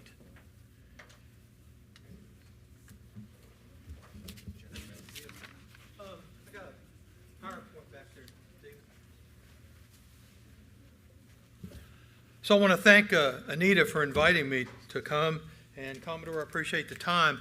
I have a quick question, and this is an exercise in your ability to raise your hand. If you want your flotilla, your division, or district to grow in the future, I want you to raise your hand. Commodore, I think everybody's got their hands up. Okay? We have a way to do that. My name's Tommy Thomas. I'm the branch chief for the 8th District for Human Resources Membership Queries. What that means is that everybody from North Dakota to Texas, Wyoming to West Virginia that goes on the Coast Guard Auxiliary Join Me Now website and enters their information, that information comes to moi. I have a assistant, Henry Rice, down in the 8th Coastal. It's very nice to have him. I'm delighted that he's with me. We handle quite a few, as you can imagine, calls and emails. Last month, I have some notes. Last month we had 42 contacts, and of that I was able to make 22 referrals out to staff officers in the division. I had rejected 2. One of them is very interesting. You were talking about Russian. One of them I had to reject because he was not a U.S. citizen. He was apparently somehow involved in the Coast Guard, and in the Coast Guard you don't have to be a U.S. citizen. I think they'll give you a waiver if you have a green card. Well, he wanted to join the auxiliary, and I had to tell him no. He speaks 6 languages. He would love to be an interpreter, but he can't join us because he's not a U.S. citizen. Working on it. The other rejection was from a gentleman who had difficulty with his can you pass an FBI criminal background check? And if I don't get a real quick yes, I know I need to start taking notes. So I had to reject those. And then 13 of those people would not get back to me. And one of the reasons I think they don't get back to me, and I'll tell you what the process is in a moment, is because they look at what we do. We're volunteers. We don't get paid. You can't get a gun. You can't join on Tuesday, get on a boat on Wednesday. those things that we tell them, and a lot of times they say, that's not for me. So my job is pretty much to weed out those people that don't belong. But I want to tell you a little bit about the AEMS system. I want to talk primarily to the division commanders, vice commanders, division higher up elected wannabes, flotilla commanders, because you're the people that I really need help from. So you are my audience today. In addition, I've got some staff officers here that hear from me occasionally. Doug Field gets a message from me every once in a while. Nick McManus gets something from me every once in a while. So Anita, every day some issue comes up. But how do I change this slide? I got a clicker? Is this it? Oh, this is sweet. Okay, so this is real quick introduction. I appreciate the time up there. 17 minutes left. I'm going to try to keep it brief, but I don't want to run through this to the detriment of the program.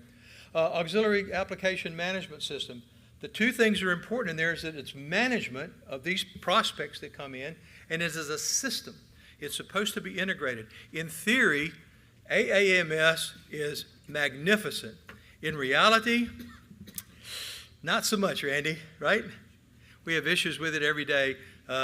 We try to send it up to IT. I get the word back, we're working on it. Yeah, okay. It's an efficient distribution of prospective management leads, real-time tracking, information prospect leads in one place. So in theory, anyone with an HR designation can go into AAMS, log in, and see what's happening with prospects in the entire country, actually. So it's a wonderful place to keep that. And I'm going to show you a little bit how that's done.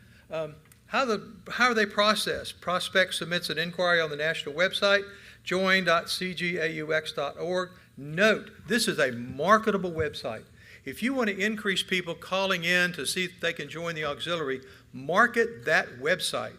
When they get there, they'll have the opportunity to put in information, where they live, what their phone number is, email address. The minute they hit that, it pops up to me. My Bible. This stays with me virtually 24/7. My sweet wife, Fran, is sitting back there. Now, I'm the captain of the ship. She's the admiral. This is not permitted in our bedroom. Okay? But Fran, tell them, this is with me just about 24/7, correct? Yeah, absolutely. Yeah. She's really fond of my little pink folder here. And in it, I have lists and lists, and these are handwritten notes of people who call in, because by the time that little tidbit hits me, I want to get on the phone and call them. So the email is generated to the national HQ. That's me. I'm the guy. The officer makes a first contact. I make a phone call. I don't care. We were in the doctor's office yesterday, and I got a call. I want to get in touch with those people immediately. I believe in hot buttons. And when somebody gets on the internet and takes the time to put in all their information, says, I want to be a part of the auxiliary, tell me about it, I don't want that person to wait 3 or 4 days. I want them to hear from somebody right away. We'll talk more about that a little bit later. What I do is refer to the appropriate SOHR officer, send that referral out. I said, I've talked to this person, I've qualified them, ready to go. The SRHR officer determines the best flotilla where the fit is. After they talk to them, hopefully, find out they want to be boat crew, they need to find a flotilla that's actually got the opportunity to train somebody in boat crew. And then they work with the process to complete the application.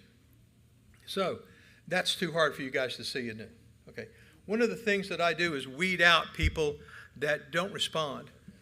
This prospect, I think the date's like something in July. I made the phone call. We never heard anything. Okay, so the people are non-responsive. I don't want to send that to an SO knowing that we're going to waste their time or the flotilla people's time with someone who's not going to respond to our request. Upon receiving the referrals, the SO for HR, the FSOHR, have access to all the information. If you're keeping notes, and I hope you are, note number 2, the district, division, and flotilla directories must be up to date. Because when I send out a referral, it's through the AUX officer system. If that information is not up to date, I'm sending it into cyber world. I have no idea where that's. There's a black hole somewhere in the internet that sucks up things like that. Note number 3, the email addresses of all HR staff must be correct. So if you don't have your SOHR or your FSOHR properly listed in Oxdata with their correct email addresses and hopefully phone numbers in case I have to contact them, I don't know where to send this valuable information of someone who wants to join our ranks. And that's very frustrating. The system provides for a logging of initial and subsequent actions taken and contacts made. It's a management system. It tracks all of this stuff. Follow-up activity, the SOHR and the DSO. Anita gets copies on virtually everything I send in 082. Alan Main gets copies of everything that I send in 8 Western. And Henry Rice sends copies to his DSO of everything he handles in Coastal. So we want to make sure everybody knows what's going on because everybody can track these people. The HR officer, whether it's an SO or a FSO, needs to make sure they go back into the AAMS system, and this is critical, and enter in the contacts they've made. They really need to let people know what's going on.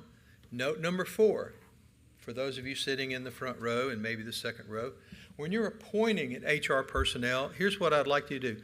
I say, please, I beseech you, I like that word, I beseech you, when you're appointing someone, they need knowledge of the application process. I get a call once a month from somebody that says, how do I fill out this application? Well, I'm the SOHR for my division.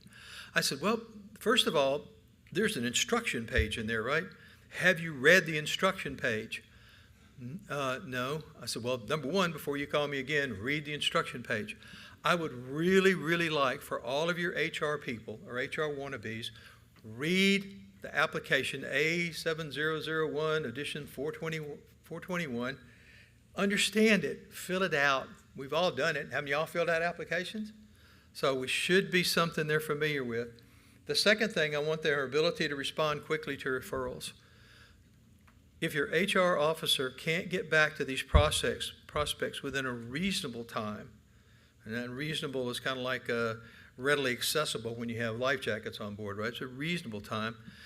Then probably that's not the position they need to be in. And finally, if they don't have a passion for talking to these people, if they don't have the desire to get out there and really tell the story, and I love it because I tell Fran, she's tired of hearing it by now, I get to tell the Coast Guard Auxiliary story twice, sometimes 3 times a day, 4 times yesterday. And I get to tell them what we are, what we do, why we're important, why we are a force multiplier. And by the way, if we're going to be a force multiplier, we actually need to be a force. We need to have people to do that. So I get to tell that story, and I love it. It's a passion for me. If your HR people don't have that passion, maybe you need to consider finding someone. And if you find anybody that has a passion for telling our story and filling out a little bit of paperwork, that's your HR person, and they're a gold mine. So the HR person will record when an application package is submitted to DIROX, and I believe when you told me that when you send it up as a complete package and when you get the number back, then you will close that case out of AAMS. Oh, you're presumptive that it's going to get not just. That's I like to be positive too. And then if the applicant for some reason doesn't want to enroll, and I have a lot of them, I don't, I can't carry a gun. I don't want to join. For whatever reason, they don't want to become part of us. We just need to close that case. Tell someone the prospect didn't join because we're tracking this, and we want to know how many people come through the system, how many people respond, how many people don't want to join, and for what reason. So please, it's so important that those staff officers take just a little bit of time to go into AMS. Quick login with the new login system is amazing, and say, look, I'm closing this case because this person didn't want to join, or if they do join. Yes, okay, go ahead. What, in your tracking system, do you know if somebody hasn't been contacted in 3 weeks? Yes. We don't even know that this is going on. Okay, so the question is, do I know that somebody hasn't been contacted in 3 weeks? Will you mention that when I get to the sorting feature in a moment? All right. I'm going to do that. I'm going to answer your question, but I got the clock ticking up there. So let's take a look at the AMS site real quick. This is the site they get into, join.cgaux.org. It's got an HR login, and it's got a Join Today. The Join Today button is what the prospect hits. Okay. this is what they get. It's hard to see, and I apologize for that. But it just says what's your name, what's your address, where do you live, what's your email, blah, blah, blah. Then when they hit that submit button, it goes to me. This is the HR officer's login page. Very simple login page. Search box, okay? If I go in there and I put in 082, it lists everybody that's been referred by the AAMS system to a 082 flotilla. On these in a minute, you're going to see that I get multiple flotillas, and I get them arranged by geographic location, perhaps. We were talking earlier, I had a guy in Fargo, North Dakota they referred to here, 082 as a matter of fact, 08211. Isn't that Knoxville? Yeah, so Nashville. So Fargo, North Dakota to Nashville is a pretty far distance. So somebody screwed up. Imagine that. Am I telling tales? Okay, somebody pushed in the wrong numbers. We work our best, our darndest, to work with all the branch chiefs to straighten that out. So they enter that search feature will let me search just about anything I want to search. Last names, flotilla information, things like that. The name of the desired prospect, I can look that up. Is that a referral? I can't see. Does that say refer? Yep. So it gives me the opportunity, once I've talked to that prospect, I know they're qualified. They're a U.S. citizen, over 17, passed an FBI criminal background check. They know we don't use guns. They know that we have dues to pay. We have to pay for our own uniforms, blah, blah, blah. I can hit that referral button, and it'll give me a drop down of people that I can send it to. I can send it to Nick. I can send it to Doug, whoever is the closest flotilla SO. I can send it to them. I copy Anita so she knows that we're in the process of doing this. And I can get rid of that and get it off my plate. And I mark it in my little handy dandy, what color is that, chartreuse? Yeah, purple, whatever. So I refer to prospect and it shows up that drop down window. And I'll send this copy to anybody that wants a copy of this. Let me know and I'll send you the full-blown thing. Just shoot me an email. All right. Thank you. The email is generated to the addressee. It goes where the person's Okdata email address is. I do not send directly to FSOs because I've been involved with this branch chief for about a year, and they tell me that's not your job. That's a staff officer job. Don't jump in the middle of it. You deal with the staff officers and the DSO, and let the staff officers deal with their flotillas. They know their area. They know what's going on. Leave them alone. So I do. Hey, Tommy, can I Yes. interject something there? Yes, Doug. It's nice to know how much that you've talked to them already. I didn't realize that at the time. And when I get one of these leads and I talk to them, I'm usually trying to find out you got a list, and most of the time the geographic closest flotilla is the first one. Not always, but most of the time. They're listed, what Doug's saying is they're listed in order. Theoretically, the first one's the closest flotilla. But sometimes, like I'll tell him, oh, they can meet the first Monday of the month, and he's, oh, I'm busy with a church activity, and he can't, so I'll go to the next one, and then, go that route. Or a lot of times they'll say, oh, I would like to go close to my work, and then I'll move it. But most of the time, that's where. Well, that's why we rely on you so much, because you know your division. I don't. Yeah. I don't even think I know my division that well, but who's around here? Oh, sorry, Harold. I apologize. Yeah, But yes, for sure. very helpful, and it's nice to know what you're doing. It's nice. It's nice. So I'm going to flip along here. This is kind of a conversation. Okay, so when it's done right, hopefully, here's what it looks like. You see all those lists? Tim Scoggins is from the Knoxville area, n'est-ce pas? Isn't he? So he's my SO for the division up here. So you can see all of the little input. I've marked out all the stuff that's proprietary. So you can see that I talk to the prospect. I send them an email. I get a confirmation they're qualified. I send it to Tim. Tim contacts them. Tim sends it to the FSO. So this is kind of a progression, and that time frame is fairly short. Tim was my predecessor, so he told me I'll get on it right away. So it was good. So when it works well, it works like that. When things go wrong, here's what I get. I get an email.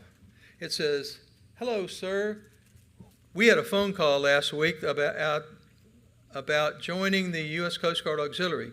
I have not yet received, what's it say, information regarding blah, blah, blah, the next step." In other words, it's been a week and he hadn't heard from anybody.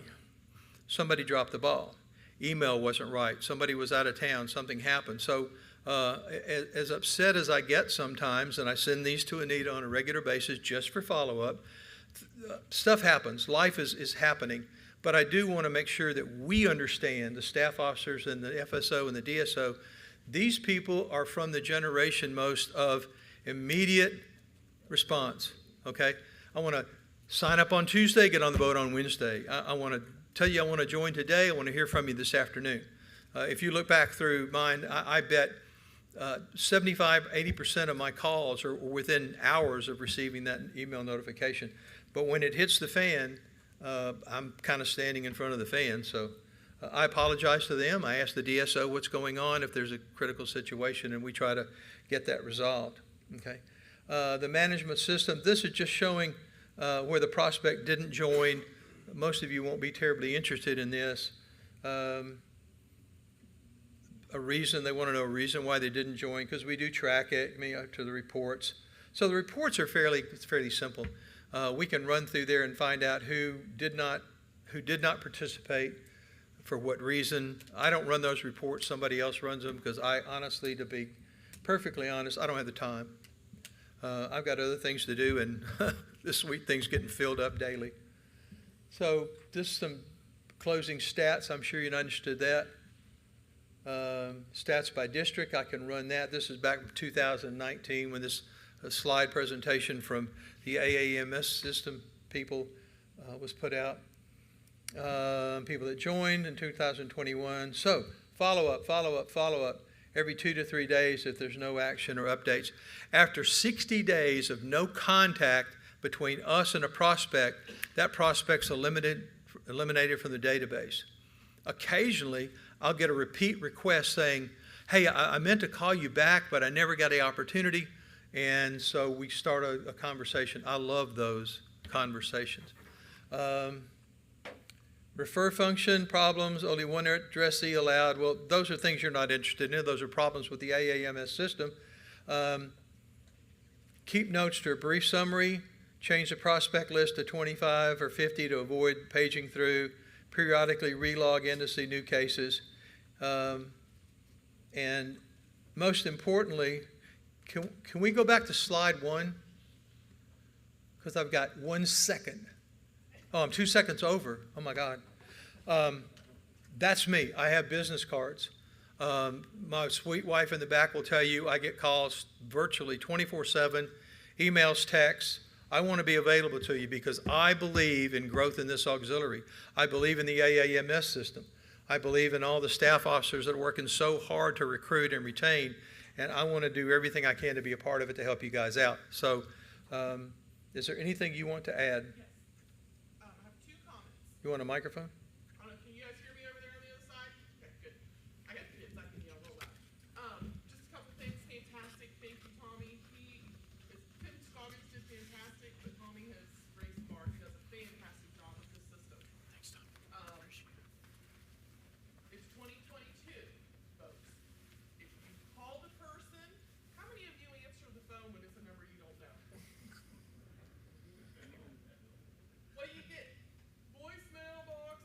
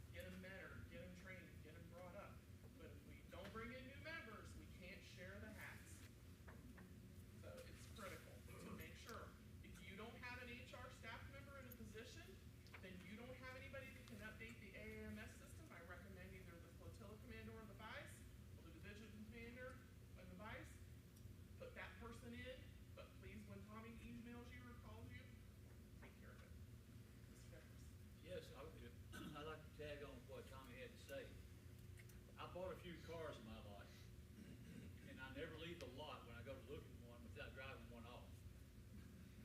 That's just the way I am. I want that instant gratification. And our recruits today, the ones that put in the applications, want instant gratification. If you wait 2 or 3 days to contact them, they may have lost their interest by then. So we need to strike while the iron's hot and get these folks on. And it's not that big of a deal because they know that they want in to begin with, or they wouldn't have filled out the They're request. coming to us. Exactly. We didn't have to do a boat show, we didn't have to do a PA event, we didn't have to run an ad. They're coming to us. And part of what Tommy had to say, I was not aware that you told the story before to these folks before. Now, when we call them, all we gotta do is tell them our local story, and it'll all start fitting in, so. Good job. And that's all I'm gonna say about that. So these referrals do not default to the flotilla commander unless we put our name in that HR slot? Right. Okay, correct. So we don't have an HR person, it's just going into the eagles? Well, or if your HR person does. They don't default to the flotilla to start with, Okay. It's the ESTA. Well, they default wherever Tommy sends them. wherever Tommy sends them, right? So if the flotilla doesn't, or if the division doesn't have an SO listed, who do you send it to? Division commander? Oh, there's no SOHR? I've got an SOHR for every, Okay. so if that doesn't mean they're all on the job, that just means I got a name. So, do two real quick things.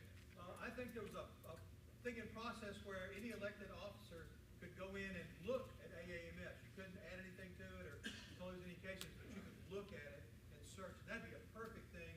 So if you know anybody in IT, tell them to hit that button. Second thing, I got an interesting call. I don't want to tell a lot of war stories, but 2 weeks ago, the guy, so I just came out of the Coast Guard active duty. I was a recruiter. And I thought about joining the auxiliary. Is there anything I could do there? Okay, can I send you an application today? You know, so, but I did give him a good referral, so.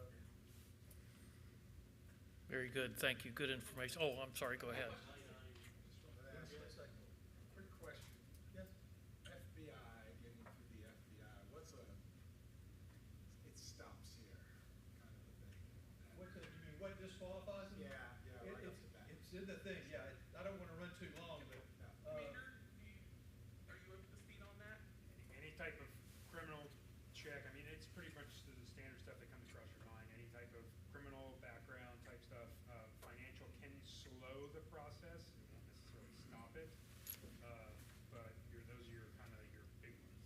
And there is, that is if addressed in the they're discharged manual in the too. Navy Corps, we can't take them. I guess we were doing a letter to Commander Heeman saying, here's the things, it's sealed and nobody sees it, so that's a touchy thing, it really is. That's One thing to note on that, there are sometimes somebody gets arrested or has like some kind of event earlier in life, sometimes it's 20, 30 years ago, or more, and it maybe isn't a deal breaker, but it pops on their background check. The important thing is that for those things that aren't deal breakers, that they write it in there, because that raises an eyebrow when we see a background check come back that has something on it, and you clicked on checked the box that said, I don't have any of these things in my background. So I got a couple of those sitting in my desk right now. So if somebody does have something, it's probably gonna pop on the background check, even if it was a long time ago, and if you thought it wasn't that big of a deal. And then we have a little bit of leeway to look at it and be like, yeah, okay, they got a DUI and had their license revoked in 1994, but since, then that's probably still gonna be okay. Harold, you had a question? Everybody take a picture of the card, even in the phone. Or just ask me, I've got it. Yeah, take a picture of the card. We'll put the card back up so they can take a picture like Harold suggested. Are you gonna take a picture? Yeah, we're trying to. Sorry about that, yeah. And again, thank y'all for being here, and I appreciate everybody raising their hand and wanting to grow. Yes, there you go. Yeah. When I was talking to Mr. Gilman there about PLBs, I said, I kind of inferred to throw it away. Don't throw the PLB away. Just ship it back to me or hold on to it. Okay? I didn't mean to say throw it away. But I did say it. I did. And no one called me out on it, so just do not throw the PLBs away. Thanks. Okay, thank you all. Okay, Mr. Getty, would you like to come up and give a update from legal?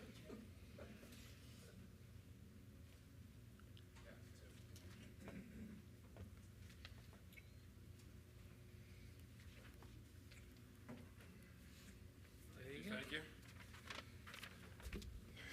Where's my timer? I guess I got the whole afternoon. Everybody settle in. It's going to be fun. Okay.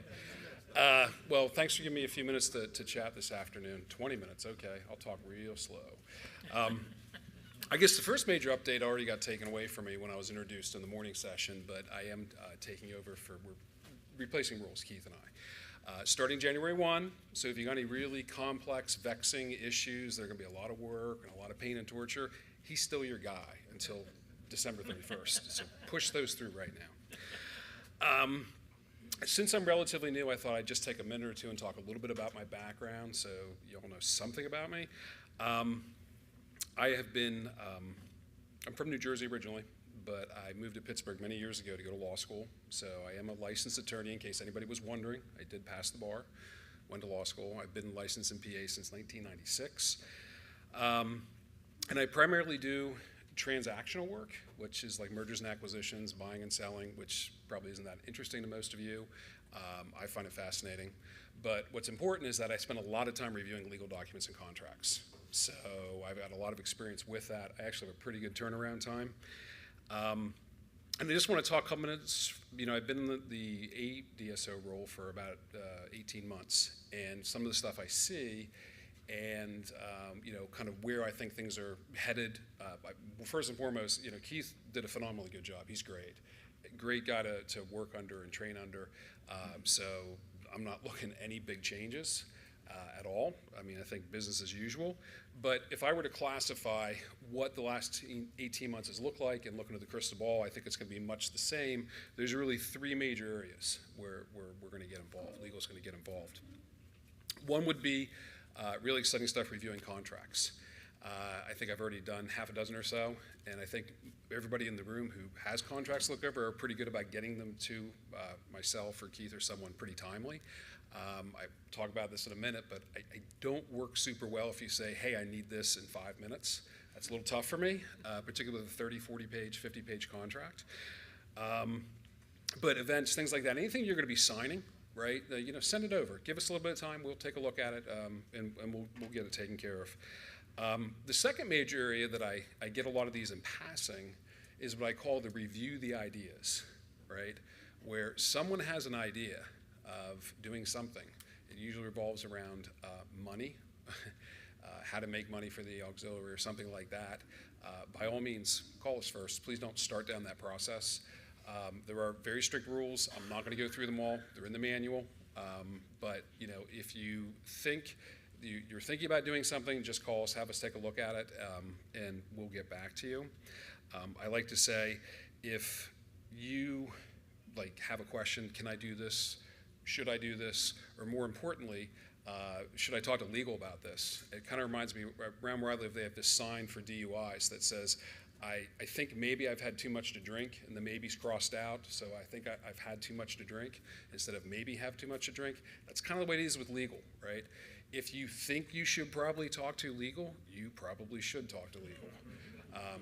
Don't fly at it alone. That's why this role exists, and I'm happy to take those phone calls, things like that. And the last category is what I'll call into the general category of like HR type stuff. And unfortunately, in any organization, we do have some people that run afoul of rules. You know, I did a presentation in Pittsburgh about this. I'll probably do another one here in the future talking about how that process should work. You know, first and foremost, when someone is starting to run afoul of the rules, or you think they're running afoul of the rules, you know, that is the time to start the corrective behavior. We'd like to resolve things at the lowest level possible. So if, you know, somebody shows up in an improper uniform, you don't need to call me to get involved in that. Please don't call me to get involved in that. But, you know, there is a process, and if anybody wants the process, I've written some of this out. Please, I will be happy to send that to you. If you're having issues with a member of your flotilla, division, whatever it is. But remember, we're always going to try to resolve those things at the lowest level possible. So we're always going to try to start with the flotilla. You don't talk to the district commodore first and foremost, because he might just call me, and I don't like that either. So just, you know, just follow that process. That's what it's all about. Timing, I think we're pretty responsive. Commodore, you have any issues with how we are? We're pretty good about that. Never had a complaint. That's nice to hear. So from my perspective, I'm in my 50s, so I'm not by any stretch a young person, but I've definitely adopted the philosophy of the text.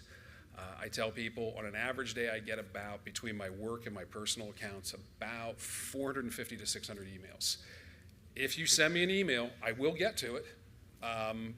If you need something faster or you need me to take attention at it right away, like, hey, I screwed up, I left this sitting in my inbox for 2 weeks and now I have to get back to the hotel with this signed contract, please send me a text and say, hey, Jeff, I sent you and emailed you a contract at 3 o'clock today. Could you ASAP it? If I can, I will. The same way with, you know, trying to get me on the phone. I do have a full-time job and I'm pretty busy. I travel a fair amount, so I spend a lot of time in airplanes. If you text me, I promise you I will return that call faster than if you leave me a voicemail. I absolutely promise you of that. I'm really good about responding to texts, even if it's just message received, I'm free at 5 o'clock, I'm free at 6 o'clock, PM typically, not AM, but I am an early riser. If you want to talk at 5 a.m., I'm pretty good with that too. But you know, that's just my big thing. I really am big on texts. It makes things a lot easier and faster for me. I'm going to open for questions in just a second in case there are any. But, you know, just as a general thing, you know, this group, I guess it's pretty small now, but the legal group is here to help you. That's why we're here. We're here to assist you in, you know, your part and your role in the auxiliary, whatever it is you need help with. We're happy to get involved. I'd rather see something like that ahead of time than behind it. I'd much prefer to, you know, get plenty of lead time on something. Or if you have questions, I like DTRAIN because I come in and I usually get stopped. Last night I got stopped walking through the lobby twice with questions. That's fine, happy to do that. I didn't give answers to either one, just kind of, okay, I'll think about it and get back to you. But that's fine, you know, the flybys are fine. If it's a little more complex, I'm going to take a little more time. And I will tell you that almost always the answers are in the manual. I wouldn't expect any of you to, I mean, has anybody ever printed that thing? Oh, yeah, I've got Yeah, one. I've got a nice big one. It's yeah. about that thick. There's a lot of stuff in there, right? So I'm not asking you to read it in its entirety, but my first question is typically going to be, well, what does the manual say, right? And if it doesn't say anything, that's fine. Well, I'll dig into it. But usually I want to know ahead of time because despite what people might think, a book that thick, I don't have it memorized. There's not a bit, yeah. So if you ask me, I'm not going to know typically off the top of my head. So I'm going to have to dig it up anyway. So if you can tell me, well, I looked at this section, this is what it said, great. That's a great place for me to start. So with that, even though I have plenty of time here, does anybody have any questions, comments? Well, I'll comment, even though the manual's only this thick, there is still interpretation. For sure. And that's why you get the call. Because you will see it one way, we will see it another, and we would rather go with your interpretation than ours, more likely. Yeah, I mean, that's a good point, right? This, people who, the folks that write these things, whether it's this manual or plenty of other things that I've read in my lifetime. I mean, have you ever pulled out like a real estate contract and read it? It's written by a lunatic, right? They're hard to follow. You know, we spend years getting trained on this stuff so we can read it and say, well, it really says this, right? Or this is how I interpret it. This is my advice to you as to how I would look at it. And that's really what that is all about. It's just providing a different set of eyes, a different lens to tell you how we interpret something. Anything else? I'm sorry, I don't have some big fancy presentation. This was a little bit on the fly for me, but that's good. I like that. No, you did good. You did good. That's it? I'm sure you will probably get some. Okay. Later. Sounds good. All right. Thank you.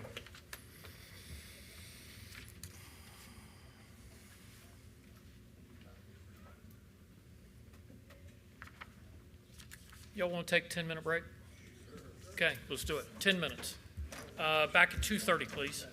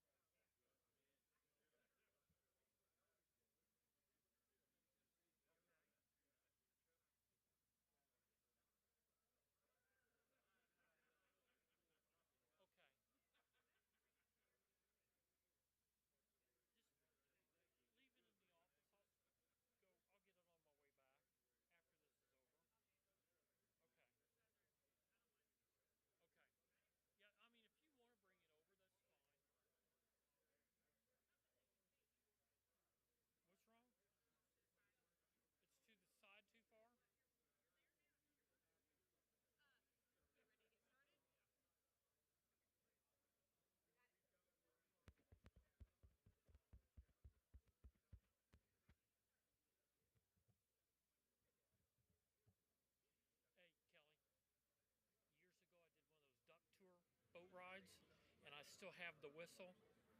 And I thought last night, I should have brought that, and I'd have come up here and I'd have gone, whack, whack, whack. That's all Chris is going to hear from me now, because I'm a lame duck. Okay, everybody. Hey, everybody.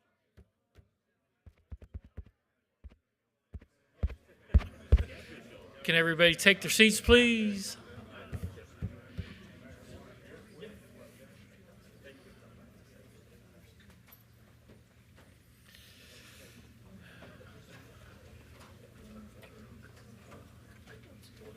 Okay, we're almost done for the afternoon. We only got about 2 hours left. I knew that would get you. Okay, next I would like to bring up Fred Gilman for an EMS update. Fred?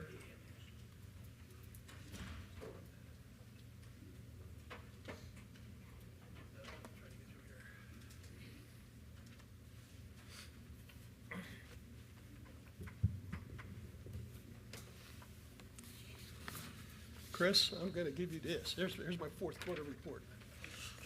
Early. You sent it to me electronically? Thank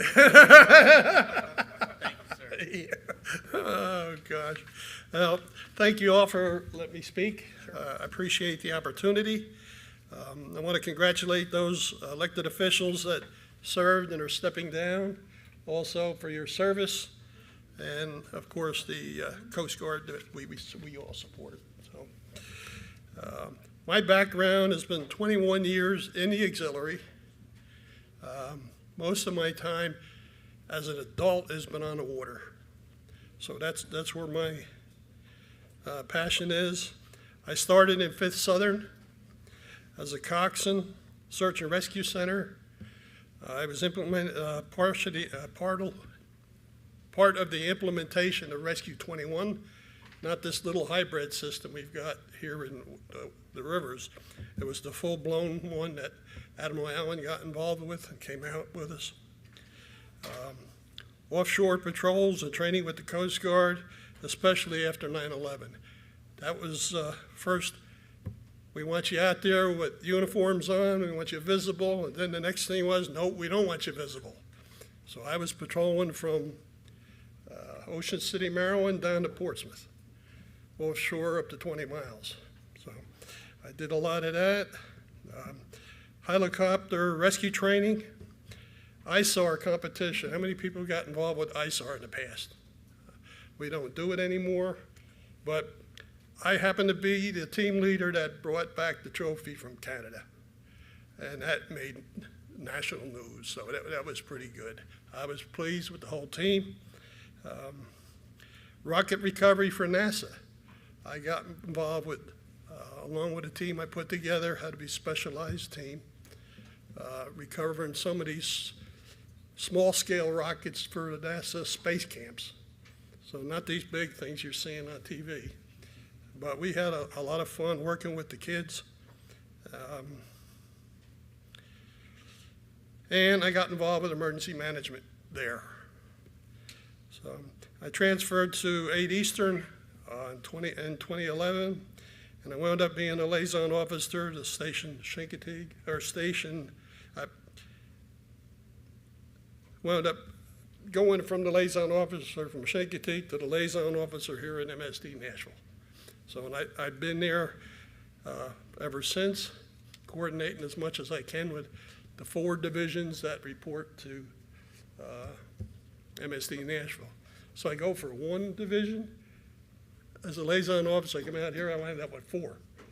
So that's a job all for Ron Bono out here. So it was fun, challenging, and I still enjoy doing it. So that's my background.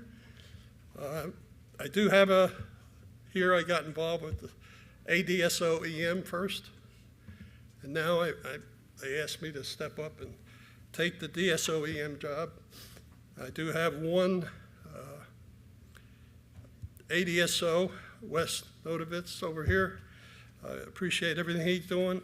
I leave him with the system stuff, the IMSS and CART stuff, systems. Those are the systems if you get a chance to go and work with the Coast Guard, such as the flooding that we had and hurricanes we had down in Texas, you're going to know a little bit about those systems. So those people that have those qualifications are the first ones we look for. Which I'm going to lead into that is the ICS staff qualifications. Now that I work with the national staff, there's 24 of us on this conference call. It goes once a month. They printed out a report that showed 0 members that have any ICS qualified positions in the district. I said, that can't be right. So when I looked into it, I knew Division 11 had 6. And so I asked Deanne, I said, can you check the system and find out what we can do? Is it correct? Isn't it correct? Just look at Division 11. What we found out was there was 6 people that were qualified. And somebody forgot to put the competency, link it to AUX Data 2. So I'm going to ask you all in your own divisions to check with your people that have ICS qualifications, to check with your IS officers, to see if the competency was put in properly. It all seemed to happen around 2018. If anybody has qualified that seems to be a number that something happened, and I don't know what the answer was for that, but that's the time frame that I'm picking up. So I just can't believe there's only 6 people that have ICS qualifications here. So if you do that for me, I'd appreciate it. After 9/11, the Coast Guard and the auxiliary saw a need to put together what they call a COOP. My predecessor didn't like me to call it a COOP. He wanted me to call it an emergency readiness plan. I mean, 6 of one, half a dozen of the other. So I put together what I had, and what I was administering in 5th Southern, and we kind of manipulated a little bit and changed it, updated the titles and so forth, and we kicked it out into Division 11 first, and Division 11 looked at it, and 2018 it was implemented in Division 11. And so Ron Bono heard about it, and he kicked it to all his divisions in his area. So we need to step that up, and I will show you. There it is up on the board up there. And we're going to be talking about this at the class, emergency management class. It's pretty much self-explanatory, and you go through all the stages of what an emergency situation would be. I sent a copy out to all the division commanders this past week ahead of time, so you would all have it. I do have a couple copies, but it's all in Word doc, so you can change anything you want in there, personnel-wise, and to fit your own divisions. There's another one in there for flotilla. Flotilla is a little more involved because you have competencies in the back end of it, showing you a picture of your facilities and your extra capabilities of the membership that you have in your flotillas. And that's all Word doc too, so all you have to do is get in there and have your flotilla commanders change it. So the hardest part is getting your flotillas to get it back to you. The national staff is looking into making an SOEM. So right now they tried it once, and they were knocked down on it. They said it wasn't necessary. But right now, with all the stuff that's going on, they're deciding that, hey, we need to reestablish this or try to reestablish it throughout the country. So that's what we're looking. You can still assign somebody if you want, or do it yourself, but just under remarks on your form with all your officers on, 7001, I think it is. All you have to do is just put a little note on there and keep it in your own division and assign that person to do it. So, and it's easy once you have it established to keep it up. When I gave this to Commander Heyman at the last D-Train, she said, I only have one problem with it, suggestion, she didn't call it a problem. I'm used to responding within an hour because that's what I could do. She said the average auxiliarist can't respond in an hour for a disaster. So she suggested increase that a little bit. So I increased that to 3 hours. She was happy.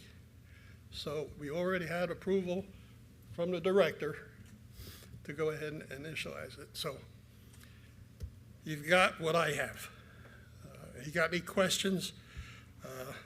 You've got pretty much my number through the emails I sent out. I sent a lot of stuff out this past week because I'm feeling a lot better than I was. So I figured while I was feeling good, get it out. So you saw a flurry of stuff come out this past week. So, sorry about that, Chris. So you've got what I have.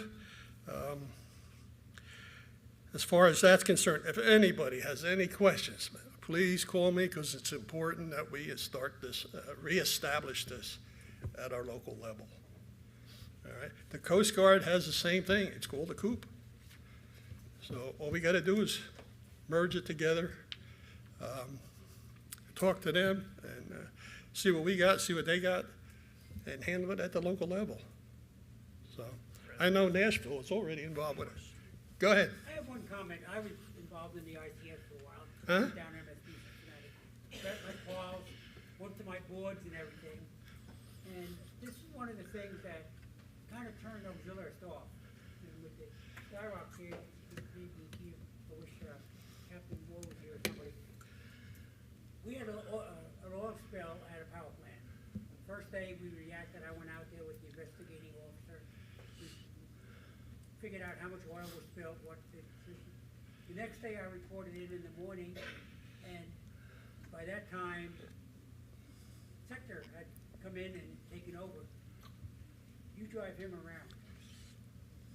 I became a driver. Why go through all those calls, all that work, if they're not going to use us in the purpose that we train for? That's a good question.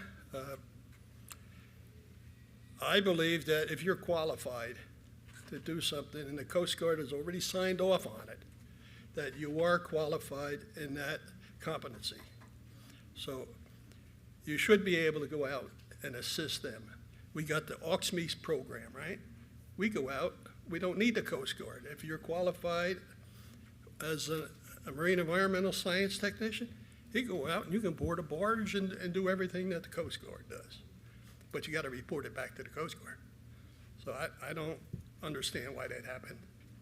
So go ahead, Wes. I want to comment, if you don't mind, I want to comment real quick, because Bob and I discussed this last night over a beer. And that's when a lot of stuff gets done. exactly.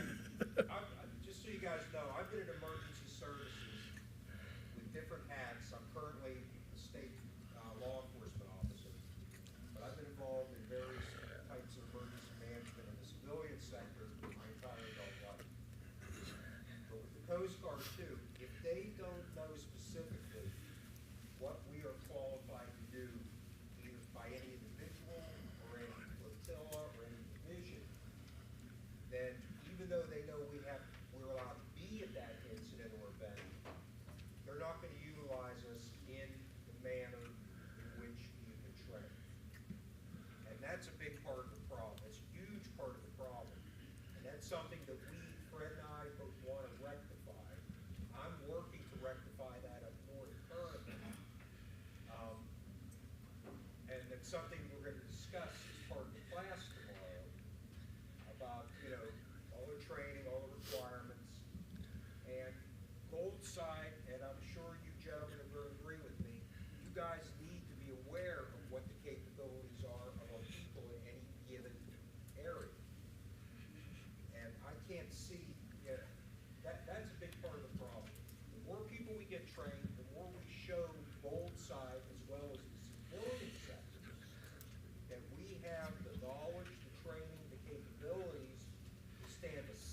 guide them and support them.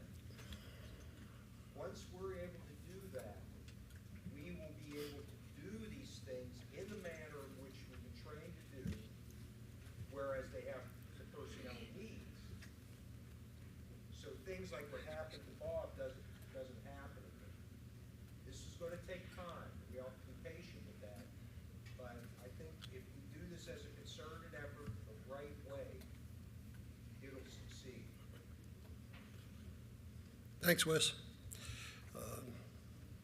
Yeah, you need to get involved with your local units. That's the best way this plan is going to work. Let them know who you are, let them know what your plan's about, and I'm sure they'll share the same thing with you. Well, it wasn't the local unit. Yeah, The local unit had me out there. yeah, It was the bigger unit when they came in and, yeah, I understand. as the commander said, when FEMA showed up, I think that was just hopefully it was just a fluke, and it's not gonna happen again, so. Because they're all getting on board. You got new Coast Guard units now showing up, right? So we need to get involved with those new Coast Guard units. But the Ohio River, there's a couple of units up in there now that weren't there before, so. We need to get involved with those people. Show them the plan you got. It's all, like I said before, it's in a Word doc, so you can change anything you want in there as far as your individual areas go. But you need somebody to maintain it, or you're gonna lose it. So let me know when it's been taken care of, and if you need any help with it, please call me. You know, I'm in the directory, so I'll usually respond right away. Okay, Everbridge activation. With the storms rolling through our area and the flooding in eastern Kentucky, I got involved with that incident. We hit the national news, and with that, of course, I get phone calls. So the response came back with everybody was okay. We only had 4 members that did not respond to the Everbridge call, which I thought was outstanding compared to the last one. And so for one reason or another, those either didn't hit the right button or weren't available or weren't any auxiliary anymore for various reasons, but 4 I thought was great. They are making changes to Everbridge at the national level to better serve our needs, and so it doesn't get skewed in the wrong direction, which I was glad to hear that, because I've seen it happen where, I know one in Nashville when we had the last one, I mean, it was nuts. You know, I received 5 Everbridge calls. And this time, 2, I hit the first one, and the second one was done. I never got the second one. So that's the way it's supposed to work, and I thank everybody that responded, so. Sir? It depends how you initialize it. You can go by individual. You can drop it right down to that, or go all the whole district. I think that's what Matt asked for last time. Yeah, we've got the capability to regionalize it. I think what I did last time when I had Fritz do it, I gave him division numbers. I said, I want these divisions to be alerted. And that's, eastern Kentucky. And I took the outlying areas, found out what divisions might be impacted. Of course, when you have a storm and you're close, maybe you were driving through at the time. So that's why we kind of go outside that area and run that Everbridge. But it can be compartmentalized to divisions. We were literally coming home from Wisconsin and that call came into us. Yep. And we didn't know if our house was still there. Because the highway, something happened in St. Louis that very weekend too also. And so it was really a crazy day. So we made phone calls to some of our people. I sent out email message out to division commanders, of course, copied all the decaps, and Matt, one message I got back from Matt was traveling out of the area. He said, thank you, I'm just heading into this storm. So, I mean, we have these storms rolling through at different times. Some can dump 3 inches, 4 inches of rain on it, and it's only in maybe a mile or 2 mile area, and then it's gone. You know, so those things are kind of hard to predict. Even though I watch as much of the National Weather Service in Nashville, Paducah, and I watch the TV news. Any way I can pick up what's going on, I'll pick it up. So, again, I appreciate all you're doing when you get out there. So, just keep up what you're doing. I appreciate it. The last thing, the National Emergency Staff is looking for 2 items from us. The gap analysis report for each district I was able to just complete it. They were asking for it. Duncan helped me out greatly. I didn't have to go to each division commander and fill out that spreadsheet of what you need, what you don't need, and so forth. It was all right there. So Aux Data 2 was great. And again, Duncan gave that thing to me any which way I wanted it, from district right down to the division level, which is fine. And I think you all got a copy of that gap analysis report. So keep that in a binder. So every couple of years, we're probably going to watch, find out what your needs are and what areas you need to target, and you can target recruit for those areas too. So that's one good way of doing it. Yes, sir. I don't get all the credit. All I did was take a report. It is available in the Performance Measurement National Department. It's updated every month. One nice thing about it, it has 2 years worth of data. If you want to use that as a management tool to where I was, to where I am, where I want to be, it's very large. You might want to cut it down a little bit because it has every division, every flotilla in the Coast Guard Auxiliary. That's available monthly, and it's on the website.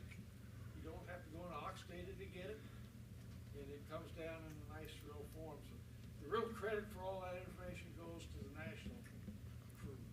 All I did was create a nice Excel file for you. Yep. The division commanders didn't get the full-blown information that you sent me. There was the last sheet had just the district, and that's what was sent out, so they could drop it down to their divisions. So, and that's all the national staff was looking for. Basically, what you gave me, if they needed more than that, I'll have to send it to them, because that's. So I went from 1 week being a bum to the next few days I was a hero. I had it right away, you know. So that'll be on my next call with the national staff. There's 24 members on the national staff when you get on the conference call. Everybody's got something to say. And it's very interesting to see what other parts of the country are doing. Right now, I hear how many times the southwestern border. All right, they're looking for people to go to the southwestern border. You don't need ICS qualifications to go to the southwestern border, but you do need certain qualifications that you gotta get approval through DIROCS and make sure all their stuff is right up to date. And so if you know anybody that wants to go, let me know, and I'll make sure I track it, because I like to track those things, and make sure we have what they're interested in. The information I'm getting back is they love the auxiliaries. They said that they've done everything that we need done, and they continually want more auxiliaries to back up the 30 days that they're there. The only difficulty is you don't get pre-funded. So you have to put your money out and then fill out the paperwork and get it right up. So the appropriate people. So the website, if you want to get on the website, is AUX, that's with 2 C's, at cgaux.net.us, cgaux.net. And you can click on it and see what's going on. You can't apply through that, but you can see what's going on nationally. So that's pretty much. Website again? Okay, it's AUXIMACC at CGAUXNET.US. Could you just say after the ad again? Sorry. It's at CGAUXNET.US. No dot between AUX and net? No, AUX.net, excuse me. No, it's CGAUXNet.US, only one dot. I was already up on it, it works, it's running. So it gives you an update of what's going on. So that's pretty much it. We will be holding that class tomorrow. And we will be going through both the division and the flotilla ones as far as emergency readiness plan. And when you see the last couple pages, you'll see that the members come in with special competencies outside of the auxiliary that we would like to know. Some of it you may keep in a special file because it could be PII. So that's the way we're going, and just keep it up, that's all. Okay. Thank you, Fred. Yes, sir, thank you. That's mine. yours? Yeah, please don't take that. I'll be walking back I up will with be lost. I will come hunt you down. You need to put another pen? No, no, thank you. Yeah. Just let me know. Yeah, I know. Just let me know. Okay, the next one is marketing PE class. Mike Collicone?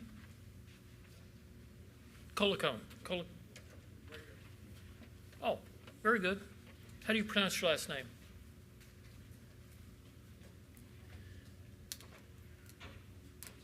How do you pronounce your last name? Collicone. Okay, very good. Real easy, cola and cone. Okay.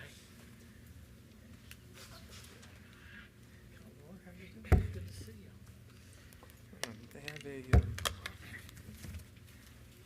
have one of those advancers. That should work. Green button. Okay. Red button, or green forward, red button. Okay. Oh, good afternoon, everyone. Good afternoon. And my name's Mike Collicone, Flotilla Commander of Tellico Lake 12-2 down in Loudoun County. And today I hope to impart some information that will help you with your public education programs. Let me ask, how many of you have areas of water in your AOR? Okay. Anybody with coastal water? Okay. So, interior rivers.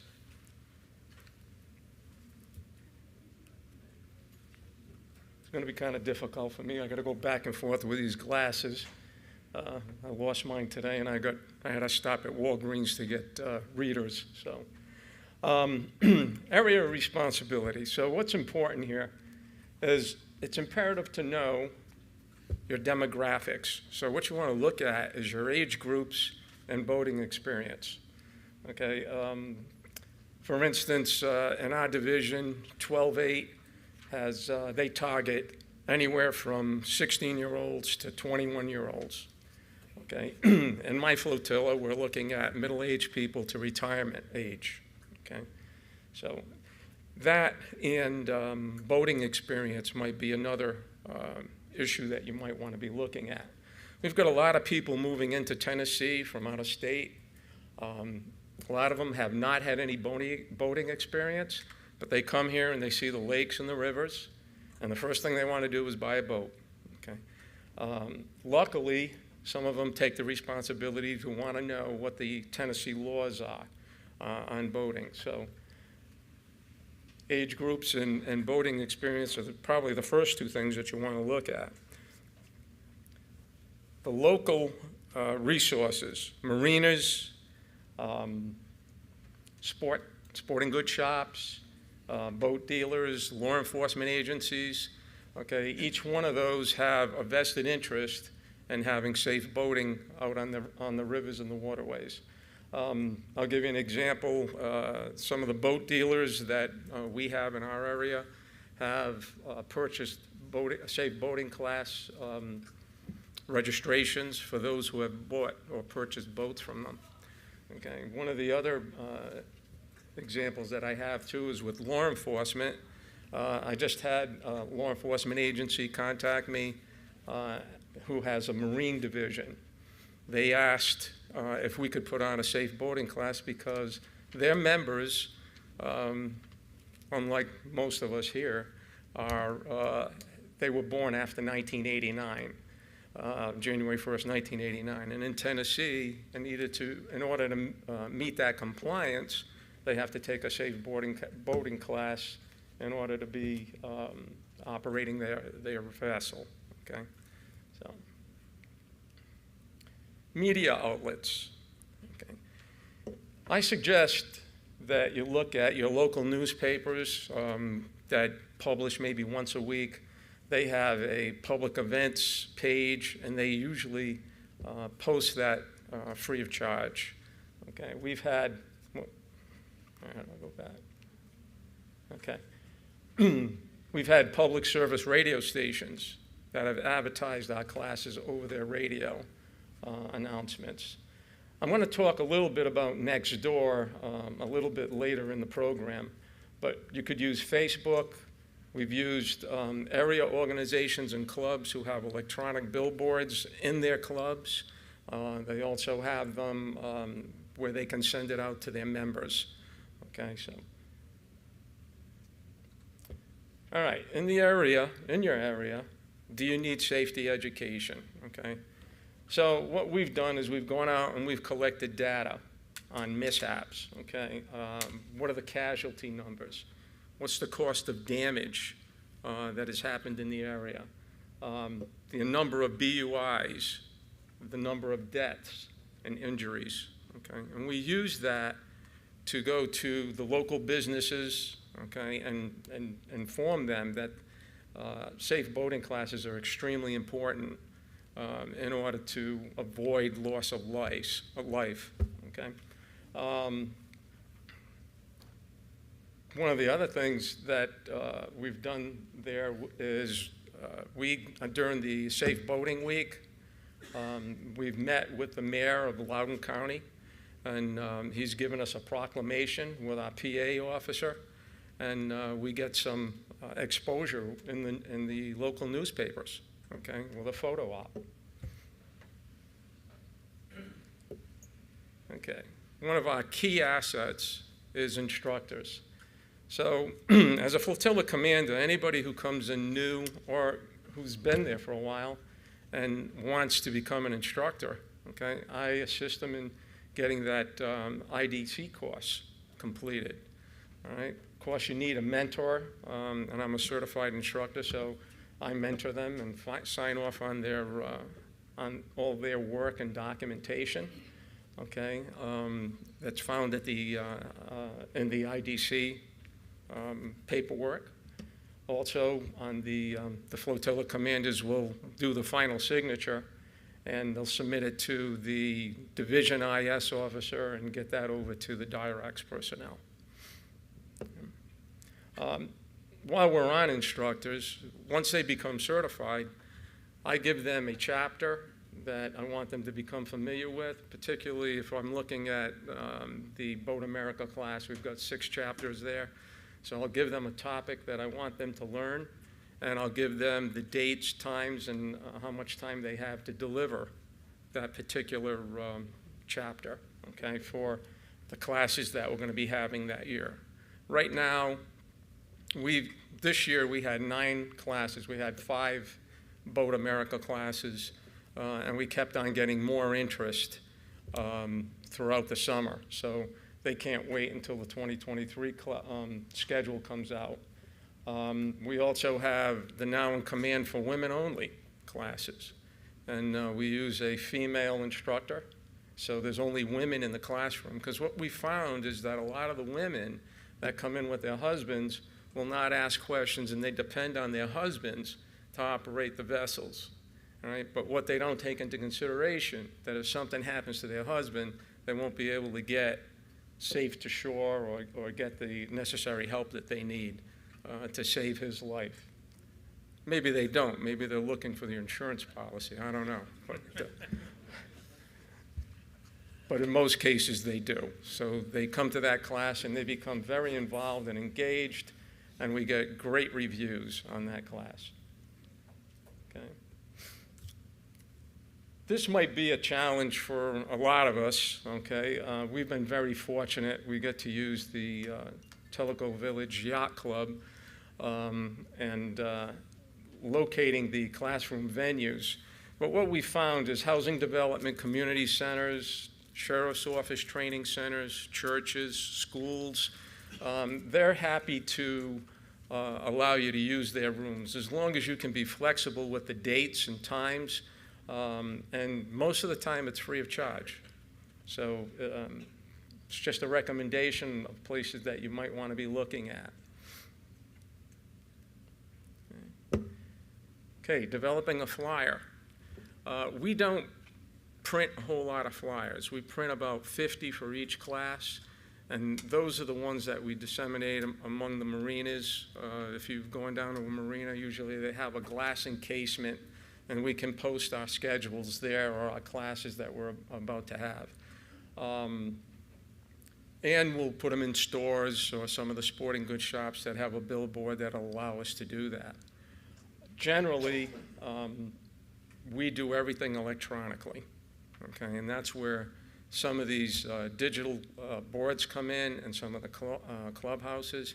I've also created an email list of people that have come to past classes, okay, and send them out new information on classes that we're going to be having for the upcoming year. I'll send them the whole schedule, and I'll send them for the upcoming classes as well.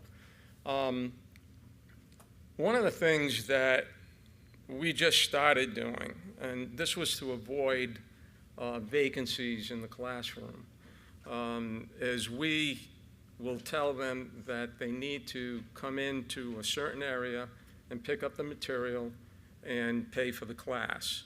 And that way, we know how many people we're going to have for that particular class. And if they don't show up, we give their spot away to somebody that's on the reserve list. We can only accommodate 25 to 30 people in the venue that we're in. And I'm trying to accomplish the social distancing as well because of the pandemic that we recently went through. So that's a typical flyer that we use, and I use the Boat America course, but you can see up at top, it recognizes the United States Coast Guard Auxiliary, tells you where it's going to be, what time it's going to be, the dates. It will tell you what the contact information is at the bottom. It gives you a description of the course that we're going to be holding for that particular day. Now, advertising the class, I spoke of Nextdoor very briefly. Does everybody know or have any information about Nextdoor? Okay. One person? That's it? Okay. They are based out of California, okay, and you can look them up and see if they are in your area. we're very fortunate down in Tellico Village area. We have next door, and it's a community chat box basically, but we can post our classes on there free of charge, and we have an audience of more than 5,000 households. So we do get a lot of people coming into our classroom just with that type of advertisement. Okay, local radio stations and small-town newspapers, The Connection in Loudoun County, they have an event page. They post it free of charge as long as we put it in a month ahead of time, and then they'll put it up 2 weeks before the class. Okay, and a lot of times they'll come out and they'll even do a news story on our class while we're holding it. They'll take pictures and they'll do photo ops, and it works out really well. The email list for the marinas and boat dealers, once we send out an electronic message to them when we're going to be holding the class, we also attach one of the flyers so that they know what classes are coming up and they can give it to people that come in for service or to purchase their boats. Is everybody familiar with where to access the materials? Like the boat safety courses and the PWC courses. You just go to our auxiliary website. You click on the association, auxiliary member store, and public education. Those are the topics that I have found to be available there. The Boat America course, knot tying, seamanship, PWC courses, and I can that's kind of small, but this is what they'll give you for when you purchase those books. Usually it accommodates 10 students, okay? And that's the book, the exams, the instructor templates, wallet cards, all the things that you need, okay? And generally, I'll order 3 cases for any one of our Boat America classes. Recently, that price went to $70. Prior to that, it was $35 for a case of 10. So that's really, really new. Of course, that is still cheaper than the boating safely classes that we had. That was $135 for a case of 10. Okay, so in summary, know your responsibility and your area of responsibility, access your data, develop your instructors, locate a venue, okay, develop an ad and advertise, use the free access points. That free is always best, and locate your class material and order a month in advance. By the way, that was just on that last slide. The Ox store is recommending a month in advance before your class because they're using the postal service to deliver, all right, and they're having problems with the mail. If you want to use FedEx, that's an extra charge for your shipping. All right. I don't know if this will work, but yeah, I guess it does. Can you give me sound on that? No? Well, you can get the gist of it anyway.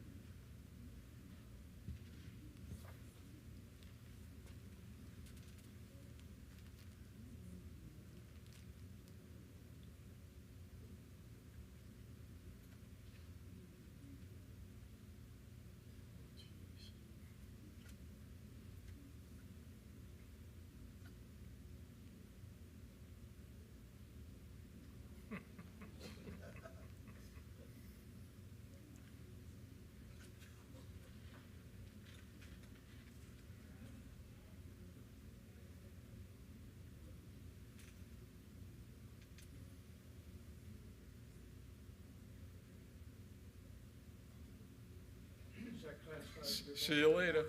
No, that's not a matter of order. Okay. Okay. Well, thank you very much. All right, thank you.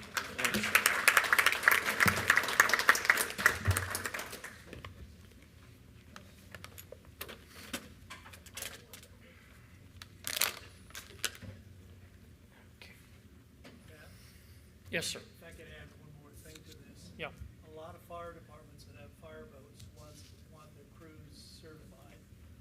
And, you know, of either a class or a inspection of the boat, because they get discounts on their insurance. Right.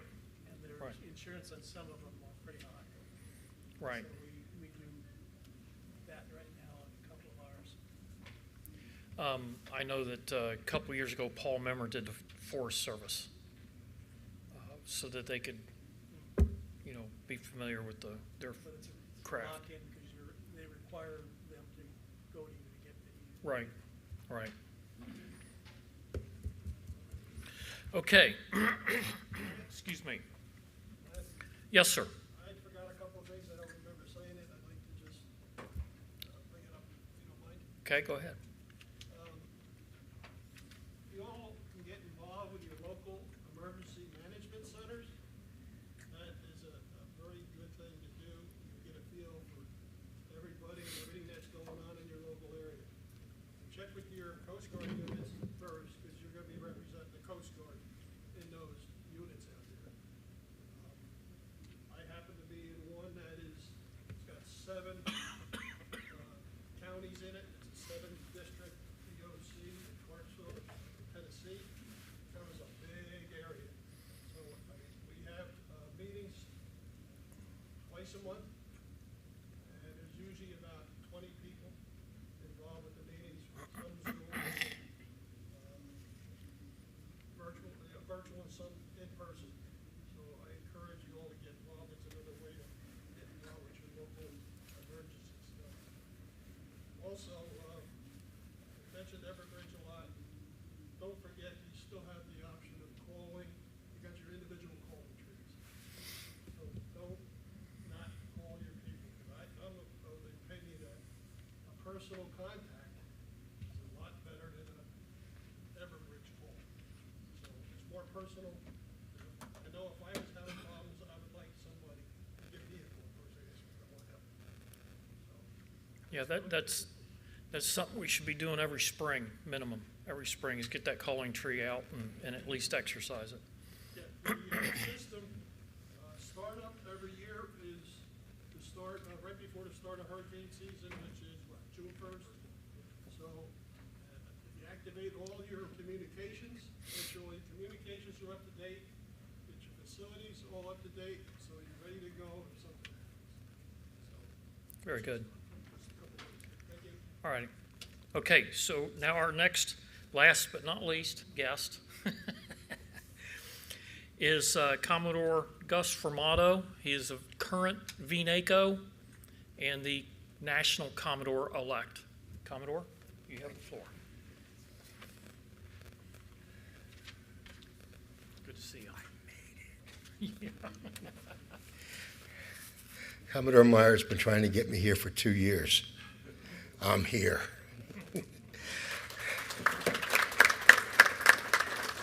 We had a couple of speed bumps in the road, and then at one point in time, Commodore Malevsky bumped me and said, "Oh, no, I have the 3rd star, I'm going." So I sat home. Anyway, I'm here. What I'd like to speak to you about is the importance of these in-person training events, in-person D-trains. COVID forced us to learn virtual training, virtual meetings, all types of digital learning, and it's great. And I'm sure it's not going to go away, but neither can these type of events. We have to support these events. This is very important.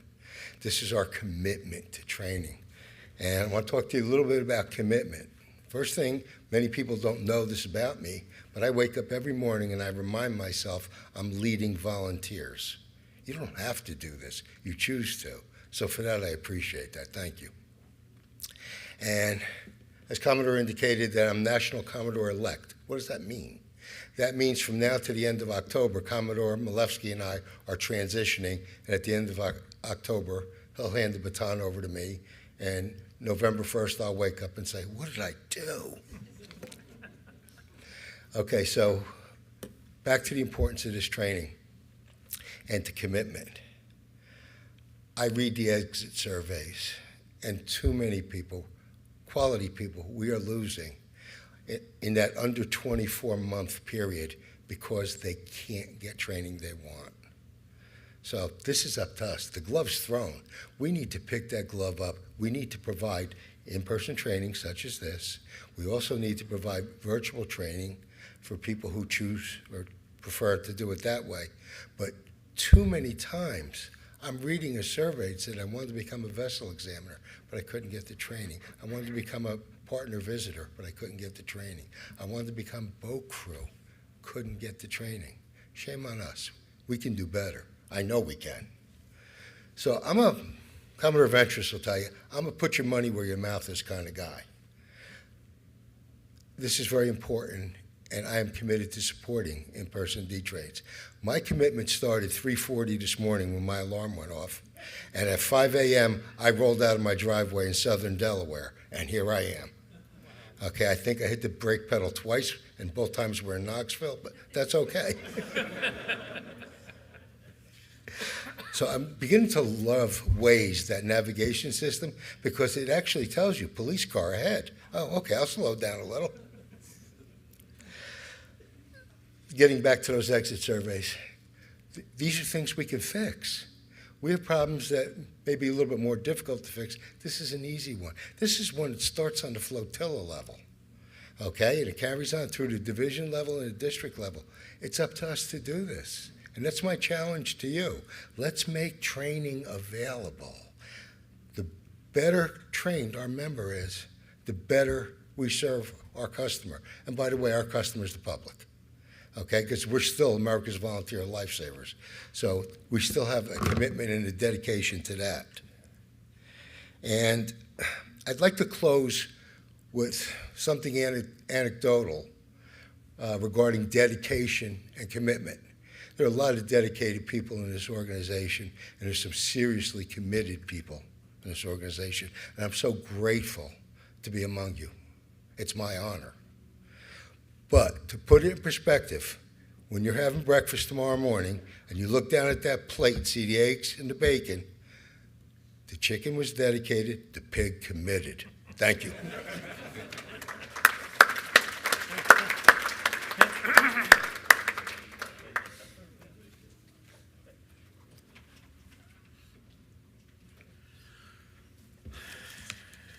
I told you there was a lot of information today, wasn't there? I hope you got it written down. I hope you got it stored in your brain so you can take it back to your divisions. And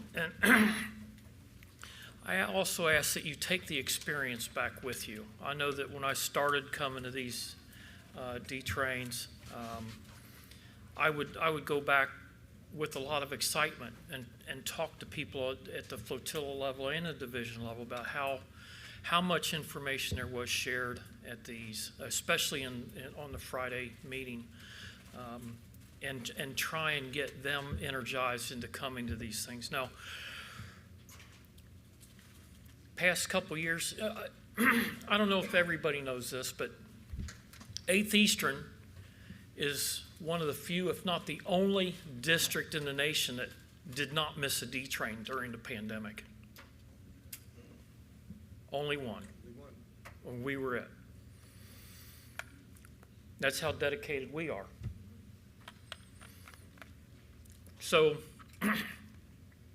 there were some districts that we were starting to do patrols. They weren't even allowed to have meetings yet. So we've been very fortunate, and I want to thank and commend each and every one of you because you and your flotilla members, the deck plate, are the ones that make this organization work. I don't tell anybody here what to do. Your members tell me what they want to do, and we try to accommodate it. And that to me is an upside down structure, leadership structure. And it was mentioned that, when you get into the leadership position, you're herding cats, but I think it's more like herding mice at sometimes. And the cats might be chasing them. We may be the cats.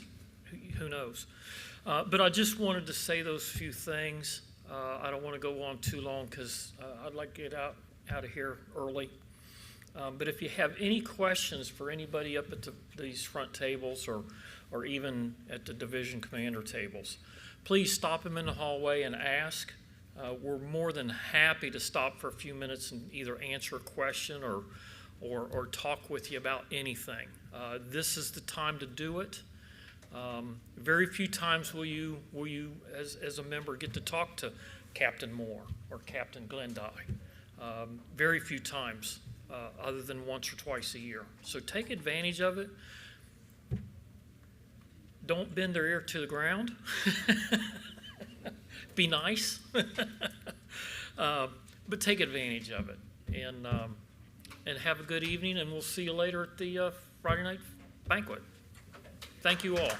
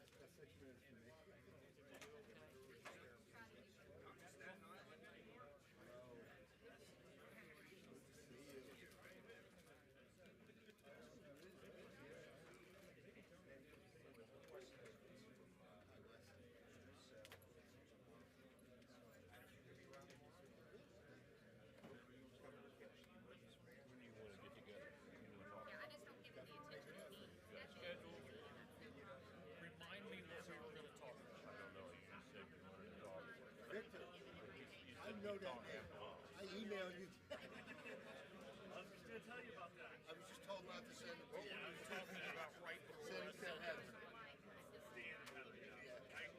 was just a long one. I've got so much travel this